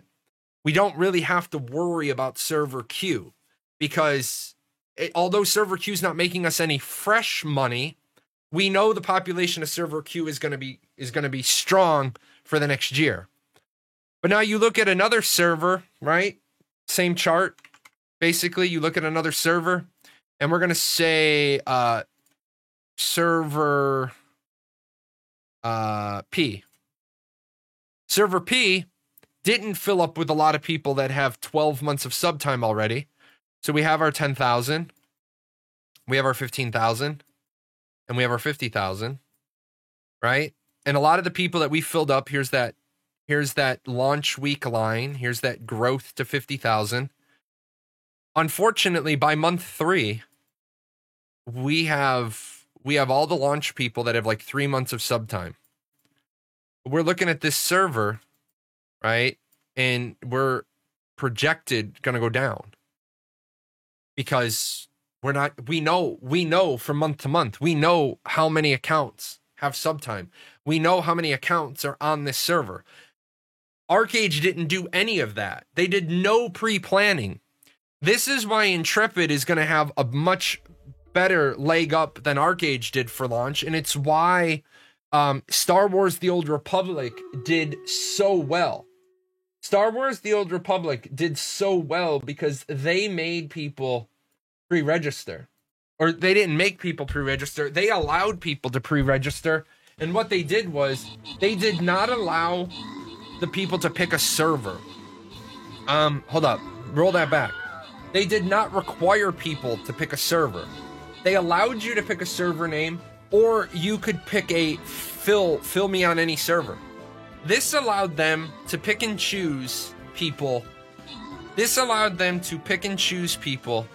And say, we're going to put this guild on this server, this guild on this server. This is a Sith guild. This is a Republic guild. They're roughly the same size. 1 + 1 is 1. Put them on server P. 2 + 2 is 2. Put them on server P. And they were able to balance out the populations of the server so that we didn't have scenarios where one server had 90% of its population was Sith and the other part of the population was Republic. That is in a faction-based game like ArcAge, that is also critical to do. It is absolutely critical to do that. WoW Classic with 95-5 spreads. And that's the problem with a faction-based game. Ashes isn't a faction-based game. They don't need to worry about nailing the down the ratios. They just need to worry about making sure the server populations are good and healthy. So, let's see. Why do you think it is faction-based games are commonly 3 factions now? Exactly. Even that though, having a third faction only vaguely fixes that. Ashes of Creation is going to allow people to play with their friends, but they don't get to choose their servers. They do get to choose their servers if they pre-register. That's what I was saying. You take a guild like Paradox, we form early on.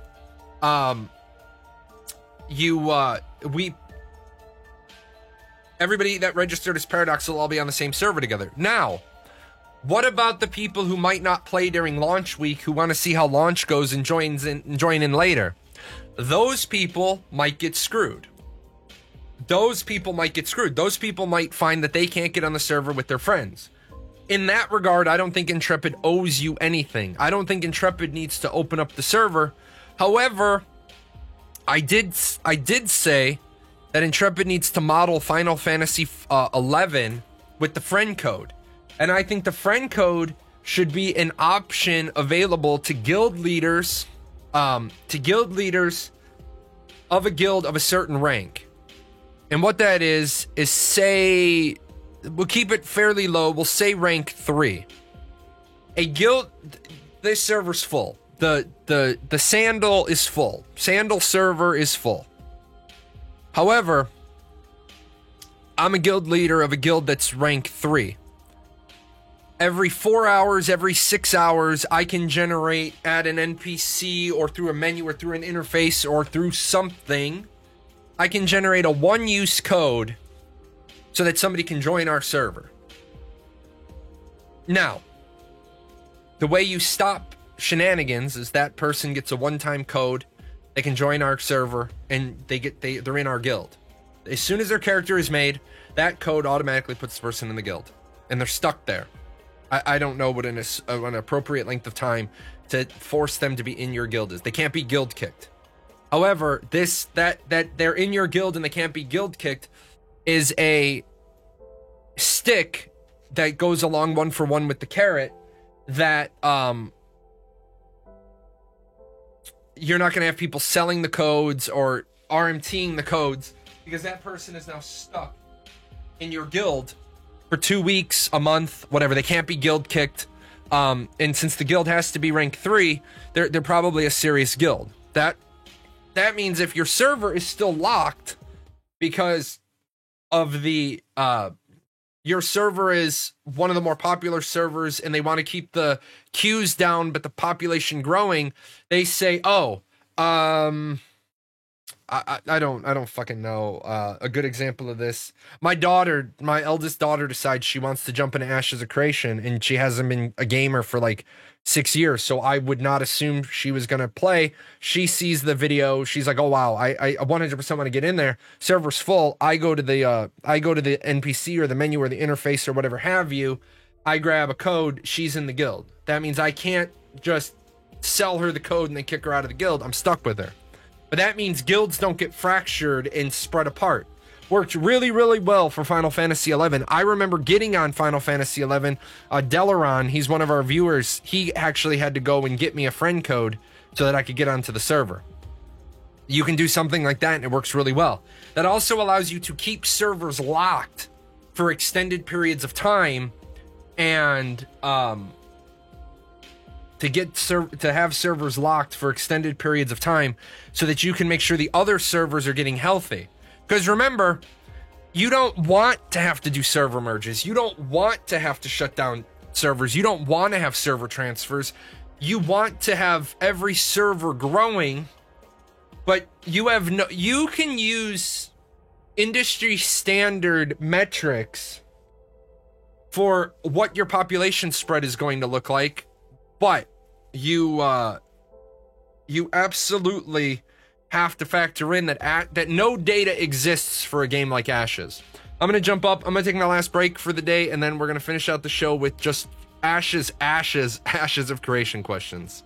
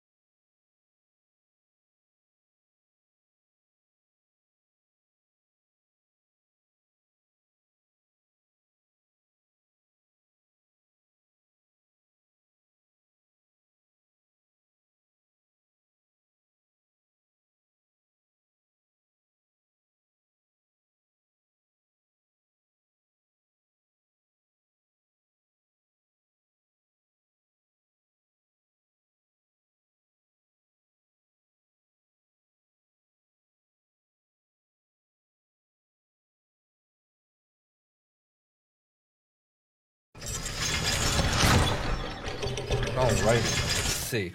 There is a poll down below under the polls tab, which will tell you what well, there's a bunch of polls down below, guys. If you want to contribute to the poll gathering information, go ahead and check out the polls and give your answers.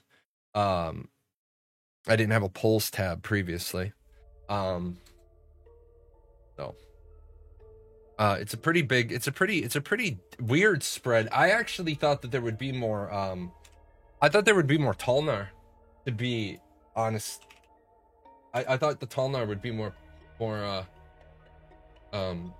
popular. And they're not. So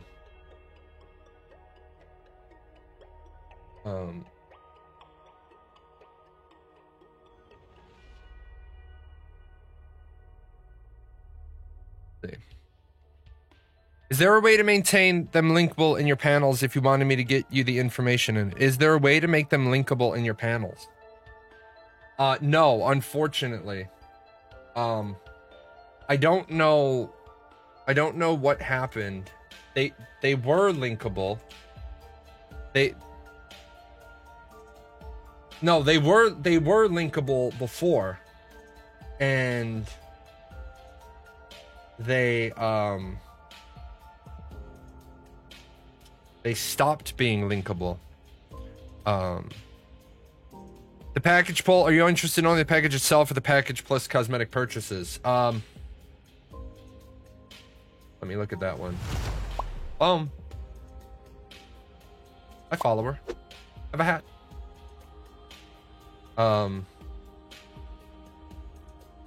But yeah, those were links at one point. And I don't know if I broke something.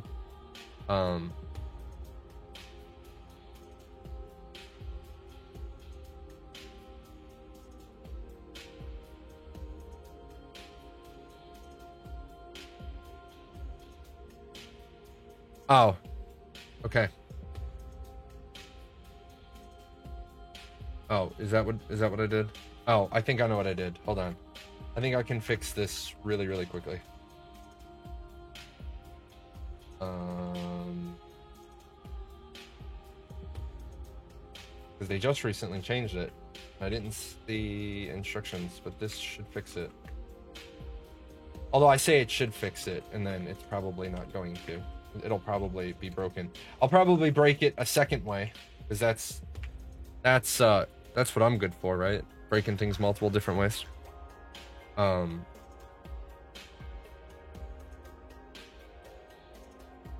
Yeah, see, it doesn't turn them into links now. It used to. Because it's supposed to be parentheses. And it's not. Oh, do you got to put the link name in the bracket? Okay, let's see. We'll try to see. We can do this. This is the cool part about my show. We just fix things live. Let's see.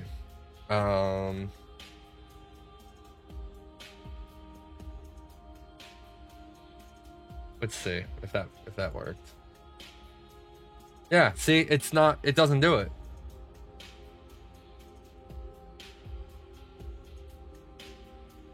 They've made a change to the panels recently, is what I'm saying. Because the links were working. Yes, I'm saving it. Go look at it. Reload, because it's now gonna have the link and then the parentheses. Yeah, mine stopped working. The sun is coming up. Hey man, enjoy.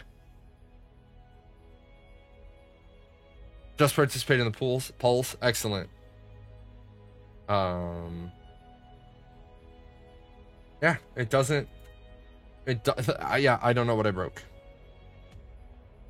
Mine worked, and then they stopped working. It was like literally like last week they stopped working. I'll have to figure that out. I'll make a note. Look into links in panels.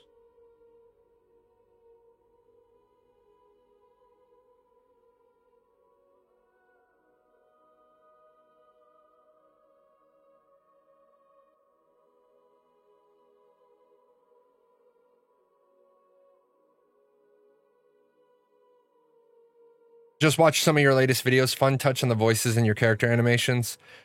Thanks. Appreciate that. I'm digging the background tunes. Why can't background music in games be more like this? Then I wouldn't have to crank music volume down to 0% on everything. Yeah, that's the problem. People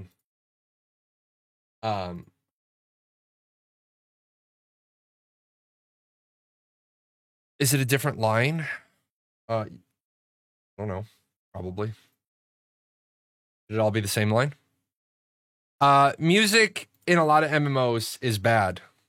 So, we're not gonna have that problem in Ashes of Creation because they hired Bear McCreary to do the music. So I am 100% comfortable that we are going to get amazing music out of the box. Amazing music out of the box. Am I still in charge of the stream team? Yes. Unless something changed. Yeah, I'm still the owner of the stream team. I would say that if something changed and I didn't know, that would be disastrous because you know, I'm the guy. Okay, let's see.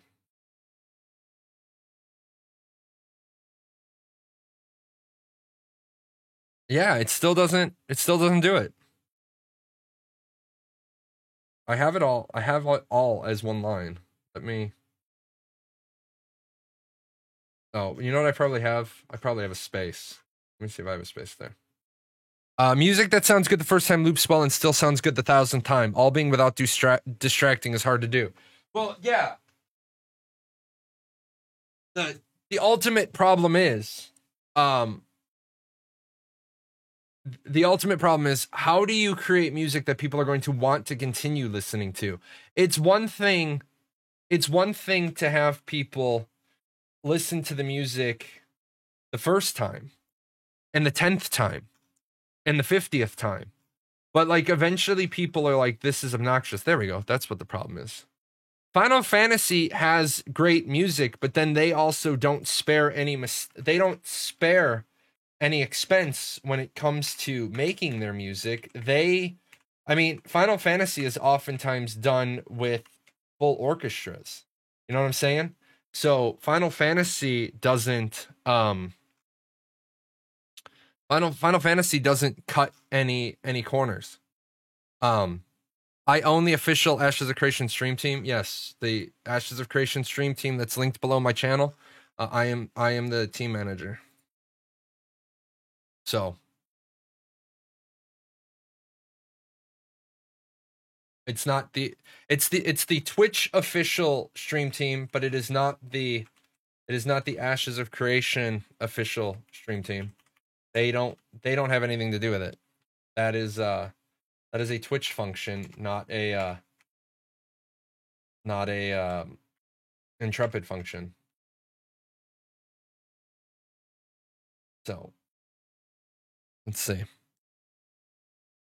What was the issue? I had a space. Will Ashes one day get an official stream team? Okay, yes.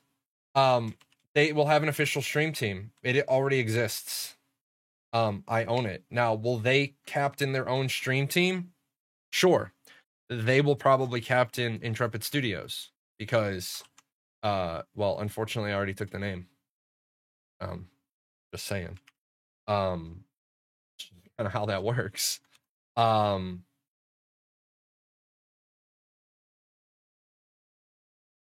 No, it makes we got it. There was a space. I am very much a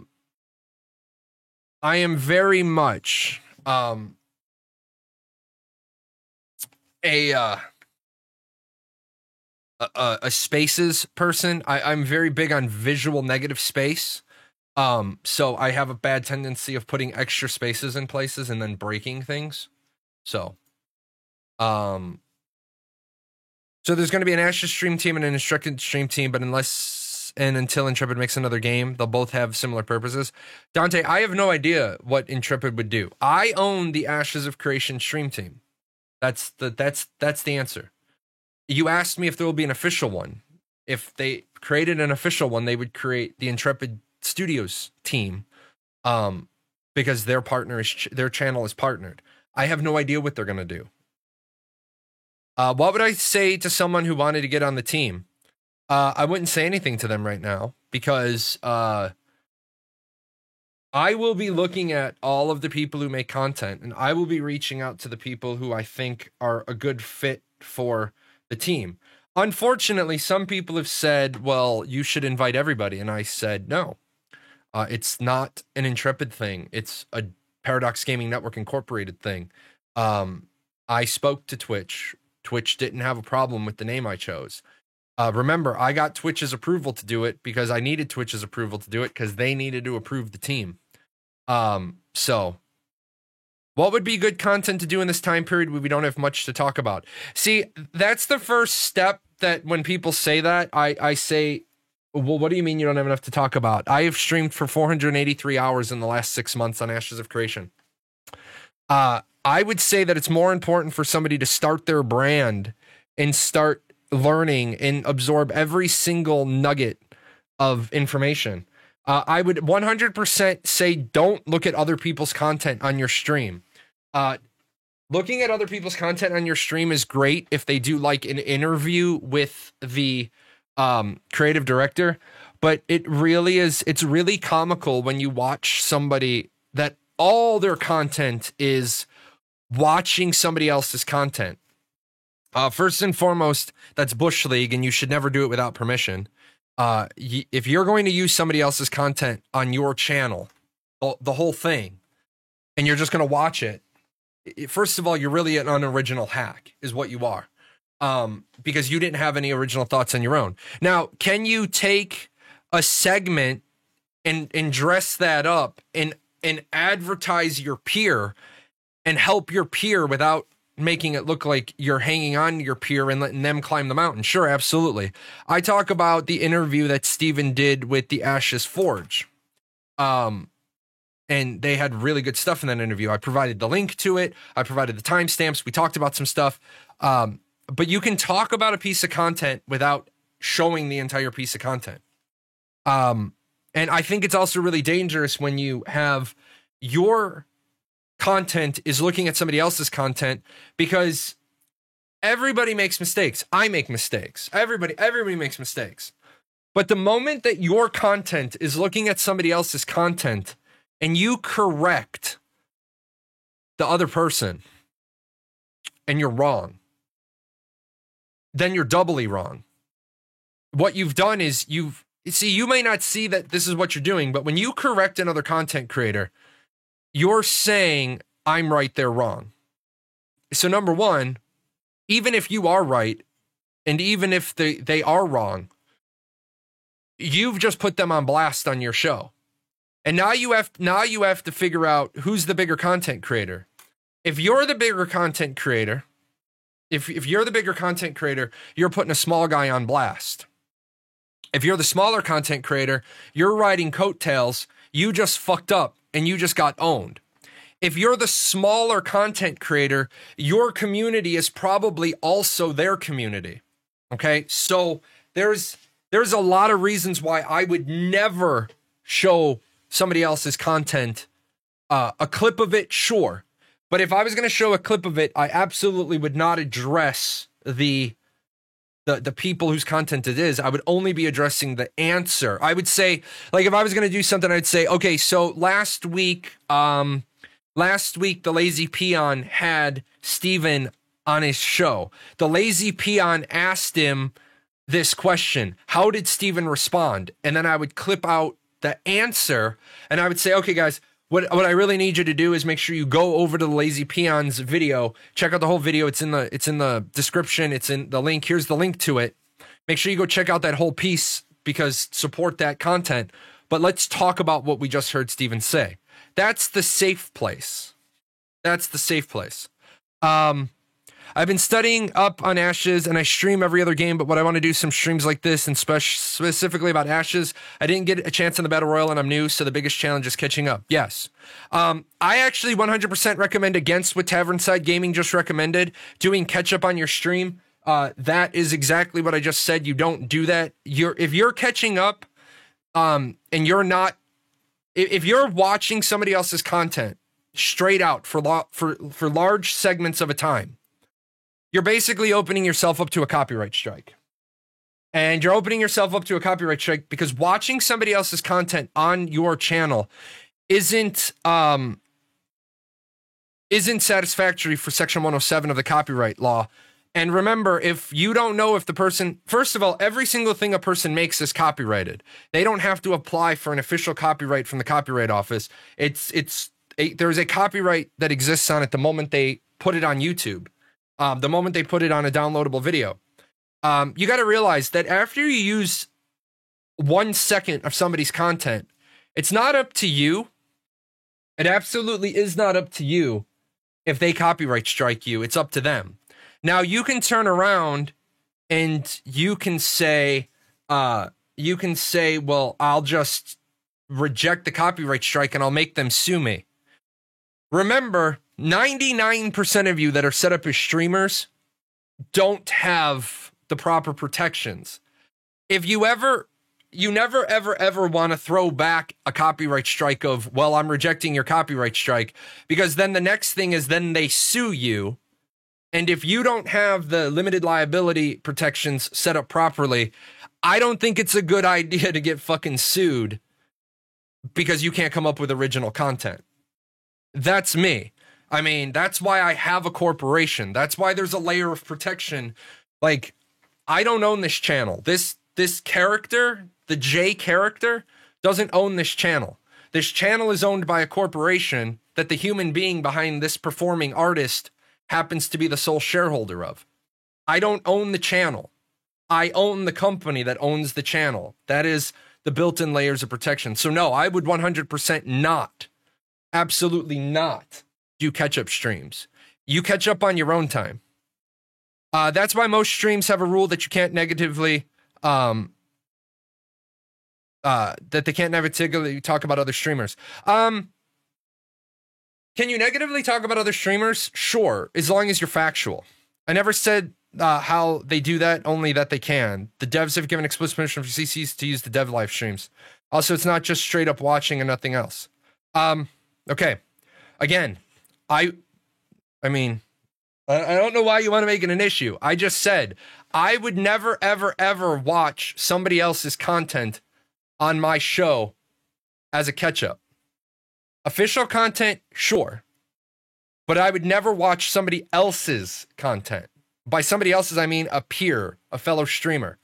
But straight watching the live streams from start to finish, that's boring fucking content.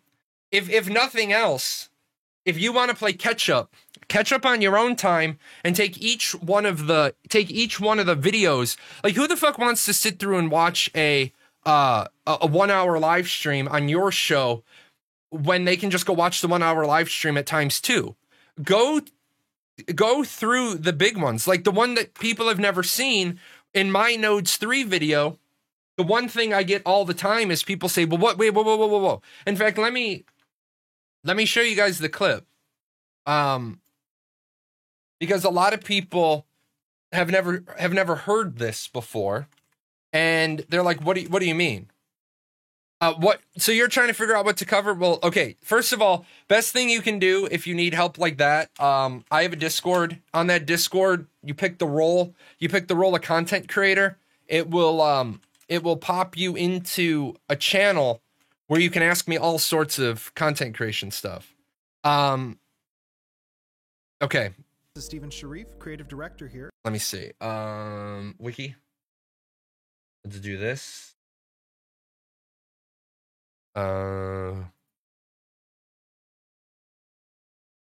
So a lot of people have never heard this clip. And so this would be an interesting clip to Seeing in the back end. This would be an interesting clip to just clip out and make a segment out of. Make sure. Is that a lot of those systems are influenced, obviously, by world development. So the RAID kind of takes into account at what stage has the world developed. Are there 2 metropolises now available in the world? Right. Okay, well, let's activate this skill and this skill now. You have 5 metropolises? Well, now all these skills have been activated. Are they all economic Yes, nodes? Are they exactly. all military nodes? We can change things based on that stuff. And it really is a threat assessment from the environment against the players. Right. Whenever So a lot of people had never seen that clip before. That would be something good to clip out. Now, Vale, what you're saying is the same reason people watch my stream during the live letter. They want the streamer reaction live. That's a completely different, like, article. That's a completely different piece. Doing a catch-up video and watching the full 60 minutes is bad. Watching the clips out of an old, like, if you want to make a better product, take a live stream that might be 2 years old, call it Ashes of Creation Flashback, pull out 3 things and build your show around 3 15-minute segments, and then questions on those, that's times 2. That's 90 minutes of content right there. You got to pull 3 15-minute segments, and I just gave you 90 minutes of content. That's something people would watch. That would be watch the live stream, watch the Discord, see what questions are coming up, and take the questions that are coming up the most. I mean, this is the thing where I'd say most of the wannabe Ashes of Creation content creators are lazy, because there's an entire market of shit that I wish I had time to be doing. I wish I had enough time to be doing all these ideas. I'll throw these ideas out there simply because I don't have time to do them. You look at the Discord for a week, you go through the questions, you see which questions have been asked the most, and you see if there's 3 things that you can talk about for an hour, 90 minutes. That is better content than you playing whatever, however many years of live streams we've had for fucking from here to forever. That's going to be much more riveting. Saying it would be a boring stream is disingenuous. No, it's not disingenuous. You might want to look up what that word means. It's a boring stream. I genuinely feel that. It's a boring stream. I have looked at all the content creators that have made content that have done that. I have done empirical data analysis of the number of views they get. So, my advice is you might want to back the fuck down. I'm just saying. Use words that you understand and make sure that the other guy hasn't been evaluating all the channels since he decided to do the Ashes of Creation stream team. So I have everybody's metrics. I have everybody's numbers. I see how their shows do. I see the improvement. I know the other things they've done, and I know what causes the spikes on their channels. Really don't ever come to me with the word fucking disingenuous. Ever. Period. Considering the fact that you have the same core values that I do. I'm retired and I still live by them. So,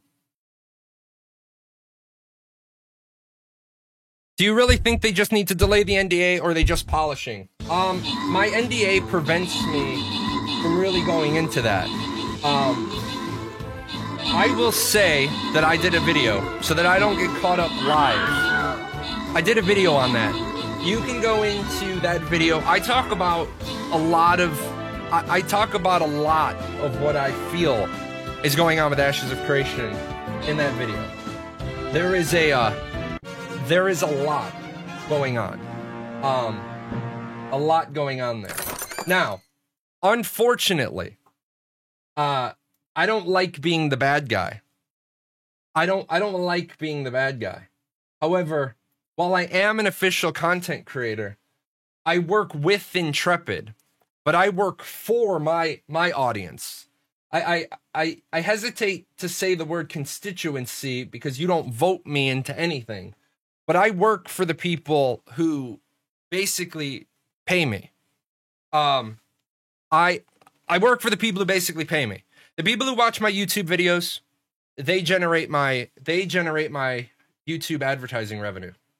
And the people who donate, tip, Patreon me, those are the people that, like Blano, he's one of my producers. Those are the people that I'm accountable to. Just like Steven has the people he's accountable to, and he has decided to not have a set of investors that he's beholden to. Steven has set himself up in a really good way so that he can be beholden to the customers only. But of course, at the end of the day, he's beholden to the customers. He's beholden to the,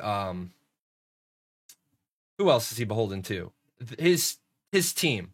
Steven has to make sure at the end of the day that he makes smart decisions. So his team, the people who have taken a chance on him, the people who have left good jobs, left careers. Later, TL, gotta go for real this time.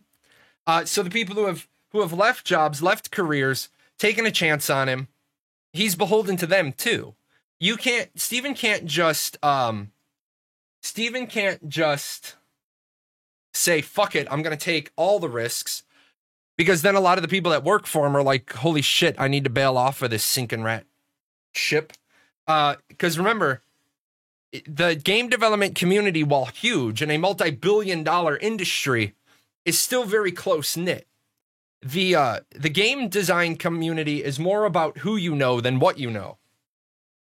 That is why you'll hear game developers say, you follow their careers, and certain game developers leave a studio, and then very quickly afterwards, the people that they know and can trust, I hesitate to say poach, because poach has a certain dirty connotation to it.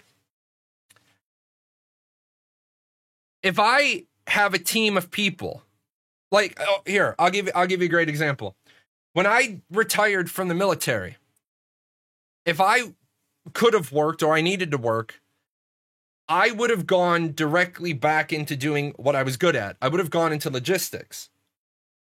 If I had gone to the Defense Logistics Agency for petroleum, I would have poached my tech team from Ohio, because I would have been able to give them a better salary, would have been able to give them more opportunities for advancement. I would have straight contacted them and been like, I'm opening up jobs and I'm writing the job description based on your resume. So give me your resume and I'm going to write the job description so that when you apply, I know you get into the top 10. I know you qualify. Is it nepotism? Yes. Does nepotism make the world go round? Absolutely. That happens a lot in game design and development. Somebody leaves a company, goes to a new company, and then they're like, oh, we need an artist who's really good at faces. Hey, what you doing? You want to get a beer this weekend? Hey, I just moved over. You guys know I just moved over to this game studio. Do you want a job? Because I'm going to tell you right now, if you want the job, you're going to be on the Monday morning we're calling you for an interview list. It's not who you know. It's who you know, not what you know. The opportunity is absolutely generated by who you know. And unless the person's hiring you can give you a lot of top cover, and it's like Intrepid ran into this problem. Steven knew a lot of people. A lot of people knew Steven. A lot of people wanted to jump in on Steven's dream. And I think several people oversold their talents to Steven. And they said, oh, I can do that. I can do that. I can do that. And it's like a chorus line. I can do that.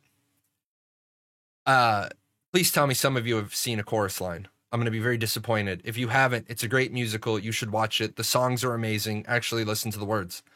There were people that got hired early on in Intrepid that told Steven, I can do that. Remember, Steven's knowledge base was zero. Steven had never been the CEO of a game design company before.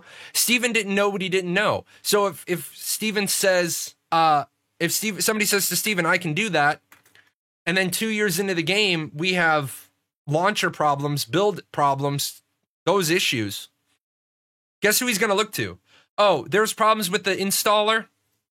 Well, you're the guy in charge of the installer, and 2 years ago when I started this company, you told me you could build an installer that wouldn't have issues. And I'm hearing from my Alpha Zero people and my APOC people that this is the worst pile of dog shit installer ever.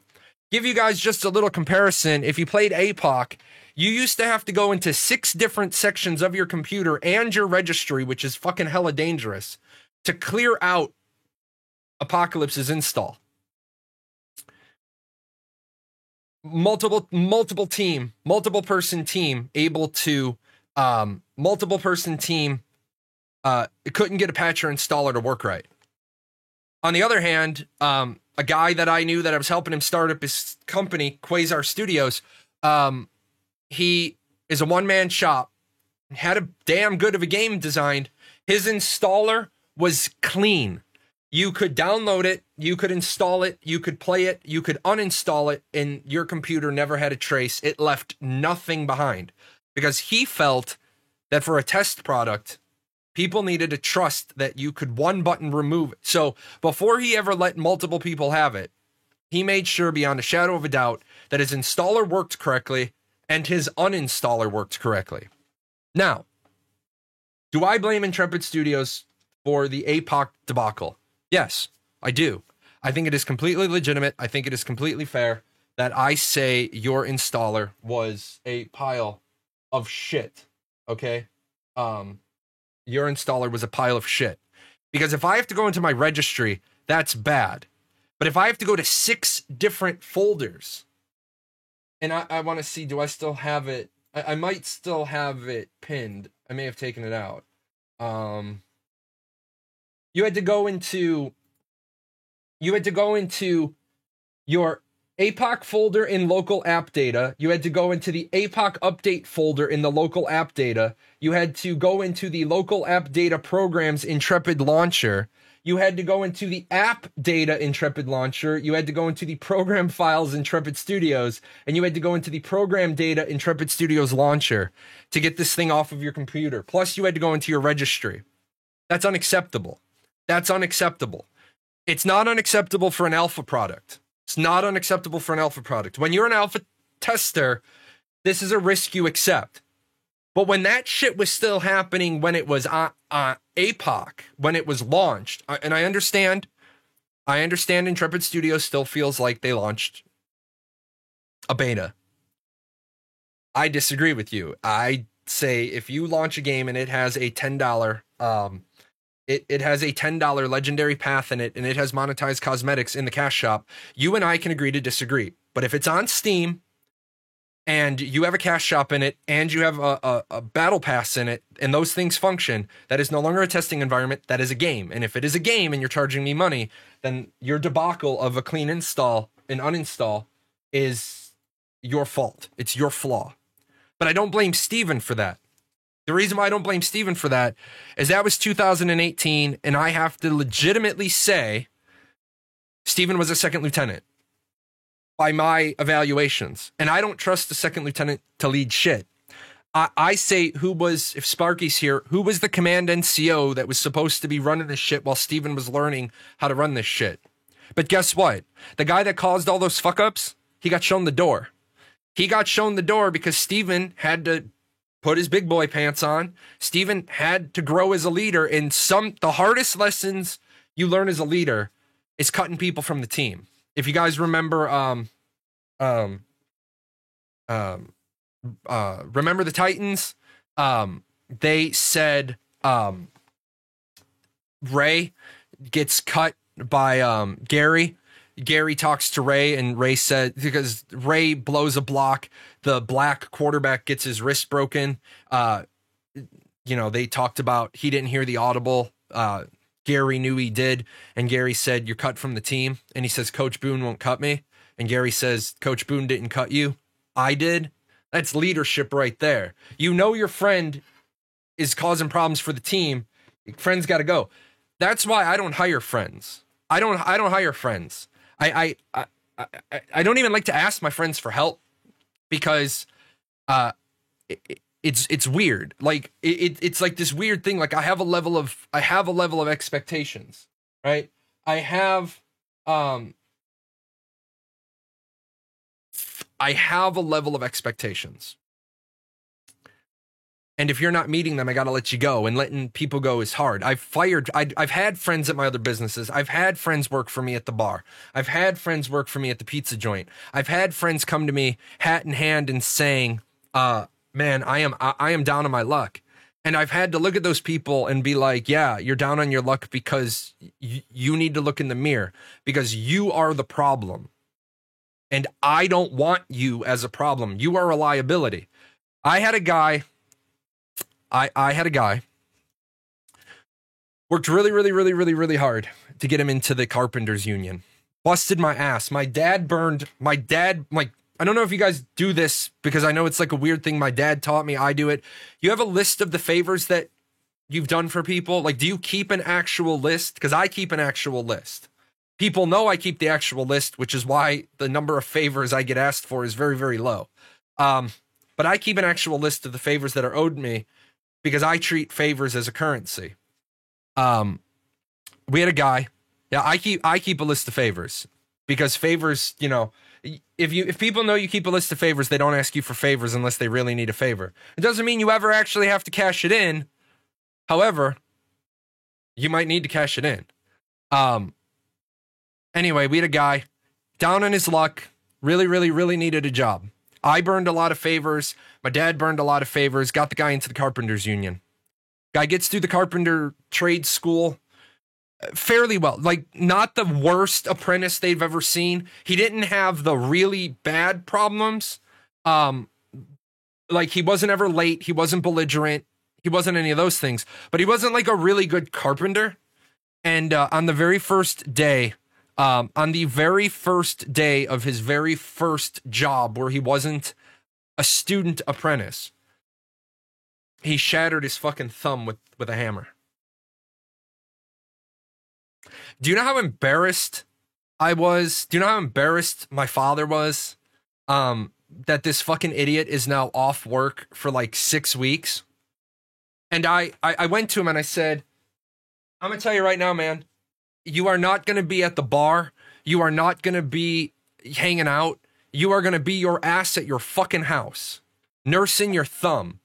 As soon as your hand works enough that you can go police the job site, you are going to offer to go and be the police the job site bitch. I'm not going to do that. Do you realize how bad you make me and my father look that you've got 6 weeks of fucking workers' comp because you broke your thumb on the first day on the job site? Do you know there's a lot of people that think you broke your thumb on purpose just so you could malinger, just so you could slack and get 6 weeks of workman's comp? And the way it works is they can't put another job on the site because they're paying you. They're one man down. So yes, the day your fucking thumb is healed enough that the doctor will say you can work, you go be the job site bitch. And guess what? He decided to not go be the job site bitch. And he decided when his thumb was healed to now start fucking off and not go to work. The same shit that I knew he was going to fucking do. The same behaviors I knew he was going to do. He was only able to stay on the straight and narrow. Only the straight and narrow to get through school. He eventually, a couple of years later, got let go. You got to realize when the union has to make a decision if they're going to let you in or not, and they decide not to let you in, that speaks volumes about your character. They're like, we don't want to get saddled with your ass. Every fucking time you're around, we get more work to do. So, I won't really recommend I will write letters of recommendation for jobs, but that really is kind of it. Like, I'll write you a letter of recommendation, but I really don't want to, do much. Who would break their thumb on purpose? He broke his non-dominant hand thumb. Why do people do it? I don't know, man. Why would you just not go? Why would you just not want to go to work? And you know, why are there? Guys, we're struggling here. Why are there stories of people who rip off workman's comp all the time? Why do you think workman's comp does so many investigations? People that say their back is so damaged and so sore that they can't even get out of bed, and then you see them, they're supposedly so broken they can't get out of bed, but you find them playing basketball. I don't know about you guys, but basketball is pretty damn strenuous. It's pretty damn strenuous on your back if you've got a bad back. Anyway, it is time for me to get out of here. I have things to do. I'm glad you guys enjoyed the new the new shenanigans. I'm glad you enjoyed the new alerts. I'm glad you enjoyed the new overlays, the new panels. I will be back. When will I be back? I should be back on Monday. I don't think we have Stream Raiders PvP. Yeah, we have Stream Raiders on Monday. So Monday. I'm going to actually, enjoy the weekend. I'm going to get out of here. I'm going to make these 2 videos, and then hopefully I can play some Cyberpunk and then get some music drafted. Never mind, I don't have time to play Cyberpunk. I got to meet with composers later. So you guys take care, and I will see you next time. I say, Sprocket, we've reached the end of another video. Time to thank the sponsors. Yes, that will do, that will do. Shall we pop off for a spot of tea?